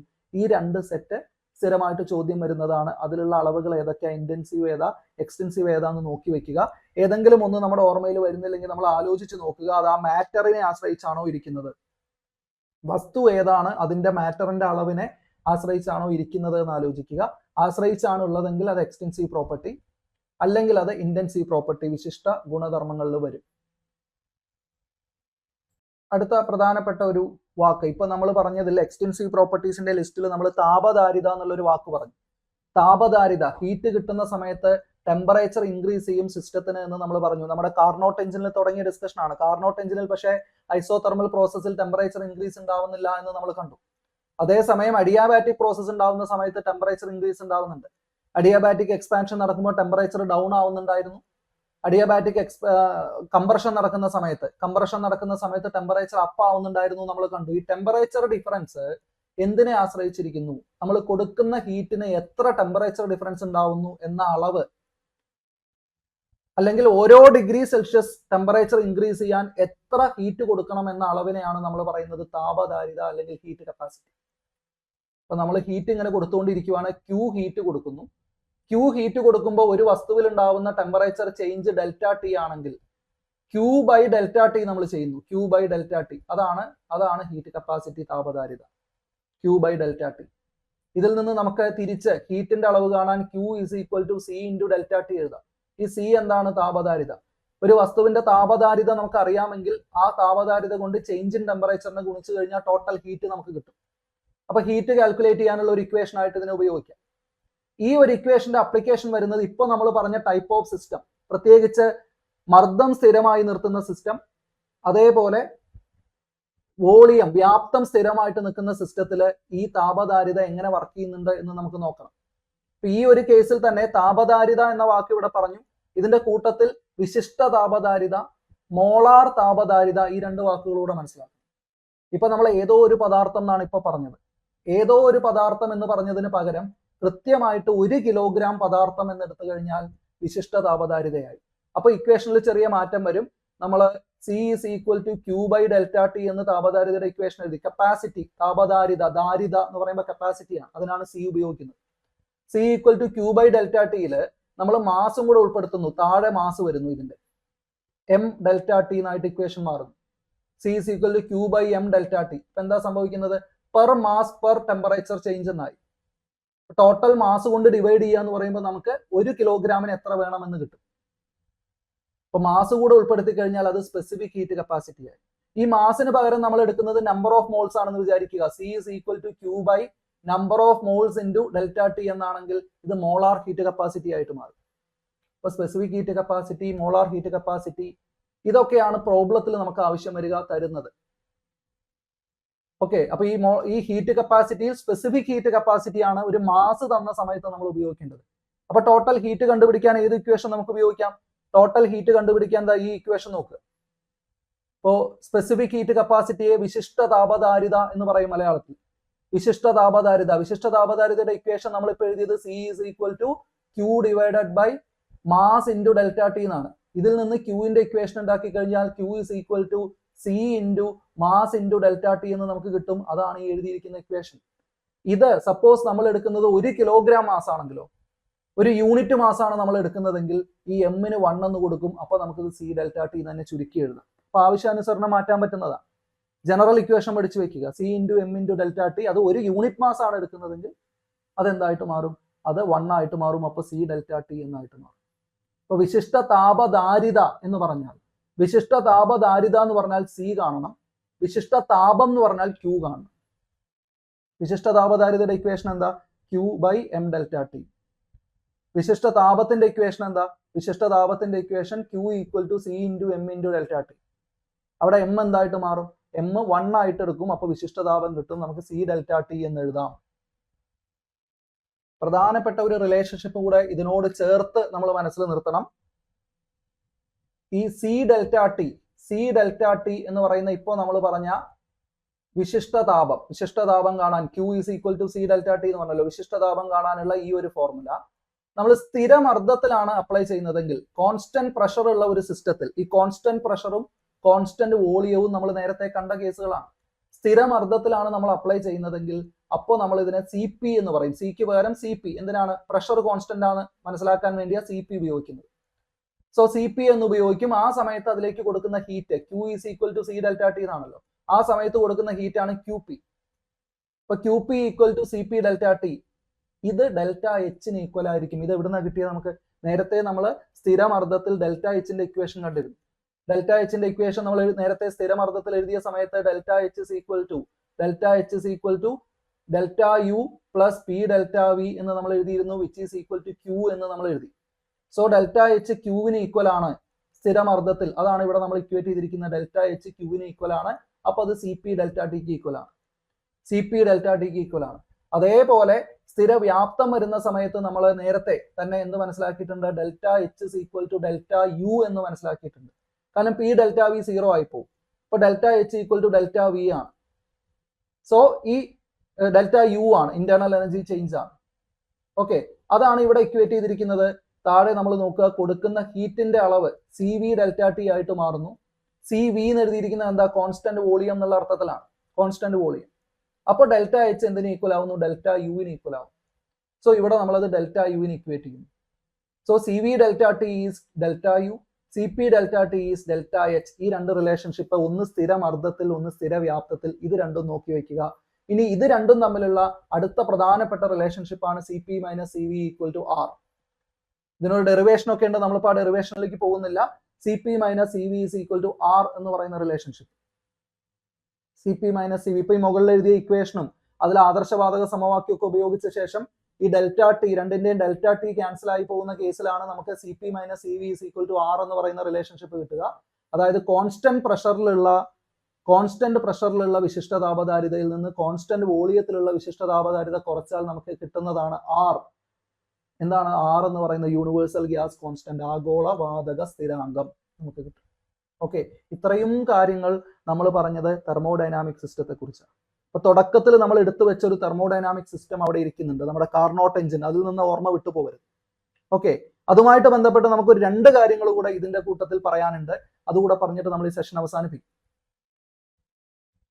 നമ്മൾ നമ്മുടെ ഹീറ്റ് എഞ്ചിനിലേക്ക് തിരിച്ചു വരുവാണ്. നമ്മുടെ ഹീറ്റ് എഞ്ചിന്റെ തുടക്കത്തിൽ നമ്മൾ പറഞ്ഞ പ്രോസസ്സിൽ എക്സ്പാൻഷൻ എന്ന് പറഞ്ഞൊരു പ്രോസസ്സ് ഇവിടെ 2 സ്റ്റെപ്പിൽ നടക്കുന്നുണ്ട്. ഒരു ഐസോതെർമൽ എക്സ്പാൻഷൻ നടക്കുന്നുണ്ട്, ഒരു അഡിയാബാറ്റിക് എക്സ്പാൻഷൻ നടക്കുന്നുണ്ട്. എക്സ്പാൻഷൻ നടക്കുന്ന സമയത്ത് നമുക്കറിയാം വോളിയം ഇൻക്രീസ് ചെയ്യുക ചെയ്യുന്നത്, അല്ലെ? അകത്തുള്ള വോളിയം ഇൻക്രീസ് ചെയ്യുക ചെയ്യുന്നത്. വോളിയം ഇൻക്രീസ് ചെയ്യുന്ന സമയത്ത് ടെമ്പറേച്ചർ കുറയുന്ന ഒരു പ്രത്യേക തരം പ്രതിഭാസം. അതാണ് ഒരു ടെമ്പറേച്ചർ കുറയുക എന്ന് പറയുമ്പോൾ കൂളിംഗ് സംഭവിക്കുന്ന ഒരു പ്രതിഭാസം. അതാണ് നമ്മൾ ജൂൾ തോംസൺ എഫക്റ്റ് എന്നതുകൊണ്ട് ഉദ്ദേശിക്കുന്നത്. അപ്പൊ നമുക്ക് അങ്ങനെ ഒരു സംഗതി ജൂൾ തോംസൺ എഫക്റ്റ് നമുക്ക് പഠിക്കാനുണ്ട്. എന്താണ് ജൂൾ തോംസൺ എഫക്റ്റ്? സിമ്പിൾ ആയിട്ട് ശ്രദ്ധിക്കുക. JT, നമ്മൾ ഇതേപോലെ ഒരു പിസ്റ്റൺ തന്നെ എടുക്കുന്നു. എല്ലാം നമ്മൾ ആ എഞ്ചിനിലെ പിസ്റ്റൺ വെച്ചാണ് പറയുന്നത്. അപ്പൊ ഇവിടെ നിന്ന് നമ്മൾ എന്ത് ചെയ്യുന്നതെന്ന് വെച്ച് കഴിഞ്ഞാൽ, ഇവിടെ നമ്മളൊരു പിസ്റ്റന്റെ ഹാൻഡിൽ നമുക്ക് ഇവിടെ ഉണ്ട്. എന്നിട്ട് ഇതിനിടയിൽ, ഈ കുടലിനിടയിൽ നമ്മൾ ഇവിടെ ഒരു പോറസ് ഷീൽഡ് വെക്കുന്നു. പോറസ് ഷീൽഡ് എന്ന് പറഞ്ഞാൽ ഹോളുകളുള്ള ഒരു പ്രതലം, ഒരു ട്രാൻസ്പെറന്റ് അല്ല, ഇതിലൂടെ ഹോളുകൾ ഇട്ടിട്ടുള്ള ഒരു പോറസ് ആയിട്ടുള്ള ഒരു പ്രതലം നമ്മൾ വെക്കുന്നു. എന്നിട്ട് ഇതിനകത്ത് ഗ്യാസ് നിറച്ചിട്ടുണ്ട്. നമ്മൾ എന്ത് ചെയ്യുന്നു എന്ന് വെച്ച് കഴിഞ്ഞാൽ, ഈ പോറസ് ഷീൽഡിന്റെ അങ്ങോട്ട് ഇതിനെ പ്രസ് ചെയ്യുന്നു. ഈ സൈഡിൽ നിന്ന് നമ്മൾ പ്രസ് ചെയ്യുന്നു, അതായത് പ്രഷർ നമ്മൾ അപ്ലൈ ചെയ്യുന്നു. അപ്പൊ ഈ ഭാഗത്ത് ഹൈ പ്രഷർ അല്ലേ? ഈ ഭാഗത്ത് ഇപ്പോൾ പ്രഷർ P1 എന്ന് പറയുന്നത് ഹൈ പ്രഷർ ആണ്. എന്നിട്ട് ഇതിനെ എങ്ങോട്ടാണ് നമ്മൾ പ്രസ് ചെയ്യുന്നത്? ഈ സൈഡിലേക്ക്, വലത്തേ സൈഡിൽ നമ്മൾ ഇതാ ഇവിടെ ഇങ്ങനെ ഒരു പിസ്റ്റൺ ഇവിടെ വെച്ചിട്ടുണ്ട് എന്ന് വിചാരിക്കുക. അനദർ പിസ്റ്റൺ ഇവിടെ ഉണ്ട്. അപ്പൊ ലെഫ്റ്റ് സൈഡിൽ നിന്ന് നമ്മൾ റൈറ്റ് സൈഡിലേക്ക് പുഷ് ചെയ്യുമ്പോൾ, ഇവിടെ നിന്ന് അങ്ങോട്ട് നമ്മൾ പുഷ് ചെയ്യുന്ന സമയത്ത് ഈ പോറസ് ആയിട്ടുള്ള ഹോളുകളിലൂടെ കടന്ന് വായു മറുവശത്തേക്ക് വരുന്ന വായു ഈ പിസ്റ്റണെ പുറകോട്ട് തള്ളും. ശരിയല്ലേ? അങ്ങനെ തള്ളുന്ന സമയത്ത് ഉണ്ടാകുന്ന ഒരു പ്രത്യേക തരം പ്രതിഭാസം എന്താണെന്ന് പറഞ്ഞാൽ, ഈ ഹോളുകളിലൂടെ കയറി അപ്പുറത്തോട്ട് ഇറങ്ങുമ്പോൾ വോളിയം കൂടുന്നു, പ്രഷർ കുറയുന്നു. ഈ ഹൈ പ്രഷർ എന്നുള്ളത് ഇപ്പുറത്തോട്ട് എത്തുന്ന സമയത്ത് എന്താവും? P2 ലോ പ്രഷർ ആവും. അതായത് P1 is greater than P2. ഇവിടെ എന്താ സംഭവിച്ചത്? നമ്മൾ ഈ സൈഡിൽ നിന്ന് ഹൈ പ്രഷർ കൊടുത്തിട്ട് എയറിനെ പോറസ് ആയിട്ടുള്ള സുഷിരങ്ങളുള്ള ഒരു പ്രതലത്തിലൂടെ അപ്പുറത്തേക്ക് കടത്തി വിടുന്ന സമയത്ത് അവിടെ പ്രഷർ വല്ലാതെ കുറയുമ്പോൾ സംഭവിക്കുന്ന ഒരു പ്രതിഭാസമാണ്, നമ്മൾ ഈ പ്രഷറും ടെമ്പറേച്ചറും തമ്മിലുള്ള ബന്ധമൊക്കെ പഠിച്ചിട്ടുണ്ട്. പ്രഷറും ടെമ്പറേച്ചറും തമ്മിലുള്ള ബന്ധം അനുസരിച്ചിട്ട് രണ്ടും ഡയറക്ട്ലി പ്രൊപ്പോർഷണൽ ആണ് എന്നാണ് മനസ്സിലാക്കുന്നത്. അതനുസരിച്ച് ഒന്ന് കൂടുമ്പോൾ മറ്റതും കൂടും, ടെമ്പറേച്ചർ കൂടുമ്പോൾ പ്രഷറും കൂടും, തിരിച്ചും. ഈ ഒരു മാറ്റം നമ്മൾ പഠിച്ചിട്ടുണ്ട്. ഇവിടെ നമ്മൾ നമ്മുടെ നേരത്തെ ഹീറ്റ് എഞ്ചിനിലേക്ക് വീണ്ടും തിരിച്ചു വരുവാണ്. ഇവിടെ 2 പ്രോസസ്സ് നടക്കുന്നുണ്ട്. നമുക്കറിയാം, കംപ്രഷനും നടക്കുന്നുണ്ട്, എക്സ്പാൻഷനും നടക്കുന്നുണ്ട്. കംപ്രഷനെ കുറിച്ച് നമ്മൾ ആദ്യം ഒന്ന് ചിന്തിച്ചു കഴിഞ്ഞാൽ, കംപ്രഷൻ പ്രോസസ്സ് നടക്കുമ്പോൾ ഗ്യാസിനെയാണ് കംപ്രസ് ചെയ്യുന്നതെങ്കിൽ നമുക്ക് അതിനെ ലിക്വിഡ് ആക്കി മാറ്റാൻ പറ്റും. ഇപ്പൊ ലിക്വിഫാക്ഷൻ എന്ന് പറഞ്ഞാൽ ഗ്യാസിനെ ലിക്വിഡ് ആക്കുന്ന പ്രോസസ്സാണ്. ഗ്യാസിനെ ലിക്വിഡ് ആക്കി മാറ്റുന്ന പ്രോസസ്സിനാണ് നമ്മൾ ലിക്വിഫാക്ഷൻ എന്ന് പറയുന്നത്. ഇതിന് നമുക്ക് എന്ത് ചെയ്യാനായിട്ട് പറ്റും? കംപ്രസ് ചെയ്ത് നമുക്ക് ഇതിനെ ലിക്വിഡ് ആക്കി മാറ്റാൻ പറ്റും. ഓക്കെ, അപ്പൊ നമ്മൾ ഒരു കർവ് വരയ്ക്കുവാണ്. ഇത് പ്രഷർ വോളിയം, കംപ്രഷൻ നടക്കുന്ന സമയത്ത് മാറ്റം ഉണ്ടാവുന്നത് പ്രഷറിലും വോളിയത്തിലുമാണല്ലോ. പ്രഷർ വോളിയം വർക്കാണല്ലോ കംപ്രഷൻ എന്ന് പറയുന്നത്. അപ്പോൾ പ്രഷർ വോളിയം കർവ് വരയ്ക്കുവാണ്, ലിക്വിഫാക്ഷന്റെ കർവ് വരയ്ക്കുകയാണെന്ന് വിചാരിക്കുക. ഇവിടെ നമ്മൾ പ്രഷർ എടുക്കുന്നു, ഇവിടെ നമ്മൾ വോളിയം എടുക്കുന്നു. തുടക്കത്തിലെ ഗ്യാസ് ആണ്, ഗ്യാസിന് ഹൈ വോളിയം ഉണ്ടാവും. ഗ്യാസിൽ നിന്ന് ലിക്വിഡിലേക്ക് കൊണ്ടുവരാനാണ്. അപ്പൊ ഹൈ വോളിയം നമ്മൾ ഇവിടെ ഒരു പോയിന്റ് മാർക്ക് ചെയ്യുന്നു. ഇവിടെ നിന്ന് നമ്മൾ പ്രഷർ ഇൻക്രീസ് ചെയ്യുമ്പോൾ ഗ്രാഫ് മുകളിലോട്ട് പോകും. അപ്പൊ വോളിയം കുറഞ്ഞു വരും. അപ്പൊ ഗ്രാഫ് വരുന്നത് നോക്കിയതാ ഇങ്ങനെ വരും. അല്ല, ഇവിടെ ഇടത്തോട്ട് വരിക എന്ന് പറയുമ്പോൾ വോളിയം കുറയുന്നു, മുകളിലോട്ട് പോവുക എന്ന് പറയുമ്പോൾ പ്രഷർ കൂടി വരുന്നു. അറ്റ് സം പോയിന്റ് എത്തുന്ന സമയത്ത് ഇവിടെ കുറച്ചു നേരം പ്രഷർ ഇങ്ങനെ കോൺസ്റ്റന്റ് ആയിട്ട് നിൽക്കും. ആ സമയത്ത് വോളിയം വല്ലാതെ ഡിക്രീസ് ചെയ്യും. അതിനുശേഷം പിന്നെ വീണ്ടും ഇതിങ്ങനെ ഇൻക്രീസ് ചെയ്യാൻ തുടങ്ങും. ഇവിടെ എന്താ സംഭവിച്ചത്? ഈ ഒരു പോർഷനിൽ എന്താ സംഭവിച്ചത്? ഇവിടെയാണ് ഇവിടെയുള്ള ഈ ഒരു ചേഞ്ച് ഓഫ് ഫേസ് നടന്നത്. എന്തായിട്ട് മാറി? ലിക്വിഡ് ഗ്യാസ് ലിക്വിഡ് ആയിട്ട് മാറി. ഗ്യാസിനെയാണ് നമ്മൾ കംപ്രസ് ചെയ്തുകൊണ്ട് വന്നത്. അതിങ്ങനെ കംപ്രസ് ചെയ്ത് വരുമ്പോൾ വോളിയം കുറഞ്ഞ് ആ ഒരു പെർട്ടിക്കുലർ പോയിന്റിൽ കുറേ നേരം ഒരു കോൺസ്റ്റന്റ് പ്രഷർ കൊടുത്ത സമയത്ത് നേരെ എന്തായിട്ട് മാറുന്നു? നേരെ അത് ലിക്വിഡ് ആയിട്ട് മാറുന്നു. അപ്പോൾ ഇവിടെ തുടക്കത്തിൽ ഇത് ഗ്യാസ് ആണെങ്കിൽ ഇവിടെ എത്തിയപ്പോൾ ഇതെന്താണ്? ലിക്വിഡ് ആണ്. ഗ്യാസ് ലിക്വിഡ് ആക്കി മാറ്റിയതിന്റെ കർവാണ് ഈ വരച്ചിരിക്കുന്നത്. ഓക്കെ, ഇത് നടക്കുന്നത് ഒരു കോൺസ്റ്റന്റ് ടെമ്പറേച്ചറിലാണെന്ന് വിചാരിക്കുക. ടെമ്പറേച്ചർ നമ്മൾ ചേഞ്ച് ചെയ്യുന്നില്ല. സോ ഇത് നടക്കുന്ന ടെമ്പറേച്ചർ ഒരു T1 എന്ന് പറയുന്ന ലോ ടെമ്പറേച്ചറിലാണ്. ഇത് കഴിഞ്ഞ് നമ്മൾ ഇതേപോലെ മറ്റൊരു ടെമ്പറേച്ചറിൽ എത്തിച്ചിട്ട് ഈ സിസ്റ്റത്തെ ഒരു ഹൈ ടെമ്പറേച്ചറിൽ എത്തിച്ചിട്ട് വീണ്ടും ഇതേ വർക്ക് നമ്മൾ ചെയ്യുന്നു. അപ്പൊ നമുക്ക് ഇതേപോലെ വീണ്ടും ഒരു കർവ് ഇവിടെ ഇങ്ങനെ കിട്ടും. ഇതുപോലെ ഒരു പെർട്ടിക്കുലർ പോയിന്റിൽ അപ്പൊ ആ ഒരു പൊസിഷൻ മാറുമെന്നേ ഉള്ളൂ. അവിടെയും എന്ത് നടക്കുന്നുണ്ട്? ലിക്വിഫാക്ഷൻ നടക്കും. എന്നാൽ കുറച്ച് കഴിഞ്ഞ് ഈ ടെമ്പറേച്ചർ നമ്മൾ ഇങ്ങനെ മുകളിലോട്ട് കൊണ്ടുപോയിട്ട് അറ്റ് എ പെർട്ടിക്കുലർ ടെമ്പറേച്ചർ എത്തുന്ന സമയത്ത് ഇവിടെ ഇതിങ്ങനെ നേരെ ഇങ്ങനെ പോവുകയല്ലാതെ കൺവേർഷൻ നടക്കുന്നില്ല. ഒരു കോൺസ്റ്റന്റ് പ്രഷറിൽ ഈ കൺവേർഷൻ നടക്കുന്ന ഒരു ഏരിയ വരുന്നില്ല. അപ്പൊ ടെമ്പറേച്ചർ നമ്മൾ കൂട്ടി ഒരു പെർട്ടിക്കുലർ ടെമ്പറേച്ചർ എത്തിയാൽ അതിന് മുകളിലേക്ക് നമുക്ക് കംപ്രസ് ചെയ്ത് ഗ്യാസിനെ ലിക്വിഡ് ആക്കി മാറ്റാൻ പറ്റില്ല. ലിക്വിഫാക്ഷൻ നടക്കില്ല. സോ ലിക്വിഫാക്ഷൻ ഓഫ് ഗ്യാസസ് നമ്മൾ ചെയ്യുന്ന സമയത്ത് ടെമ്പറേച്ചർ അവിടെ ഇമ്പോർട്ടന്റ് ആണ്. കോൺസ്റ്റന്റ് ടെമ്പറേച്ചറിൽ നിർത്തിയാണ് നമ്മൾ ചെയ്യുന്നത്. കോൺസ്റ്റന്റ് ടെമ്പറേച്ചറിൽ ചെയ്യുന്നതുകൊണ്ട് ഇതൊരു ഐസോതെർമൽ പ്രോസസ് ആണ്. ഈ ഐസോതെർമൽ പ്രോസസ് ചെയ്യുന്ന സമയത്ത് there is a temperature above which we cannot compress the gas into liquid. ആ ടെമ്പറേച്ചറിനെ വിളിക്കുന്ന പേര്, ആ പെർട്ടിക്കുലർ ടെമ്പറേച്ചറിന് പറയുന്ന പേര് നമ്മൾ ക്രിട്ടിക്കൽ ടെമ്പറേച്ചർ എന്ന് പറയും. Critical temperature. ഓക്കെ, അപ്പൊ ലിക്വിഫാക്ഷൻ എന്ന് പറയുന്ന പ്രോസസ്സ് ക്രിട്ടിക്കൽ ടെമ്പറേച്ചറിന് താഴെ നമുക്ക് ചെയ്യാൻ പറ്റും. വലിയൊരു ടെമ്പറേച്ചറിൽ ഇരിക്കുന്ന ഗ്യാസിനെ നമുക്ക് കംപ്രസ് ചെയ്ത് കൊണ്ടുവന്നിട്ട് എന്താക്കാൻ പറ്റില്ല? ലിക്വിഡ് ആക്കാൻ പറ്റില്ല. ഓക്കെ, ഇത് കംപ്രഷനെ കുറിച്ച് നമുക്ക് പറയാനുള്ള കാര്യം. ഇനി നമുക്ക് ഇവിടെ തന്നെ എന്ത് നടക്കുന്നുണ്ട്? എക്സ്പാൻഷൻ നടക്കുന്നുണ്ട്. എക്സ്പാൻഷനെ കുറിച്ച് നമുക്കൊന്ന് ഒരു പ്രോസസ്സ് നമുക്ക് നോക്കാം. നമ്മൾ നേരത്തെ നമ്മുടെ ഹീറ്റ് എഞ്ചിനിൽ നടക്കുന്ന അഡിയാബാറ്റിക് എക്സ്പാൻഷനെ കുറിച്ച് പറഞ്ഞു. അഡിയാബാറ്റിക് എക്സ്പാൻഷൻ എന്ന് പറയുന്ന പ്രോസസ്സ് എങ്ങനെയാണ് നടക്കുന്നത്? അതൊരു ഫ്രീ എക്സ്പാൻഷൻ ആണ്. ഇത്തരത്തിലുള്ള ഒരു സിലിണ്ടർ ആണെങ്കിൽ അതിനകത്ത് നടക്കുന്ന ഒരു ഫ്രീ എക്സ്പാൻഷൻ ആണ്. അപ്പൊ നമ്മൾ ഈ ഒരറ്റത്ത് നമ്മൾ ഇതുപോലെ ഒരു പിസ്റ്റൺ വെച്ച് കഴിഞ്ഞാൽ ഇവിടെ ഗ്യാസ് നിറഞ്ഞു കിടക്കുന്നുണ്ടെങ്കിൽ ആ ഗ്യാസ് എക്സ്പാൻഡ് ചെയ്യുന്ന സമയത്ത് പിസ്റ്റണെ പുറകോട്ട് തള്ളും അല്ലെ? പിസ്റ്റണെ പുറകോട്ട് തള്ളിയിട്ട് അത് എക്സ്പാൻഡ് ചെയ്യുന്നു. എക്സ്പാൻഡ് ചെയ്യുക എന്ന് പറയുമ്പോൾ പ്രഷർ കുറയുകയോ ചെയ്യും. എക്സ്പാൻഡ് ചെയ്യുമ്പോൾ പ്രഷർ കുറയുന്ന ഒരു പ്രോസസ്സാണ് അവിടെ നടക്കുന്നത്. നമ്മൾ ഇതിനിടയ്ക്ക് ഒരു മെംബ്രെയിൻ വെക്കുന്നു. ഇതിനിടയ്ക്ക് ഇങ്ങനെ ഒരു മെംബ്രെയിൻ വെക്കുന്നു എന്ന് വിചാരിക്കും. ഈ ഒരു പിസ്റ്റൺ ഇടയ്ക്ക് വെക്കുന്ന മെംബ്രെയിൻ ഇതൊരു പോറസ് മെംബ്രെയിൻ ആണ്. പോറസ് എന്ന് പറഞ്ഞു കഴിഞ്ഞാൽ ഇത് ഹോളുകളുള്ള ഒരു മെംബ്രെയിൻ ആണെന്ന് വിചാരിക്കും. അപ്പൊ നമ്മൾ ഈ സൈഡിൽ നിന്നാണ് ഗ്യാസ് വലത്തെ സൈഡിലേക്ക് എക്സ്പാൻഡ് ആവുന്നത്. അപ്പൊ പോറസ് മെംബ്രെയിനിലൂടെ അല്ലേ മറുവശത്തേക്ക് പോവുക? അപ്പൊ പോറസ് മെംബ്രെയിനിലൂടെ ഒരു ഹൈ പ്രഷർ ഗ്യാസ് കടന്നു പോകുന്ന സമയത്ത് അത് ലോ പ്രഷർ റീജിയനിലേക്ക് പോകുന്ന സമയത്ത് അവിടെ ടെമ്പറേച്ചർ പെട്ടെന്ന് താഴും. ടെമ്പറേച്ചർ വളരെ വലിയ അളവിൽ താഴും എന്നൊരു നിരീക്ഷണമുണ്ട്. അതിനെയാണ് പറയുന്നത് ജൂൾ തോംസൺ എഫക്റ്റ് എന്ന് പറയുന്നത്, JT എഫക്റ്റ് എന്ന് പറയുന്നത്. ഇതാണ് നമ്മൾ റെഫ്രിജറേറ്ററിലും ഒക്കെ ആയിട്ട് ഉപയോഗിക്കുന്നത്.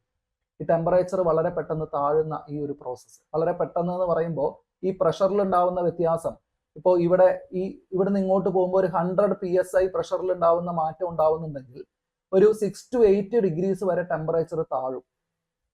ഐഡിയ മനസ്സിലായോ? അപ്പൊ ജൂൾ തോംസൺ എഫക്റ്റ് എന്ന് പറയുന്നത് ഈ ഒരു കൂളിംഗ് എഫക്റ്റ് ആണ്. ഇനി ഇതിലെ രസകരമായിട്ടുള്ള കാര്യം ഇതൊരു കൂളിംഗ് എഫക്റ്റ് മാത്രമല്ല, ഈ മൊത്തം പ്രോസസ്സ് നടക്കുന്നത് ഇതിപ്പോ പ്രഷറിനനുസരിച്ചിട്ട് ടെമ്പറേച്ചർ താഴേക്ക് പോകുന്നതാണല്ലോ. ആ സമയത്ത് നമ്മുടെ ചുറ്റുമുള്ള അറ്റ്മോസ്ഫറിക് ടെമ്പറേച്ചർ ലെവൽ അത് തന്നെ ആയിരിക്കും ഈ സിസ്റ്റത്തിന് കിട്ടുന്ന ടെമ്പറേച്ചർ എന്നുള്ള രീതിയിൽ വരുന്നത്.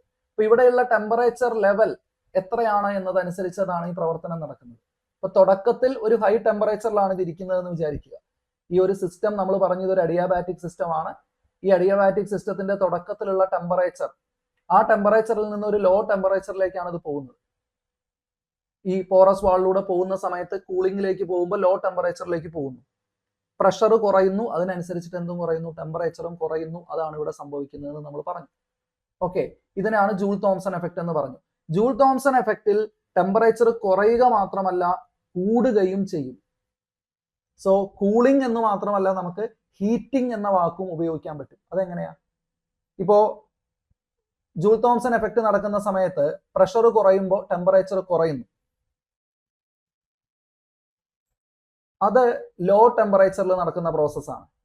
സോ ലോ ടെമ്പറേച്ചറിലാണ് നടക്കുന്നതെങ്കിൽ പ്രഷർ താഴുമ്പോൾ അതിനനുസരിച്ചിട്ട് എന്ത് സംഭവിക്കുന്നു? ടെമ്പറേച്ചറും താഴുന്നു, താഴേക്ക് പോകുന്നു, കൂളിംഗ് നടക്കുന്നു. ലോ ടെമ്പറേച്ചറിൽ കൂളിംഗ് നടക്കും. ഇത് തന്നെ ഹൈ ടെമ്പറേച്ചറിലാണ് ഈ പ്രോസസ്സ് നടക്കുന്നത്, ഈ അഡിയാബാറ്റിക് പ്രോസസ്സ് നടക്കുന്നതെങ്കിൽ ഇവിടെ പ്രഷർ താഴുന്ന സമയത്ത്, പ്രഷർ താഴുമ്പോൾ വോളിയം കൂടുക ചെയ്യാൻ നമുക്കറിയാം. പ്രഷർ താഴുന്ന സമയത്ത് ടെമ്പറേച്ചർ ഇൻക്രീസ് ചെയ്യും. ഇതാണ് ഇവിടെ നടക്കുന്ന പ്രോസസ്സ്. അപ്പോൾ അവിടെ നടക്കുന്നത് ഹീറ്റിംഗ് ആണ്. ടെമ്പറേച്ചർ മുകളിലേക്ക് വരിക ചെയ്യും. ഈ രണ്ടും ജൂൾ തോംസൺ എഫക്റ്റ് ആണ്. അപ്പോൾ ലോ ടെമ്പറേച്ചർ, ഹൈ ടെമ്പറേച്ചർ രണ്ട് റീജിയൻ ഉണ്ട്. അപ്പൊ അതിനൊരു ബൗണ്ടറി ഉണ്ടാവും. ആ ബൗണ്ടറിയെ വിളിക്കുന്ന പേരാണ് ഇൻവേർഷൻ ടെമ്പറേച്ചർ. ഇൻവേർഷൻ ടെമ്പറേച്ചർ എന്ന് പറഞ്ഞാൽ ആ ഇൻവേർഷൻ ടെമ്പറേച്ചർ എന്ന് പറഞ്ഞ ഒരു ലിമിറ്റ്, ആ ലിമിറ്റിന് താഴെ കൂളിംഗ് ആണ് നടക്കുക, ലിമിറ്റിന് മുകളിൽ ഹീറ്റിംഗ് ആണ് നടക്കുക. വളരെ രസകരമായിട്ടുള്ള ഒരു ചേഞ്ച് ആണ്. അവിടെ വെച്ചിട്ടാണ്, ആ ബൗണ്ടറിയിൽ വെച്ചിട്ടാണ് ഈ ചേഞ്ച് വരിക. ലോ ടെമ്പറേച്ചർ, അതായത് ഈ ഇൻവേർഷൻ ടെമ്പറേച്ചറിന് താഴെയുള്ള വാല്യൂ ഉള്ള ഒരു ടെമ്പറേച്ചർ വെച്ചാണ് നമ്മൾ എന്ത് ചെയ്യുന്നത്? ഇതുപോലെ പോറസ് മെംബ്രെയിനിലൂടെ കടത്തിവിടുന്നത്, ഇതുപോലെ അഡിയാബാറ്റിക് എക്സ്പാൻഷൻ നടക്കുന്നത് എന്നുണ്ടെങ്കിൽ അവിടെ കൂളിംഗ് നടക്കും. അത് തന്നെ ഹൈ ടെമ്പറേച്ചറിലാണ് ഇതേ പ്രോസസ്സ് നടക്കുന്നതെങ്കിൽ അവിടെ ഹീറ്റിംഗ് നടക്കും. ഓക്കെ, അപ്പൊ ഇത് നമുക്ക് ഒരു ഗ്രാഫ് വെച്ച് പറയാൻ പറ്റും. ഇൻവേർഷൻ ടെമ്പറേച്ചർ എഗെയിൻസ്റ്റ് പ്രഷർ കാണിക്കുന്ന ഗ്രാഫാണ്, അല്ലെങ്കിൽ ടെമ്പറേച്ചർ ചേഞ്ച് എഗെയിൻസ്റ്റ് പ്രഷർ കാണിക്കുന്ന ഗ്രാഫാണ്. ടെമ്പറേച്ചർ വേഴ്സസ് പ്രഷർ ഗ്രാഫ് ഈ പറഞ്ഞ അഡിയാബാറ്റിക് എക്സ്പാൻഷൻ നടക്കുന്ന സമയത്ത്, ജൂൾ തോംസൺ പ്രോസസ്സ് നടക്കുന്ന സമയത്ത്, ജൂൾ തോംസൺ എഫക്ട് നടക്കുന്ന സമയത്തുള്ള ഗ്രാഫാണിത്, ജൂൾ തോംസൺ എഫക്ട്. അപ്പൊ ഈ ഗ്രാഫിൽ നോക്കുക, ഈ ഗ്രാഫിൽ ശ്രദ്ധിക്കേണ്ട ഒരു പോയിന്റ് വലത്തേ അറ്റത്ത് കാണിച്ചിരിക്കുന്ന ഈ ഒരു പോയിന്റ്, ഇതാണ് ഇൻവേർഷൻ ടെമ്പറേച്ചർ. ഇപ്പൊ ടെമ്പറേച്ചർ അത് എത്ര, അവിടെ ലെഫ്റ്റ് സൈഡിൽ നോക്കിക്കഴിഞ്ഞാൽ 400 കെൽവിൻ എന്ന് കാണാൻ പറ്റും. 400 കെൽവിൻ. ഇപ്പോൾ ഈ ഗ്രാഫിൽ 400 കെൽവിൻ ആണ് എന്ത് കാണിച്ചിരിക്കുന്നത്? നമുക്ക് ഇൻവേർഷൻ ടെമ്പറേച്ചർ കാണിച്ചിരിക്കുന്നത്. അപ്പോൾ ഈ ഗ്രാഫിനെ രണ്ടായിട്ട് ചിന്തിക്കുക, മുകളിലും താഴെയും രണ്ടായിട്ട് മുറിച്ചിട്ട് ഈ ഇൻവേർഷൻ ടെമ്പറേച്ചറിന് താഴെയുള്ള റീജിയനും മുകളിലുള്ള റീജിയനും നോക്കുക. താഴെയുള്ള റീജിയനിൽ നമ്മൾ ശ്രദ്ധിച്ചു കഴിഞ്ഞാൽ ഗ്രാഫിന്റെ ഷേപ്പ് എങ്ങനെയാ? ഗ്രാഫ് താഴെ നിന്ന് മുകളിലേക്കാണ് പോകുന്നത്. അതായത് പ്രഷർ കൂടുമ്പോൾ ടെമ്പറേച്ചർ കൂടുന്നു, അങ്ങനെയല്ലേ ഗ്രാഫ് പോകുന്നത്? നമ്മൾ തിരിച്ചൊന്ന് ചിന്തിച്ച് നോക്കിയേ, പ്രഷർ കുറയുമ്പോൾ എന്ത് സംഭവിക്കുന്നു? പ്രഷർ കുറയുമ്പോൾ ടെമ്പറേച്ചർ കുറയുന്നു, കൂളിംഗ് ആണ് നടക്കുന്നത്, ശരിയല്ലേ? ഇൻവേർഷൻ ടെമ്പറേച്ചറിന് താഴേക്ക് ഒന്ന് ചിന്തിച്ച് നോക്കിയേ, പ്രഷർ കുറയുന്നതിനനുസരിച്ച്, അതായത് ഗ്രാഫ് എങ്ങോട്ടാ വരുന്നത്? താഴേക്ക് ഇടത്തോട്ടാ വരുന്നത്. പ്രഷർ കുറഞ്ഞു വരുന്നു ഇടത്തോട്ട് വരുമ്പോൾ, മുകളിൽ നിന്ന് താഴേക്ക് വരുമ്പോൾ അതിനനുസരിച്ച് ടെമ്പറേച്ചറും കുറഞ്ഞു വരുന്നു. അപ്പോൾ അവിടെ നടക്കുന്നത് എന്താണ്? കൂളിംഗ് ആണ്. അപ്പോൾ അവിടെ ലിക്വിഫാക്ഷൻ നടക്കും. ആ സമയത്ത് ഇൻവേർഷൻ ടെമ്പറേച്ചറിന് താഴെയാണ് ഈ പ്രോസസ്സ് നടക്കുന്നതെങ്കിൽ ലിക്വിഫാക്ഷൻ നടക്കും. അതേസമയം ഇൻവേർഷൻ ടെമ്പറേച്ചറിന് മുകളിലേക്ക് നോക്കി, ഇൻവേർഷൻ ടെമ്പറേച്ചറിന് മുകളിലേക്ക് ഗ്രാഫ് എങ്ങോട്ടാ പോകുന്നത്? ടെമ്പറേച്ചർ ഉയരുന്നുണ്ട് അല്ലെ? ടെമ്പറേച്ചർ ഉയരുന്നുണ്ട്, പക്ഷേ പ്രഷർ കുറയുകയാണ് ചെയ്യുന്നത്. അവിടെ ഇൻവേഴ്സ്ലി പ്രൊപ്പോർഷണൽ, പ്രഷർ കുറയുക ചെയ്യുന്നത്. നേരെ തിരിച്ച് നമ്മൾ പറഞ്ഞു കഴിഞ്ഞാൽ പ്രഷർ കുറയുന്ന സമയത്ത് അവിടെ ടെമ്പറേച്ചർ ഉയരുന്നു, ഹീറ്റിംഗ് ആണ് നടക്കുന്നത്. മുകളിൽ ഹീറ്റിംഗ് ആണ് നടക്കുന്നത്, താഴെ കൂളിംഗ് ആണ് നടക്കുന്നത്. അപ്പൊ ഈ ഗ്രാഫിൽ ഈ ഒരു എഫക്റ്റ് അങ്ങോട്ടും ഇങ്ങോട്ടും മാറുന്നതിനാണ് ഇൻവേർഷൻ എന്ന് പറയുന്നത്. ഗ്രാഫിന് പറ്റുന്ന ഇൻവേർഷൻ എന്താണ്? ഗ്രാഫ് ഇങ്ങനെ ആദ്യം പ്രഷർ കൂടുന്നതിനനുസരിച്ചിട്ട് ഇൻക്രീസ് ചെയ്ത് പോയിട്ട് പിന്നെ പ്രഷർ കൂടുമ്പോൾ അതെന്താ ചെയ്യുന്നത്? നേരെ ഇങ്ങ് തിരിയുക ചെയ്യുന്നത് ഗ്രാഫ്. അതല്ലെങ്കിൽ നമുക്കിവിടെ ടെമ്പറേച്ചർ വെച്ച് പറയുകയാണെന്നുണ്ടെങ്കിൽ, ടെമ്പറേച്ചർ വെച്ചിട്ടാണ് നമ്മൾ ഇൻവേർഷൻ പറയേണ്ടത്. ടെമ്പറേച്ചർ വെച്ച് നോക്കുകയാണെങ്കിൽ ടെമ്പറേച്ചർ ഇൻക്രീസ് ചെയ്യുമ്പോൾ ആദ്യം പ്രഷർ കൂടുകയാണ് ചെയ്യുന്നത്. പിന്നെ ഒരു പരിധി കഴിഞ്ഞിട്ട്, ഏത് പരിധിയാണത്? ഇൻവേർഷൻ ടെമ്പറേച്ചർ കഴിഞ്ഞിട്ട് നോക്കുക. ഇൻവേർഷൻ ടെമ്പറേച്ചർ 400 കഴിഞ്ഞാൽ പിന്നെ പ്രഷർ കുറയുകയാണ് ചെയ്യുന്നത്. ഓക്കെ, ഈ ഒരു ഇൻവേർഷൻ സംഭവിക്കുന്ന ആ പർട്ടിക്കുലർ പോയിന്റിനെയാണ് ഇൻവേർഷൻ ടെമ്പറേച്ചർ എന്ന് വിളിക്കുന്നത്. ഇത് വളരെ പ്രധാനപ്പെട്ട ഒരു പോയിന്റ് ആണ്. ഇപ്പൊ Joule Thomson effect of cooling, അതുപോലെ തന്നെ ജൂൾ തോംസൺ എഫക്ട് ഓഫ് ഹീറ്റിംഗും നടക്കുന്നുണ്ട്. ഇത് എവിടെ വെച്ചാണ് ഇത് ചേഞ്ച് ആവുന്നത്? ഇൻവേർഷൻ നടക്കുന്നത് എവിടെ വെച്ചാണ്? ഇൻവേർഷൻ ടെമ്പറേച്ചറിൽ വെച്ചാണ്. വളരെ പ്രധാനപ്പെട്ട സംഗതിയാണ്. ഇനി എന്താണ് ഇതിന് കാരണം എന്ന് കൂടെ അറിഞ്ഞിരിക്കണം. കാരണം നമ്മൾ വെറുതെ പഠിക്കുമല്ലോ, അതെന്താണ്? ലോ ടെമ്പറേച്ചറിൽ ഇത് തണുക്കുകയാണ് ചെയ്യുന്നതെങ്കിൽ ഹൈ ടെമ്പറേച്ചറിൽ ഇത് ചൂടാവാൻ എന്താ കാരണം? ഗ്യാസ് ചൂടാവാൻ എന്താ കാരണം? ലിക്വിഫാക്ഷൻ നടക്കുന്നത് ലോ ടെമ്പറേച്ചറിലാണ്. അപ്പൊ അതിന് കാരണം കൂടെ നമ്മൾ അറിഞ്ഞിരിക്കണം. സംഗതി വളരെ സിമ്പിൾ ആണ്. ഹൈ ടെമ്പറേച്ചറിൽ വെച്ച് നമ്മൾ പ്രഷർ കുറച്ച് കൊണ്ടുവന്നാലും അത് തണുത്തിട്ട് ലിക്വിഡ് ആവില്ല. ലിക്വിഡ് ആവണമെന്നുണ്ടെങ്കിൽ മോളിക്കുലാർ അട്രാക്ഷൻ കൂടണം, മോളിക്യൂൾസ് അടുത്തടുത്ത് വരണം. പക്ഷേ ഹൈ ടെമ്പറേച്ചറിൽ ഇരിക്കുന്ന ഗ്യാസിന് ഓൾറെഡി നല്ല ഹൈ കൈനറ്റിക് എനർജി ഉണ്ട്. ആ കൈനറ്റിക് എനർജി ഇതിന്റെ മോളിക്കുലാർ അട്രാക്ഷനെ മറികടക്കും. മോളിക്കുലാർ അട്രാക്ഷൻ അതിനെ പിടിച്ചു നിർത്താൻ പറ്റില്ല. കൈനറ്റിക് എനർജി അതിനെ മറികടക്കും. അപ്പൊ എത്ര പ്രസ് ചെയ്താലും അല്ലെങ്കിൽ എത്ര അവിടെ നമ്മൾ പ്രഷർ കുറച്ചു കൊണ്ടുവന്നാലും ആ ഒരു ജൂൾ തോംസൺ എഫക്റ്റ് അവിടെ നടത്തിയാലും അത് എന്താവുന്നില്ല, അത് ലിക്വിഡ് ആയിട്ട് മാറില്ല. സോ ഹൈ ടെമ്പറേച്ചർ എന്ന് ആലോചിക്കുമ്പോഴേ അത് ഹൈ എനർജിയാണ്, ഹൈ കൈനറ്റിക് എനർജി ആണെന്ന് ആലോചിക്കുക. ഹൈ കൈനറ്റിക് എനർജി മോളിക്കുലാർ അട്രാക്ഷനെ മറികടക്കുന്നതാണ് ഹയർ ടെമ്പറേച്ചറിൽ തണുത്ത് ലിക്വിഫാക്ഷൻ നടക്കാത്തത്. എന്നാൽ ലോവർ ടെമ്പറേച്ചറിൽ അത് നടക്കാൻ കാര്യം അവിടെ എന്ത് സംഭവിക്കുന്നുണ്ട്, തണുക്കുന്ന സമയത്ത് മോളിക്കുലാർ അട്രാക്ഷൻ കൂടുന്നുണ്ട്, ലിക്വിഡ് ആയിട്ട് മാറുന്നുണ്ട്. ഓക്കെ, ഇനി നമ്മൾ വളരെ കോമൺ ആയിട്ടുള്ള കുറച്ച് ആളുകളുടെ ഇൻവേർഷൻ ടെമ്പറേച്ചർ ഒന്ന് നോക്കി വെക്കുന്നത് നല്ലതാണ്. ഇതിൽ നിന്ന് ചോദ്യം വരാറുണ്ട്. ഇതിൽ നോക്കുക, വളരെ ഓക്സിജന്റെ ഒക്കെ നോക്കുക. ഓക്സിജന്റെ 761 കെൽവിൻ ആണ്. ഈ കെൽവിനെ ഒന്ന് ഡിഗ്രി സെൽഷ്യസിലേക്ക് മാറ്റി ചിന്തിച്ച് നോക്കുക. അപ്പൊ ഓക്സിജന്റെ 761 എന്ന് പറയുമ്പോൾ ഏകദേശം 500 സംതിങ് ഡിഗ്രി സെൽഷ്യസിൽ വരും അല്ലെ, 400 വരും, 480 സംതിങ് ഡിഗ്രി സെൽഷ്യസ് വരും. അത്രയും ഡിഗ്രി സെൽഷ്യസ് ആണ് എന്ത് ഇൻവേർഷൻ ടെമ്പറേച്ചർ എന്ന് പറഞ്ഞാൽ. അതിന് താഴെ ഓക്സിജൻ എന്താ സംഭവിക്കുന്നത്, ഓക്സിജൻ ലിക്വിഡ് ആയിട്ട് മാറും. അപ്പൊ നമുക്ക് ജൂൾ തോംസൺ എഫക്ട് വഴി ഓക്സിജനെ ലിക്വിഡ് ആക്കി മാറ്റാൻ പറ്റും. കാരണം നമ്മുടെ അന്തരീക്ഷ താപനില ഈ 500 സംതിങ് ഡിഗ്രി സെൽഷ്യസിലേക്കൊന്നും പോവില്ല. എന്നാൽ ഇവിടെ ഹീലിയം നോക്കുക, ഹൈഡ്രജൻ നോക്കുക, നിയോൺ നോക്കുക. 3 പേര്, ആദ്യത്തെ 3 പേര് ഹീലിയം, ഹൈഡ്രജൻ, നിയോൺ, ഇവരുടെയൊക്കെ ഇൻവേർഷൻ ടെമ്പറേച്ചർ മിനിമം ആണ്, വളരെ താഴെയാണ്. അപ്പൊ ഹീലിയത്തിന് 45 ആണ്, 45 കെൽവിനിലാണ്. ഇവിടെ ഡിഗ്രി സെൽഷ്യസിൽ എന്ന് പറയുമ്പോൾ നെഗറ്റീവ് വാല്യൂവിലേക്ക് പോകും. ഹൈഡ്രജനും നെഗറ്റീവ് വാല്യൂവിലേക്ക് പോകും അല്ലെ, 205 - 273 ചെയ്യുമ്പോഴാണ് ഡിഗ്രി സെൽഷ്യസിലേക്ക് നമുക്ക് മാറ്റാൻ പറ്റുന്നത്. ഡിഗ്രി സെൽഷ്യസിൽ നെഗറ്റീവ് വാല്യൂവിലേക്ക് പോകും ഹീലിയം, ഹൈഡ്രജൻ ഒക്കെ, നിയോൺ ഒക്കെ. അപ്പൊ ഇവരുടെ പ്രത്യേകത, നമ്മുടെ അന്തരീക്ഷ താപനില എന്ന് പറയുന്നത് ഇവരുടെ ഈ ഇൻവേർഷൻ ടെമ്പറേച്ചറിന് മുകളിലാണ്. ഹീലിയത്തിന്റെ, ഹൈഡ്രജന്റെ, നിയോണിന്റെ ഒക്കെ ഇൻവേർഷൻ ടെമ്പറേച്ചറിന് മുകളിലാണ് നമ്മുടെ റൂം ടെമ്പറേച്ചർ, അന്തരീക്ഷ താപനില എന്ന് പറയുന്നത്. അപ്പോൾ ഇവിടെ വെച്ച് ഇവരെ നമ്മൾ എന്ത് ചെയ്യുന്നു, ജൂൾ തോംസൺ എഫക്റ്റിന് വിധേയമാക്കിയാൽ, പോറസ് ഫീൽഡിലൂടെ കടത്തി വിട്ടിട്ട് പ്രഷർ ഡിക്രീസ് ചെയ്യാൻ നോക്കിക്കഴിഞ്ഞാൽ ഇവിടെ ഹീറ്റിംഗ് ആണ് നടക്കുക, കൂളിംഗ് അല്ല. അപ്പൊ ഇതൊരു സ്ഥിരം ചോദ്യമാണ്. താഴെ തന്നിരിക്കുന്നതിൽ കൂളിംഗ്, ജൂൾ തോംസൺ എഫക്റ്റ് വഴി കൂളിംഗ് നടക്കുന്നത് ഏതൊക്കെയെന്ന് ചോദിക്കുമ്പോൾ അത് നടക്കാത്ത ആളുകൾ ആരൊക്കെയാണ്, ഹീലിയം, ഹൈഡ്രജൻ, നിയോൺ ഒക്കെയാണ്. ഹീലിയവും ഹൈഡ്രജനും സ്ഥിരമായിട്ട് ചോദിക്കുന്നതാണ്. മറ്റ് സാധാരണ എയറിലുള്ള nitrogen, air, carbon monoxide, argon, oxygen, ഇതിനൊക്കെ എന്ത് സംഭവിക്കും, കാർബൺ ഡൈ ഓക്സൈഡ് ഒക്കെ നോക്കുക, ഹൈ ഇൻവേർഷൻ ടെമ്പറേച്ചർ ആണ്. അപ്പൊ സാധാരണ ടെമ്പറേച്ചറുകളിലൊക്കെ കാർബൺ ഡൈ ഓക്സൈഡ് എന്തായിട്ട് മാറും, ലിക്വിഫൈഡ് ആയിട്ട് മാറും. അമോണിയൊക്കെ നോക്കുക, അമോണിയൊക്കെ പെട്ടെന്ന് ലിക്വിഫൈ ചെയ്യാൻ പറ്റും. എന്താണ് ലിക്വിഫാക്ഷന്റെ ആവശ്യം, പലപ്പോഴും നമുക്ക് ട്രാൻസ്പോർട്ട് ചെയ്യേണ്ട സമയത്ത് ലിക്വിഫൈ ചെയ്യേണ്ടതായിട്ട് വരും. ലിക്വിഡ് നൈട്രജൻ അല്ലെ, ലിക്വിഡ് മീഥൈൻ, ലിക്വിഡ് ഈഥൈൻ, ഇങ്ങനെയൊക്കെ ലിക്വിഡ് കാർബൺ ഡൈ ഓക്സൈഡ് ഒക്കെ ആയിട്ട് കൊണ്ട് ട്രാൻസ്പോർട്ട് ചെയ്യാൻ എളുപ്പമാണ്. ഈ ലിക്വിഫാക്ഷൻ ഈ രീതിയിലാണ് നടക്കുക. അതിനെന്ത് ഉപയോഗിക്കും, നമ്മളൊരു high pressure to low pressure, അതിനിടയിൽ ഒരു പോറസ് മെംബ്രെയിൻ ഉപയോഗിച്ച് കഴിഞ്ഞാൽ നമുക്ക് അതിനെ ലിക്വിഫൈ ചെയ്യാനായിട്ട് പറ്റും ജൂൾ തോംസൺ എഫക്റ്റ് ഉപയോഗിച്ച്.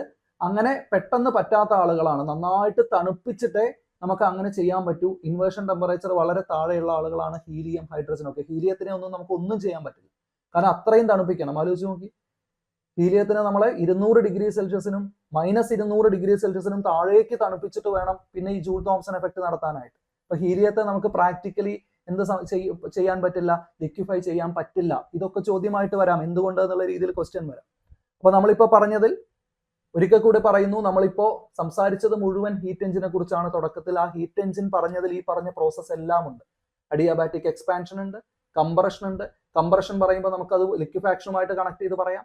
ആ ലിക്വിഫാക്ഷന്റെ മറ്റൊരു മെത്തേഡാണ് എക്സ്പാൻഡ് ചെയ്തിട്ടും ലിക്വിഫൈ ചെയ്യാം എന്നുള്ള കൺസെപ്റ്റ്. പോറസ് മെംബ്രെയിനിലൂടെ കടത്തി വിട്ടിട്ട് എക്സ്പാൻഡ് ചെയ്തിട്ടും ലിക്വിഫൈ ചെയ്യാം. അങ്ങനെ ലിക്വിഫൈ ചെയ്യുന്ന സമയത്ത് ഒരു ഇൻവേർഷൻ എന്ന് പറയുന്ന ഒരു പ്രോസസ്സ് നടക്കുന്നുണ്ട്. ഹൈ ടെമ്പറേച്ചറിൽ ഹീറ്റിംഗ് ആണ് നടക്കുക, ലോ ടെമ്പറേച്ചറിൽ കൂളിംഗ് ആണ് നടക്കുക. ഇതൊക്കെ ഒന്ന് ആലോചിച്ച് നോക്കുക. ഇവിടെ നിന്ന് ഇതുപോലെ ബേസിക് കൺസെപ്റ്റിൽ ഊന്നി നിന്നുള്ള ചോദ്യങ്ങളാണ് വരിക. ആ ചോദ്യങ്ങൾ നമ്മൾ ഓരോ ടോപ്പിക് പറഞ്ഞപ്പോഴും അതിന്റെ കൂടെ എന്തൊക്കെ ചോദിക്കാം എന്ന് നമ്മൾ കൃത്യമായിട്ട് പറഞ്ഞിട്ടുണ്ട്. തുടക്കത്തിൽ നമ്മൾ പറഞ്ഞതുപോലെ ഫിസിക്സിലെ തെർമോഡൈനാമിക്കൽ കൺസെപ്റ്റിലെ എല്ലാ കാര്യങ്ങളും നമ്മൾ ഒരു ഹീറ്റ് എഞ്ചിന്റെ വർക്കിങ്ങിന്റെ കണ്ടിന്യൂഷൻ ആയിട്ട് നമ്മൾ പറഞ്ഞു. പ്രധാനപ്പെട്ട കാര്യങ്ങൾ നമ്മൾ പുതിയതായിട്ട് പറഞ്ഞ ഓരോ സ്റ്റേറ്റ് വേരിയബിൾസും, ഇന്റേണൽ എനർജി, എൻതാൽപ്പി, എൻട്രോപ്പി ഒക്കെ നമ്മൾ ഇതിനകത്ത് പറഞ്ഞിട്ടുണ്ട്. കാർനോട്ട് എഞ്ചിന്റെ പ്രവർത്തനം, അതിന്റെ എഫിഷ്യൻസി ഇക്വേഷൻ, അങ്ങനെയുള്ള ചെറിയ കാൽക്കുലേഷൻ ടൈപ്പ് ഓഫ് ക്വസ്റ്റ്യൻസ് ഒക്കെ പ്രതീക്ഷിക്കാം. പിന്നെ തെർമോഡൈനാമിക്സിന്റെ ലോസ് നമ്മൾ പറഞ്ഞു അല്ലെ, തെർമോഡൈനാമിക്കൽ ലോസ് നമ്മൾ പറഞ്ഞു. First law, second law, 0th law ഒക്കെ നമ്മൾ പറഞ്ഞു. പറയാതിരുന്ന ഒരേ ഒരു സ്റ്റേറ്റ്മെന്റ് 3rd ലോയുടെ സ്റ്റേറ്റ്മെന്റ് മാത്രമാണ്. അത് പറഞ്ഞുകൊണ്ട് നമ്മൾ അവസാനിപ്പിക്കുന്നു. സെക്കൻഡ് ലോയിൽ നമ്മൾ എൻട്രോപ്പിയെ കുറിച്ച് പറയുന്നുണ്ട്. Entropy of the universe is always positive, entropy change is always positive എന്നാണ് പറഞ്ഞത്. യൂണിവേഴ്സ് വികസിച്ചുകൊണ്ടേയിരിക്കുകയാണെന്നാണ് അതിന്റെ ഒരു meaning. The universe is expanding എന്ന് വെച്ച് കഴിഞ്ഞാൽ അവിടെ എൻട്രോപ്പി കൂടിക്കൊണ്ടേയിരിക്കുവാണ്, ഡിഗ്രി ഓഫ് ഡിസ്റ്റർബൻസ് കൂടിക്കൊണ്ടേയിരിക്കുവാണ്. അവിടെ മൂന്നാമത്തെ ലോയിലേക്ക് വരുമ്പോൾ നമ്മൾ ഒരു സിസ്റ്റത്തെ തണുപ്പിച്ച് ഒരു പെർഫെക്റ്റ് ക്രിസ്റ്റലിനെ തണുപ്പിച്ച് ആബ്സല്യൂട്ട് ടെമ്പറേച്ചർ -273.15 ഡിഗ്രി സെൽഷ്യസിൽ എത്തിച്ചാൽ ദാറ്റ് പെർഫെക്റ്റ് ക്രിസ്റ്റൽ അതിന്റെ എൻട്രോപ്പി 0 ആവും. തണുപ്പിക്കാവുന്നതിന്റെ മാക്സിമം തണുപ്പിച്ച് ക്രിസ്റ്റലിന്റെ കണങ്ങൾ ഏറ്റവും അടുത്തടുത്ത് വന്ന് നിൽക്കുന്ന ഒരു സിറ്റുവേഷനിൽ എത്തിച്ചാൽ അതാണ് perfect crystal at absolute temperature, absolute 0 temperature. അത്രയും എത്തിച്ചു കഴിഞ്ഞാൽ എൻട്രോപ്പി സെറ്റിൽ ആവും എന്ന ഒരു സ്റ്റേറ്റ്മെന്റ്, അതൊരു അസംഷൻ മാത്രമാണ്, പ്രാക്ടിക്കലി നടക്കില്ല. അങ്ങനെ ഒരു പെർഫെക്റ്റ് ക്രിസ്റ്റൽ ഇല്ല. ഒന്ന്, അത്രയും പെർഫെക്റ്റ് ആയിട്ട് ഇമ്പ്യൂരിറ്റീസ് വരാത്ത, എയർ ഹോൾസോ ഒന്നും ഇല്ലാത്ത ഒരു ക്രിസ്റ്റൽ ഇല്ല. അങ്ങനെ ഒരു ഐഡിയൽ ക്രിസ്റ്റൽ ഉണ്ടെങ്കിൽ അതിന്റെ എൻട്രോപ്പി സെറ്റിൽ ആക്കാൻ പറ്റും. ഇല്ലെങ്കിൽ നമ്മൾ ഏതൊരു വസ്തുവിനെ ഈ ഡിഗ്രിയിലേക്ക്, ഈ -273 എന്ന് പറയുന്ന ആബ്സല്യൂട്ട് 0യിലേക്ക് തണുപ്പിച്ചാലും അതിനൊരു എൻട്രോപ്പി അവിടെ ഉണ്ടാവും, ചെറിയൊരു എൻട്രോപ്പി അവിടെ ഉണ്ടാവും. അപ്പൊ നമുക്ക് ആ എൻട്രോപ്പി ഒഴിവാക്കാൻ പറ്റില്ല എന്നുള്ളതാണ് പ്രാക്ടിക്കൽ സ്റ്റേറ്റ്മെന്റ്. ഐഡിയൽ സ്റ്റേറ്റ്മെന്റ് നമ്മൾ പറഞ്ഞു കഴിഞ്ഞാൽ for a perfect crystal at absolute 0 temperature the entropy will be 0 is the third law of thermodynamics എന്ന് പറഞ്ഞുകൊണ്ട് നമ്മൾ ഈ ഒരു സെഷൻ അവസാനിപ്പിക്കുന്നു. ഇതിനെ മൊത്തം തെർമോഡൈനാമിക്സിന്റെ ഒരു റിവിഷൻ ആയിട്ട് കാണുക. മറ്റേതെങ്കിലും ടോപ്പിക്കുകളിൽ വേറെ എന്തെങ്കിലും സംശയങ്ങൾ ഉണ്ട് എന്നുണ്ടെങ്കിൽ താഴെ ചോദിക്കുക. തുടക്കത്തിൽ ഒന്ന് ഓർമ്മിപ്പിക്കാൻ മറന്നതാണ്, ഈ വീഡിയോയുടെ ലെങ്ത് കുറച്ച് കൂടുതലാണെന്നറിയാം. എന്നാൽ ഇത് മുഴുവൻ ടോപ്പിക്കിന്റെയും റിവിഷൻ ആയിട്ട് കണ്ട് ഇടയ്ക്ക് ഓരോ ബ്രേക്ക് 20 മിനിറ്റിൽ ഓരോ ബ്രേക്ക് എടുത്തിട്ട് പല സെഷനായിട്ട് കണ്ടു തീർത്താലും മതി, കുഴപ്പമില്ല. മറ്റൊരു സെഷനുമായിട്ട് വീണ്ടും വരാം. This is Santhosh Sethumadhavan signing off this time on behalf of entry.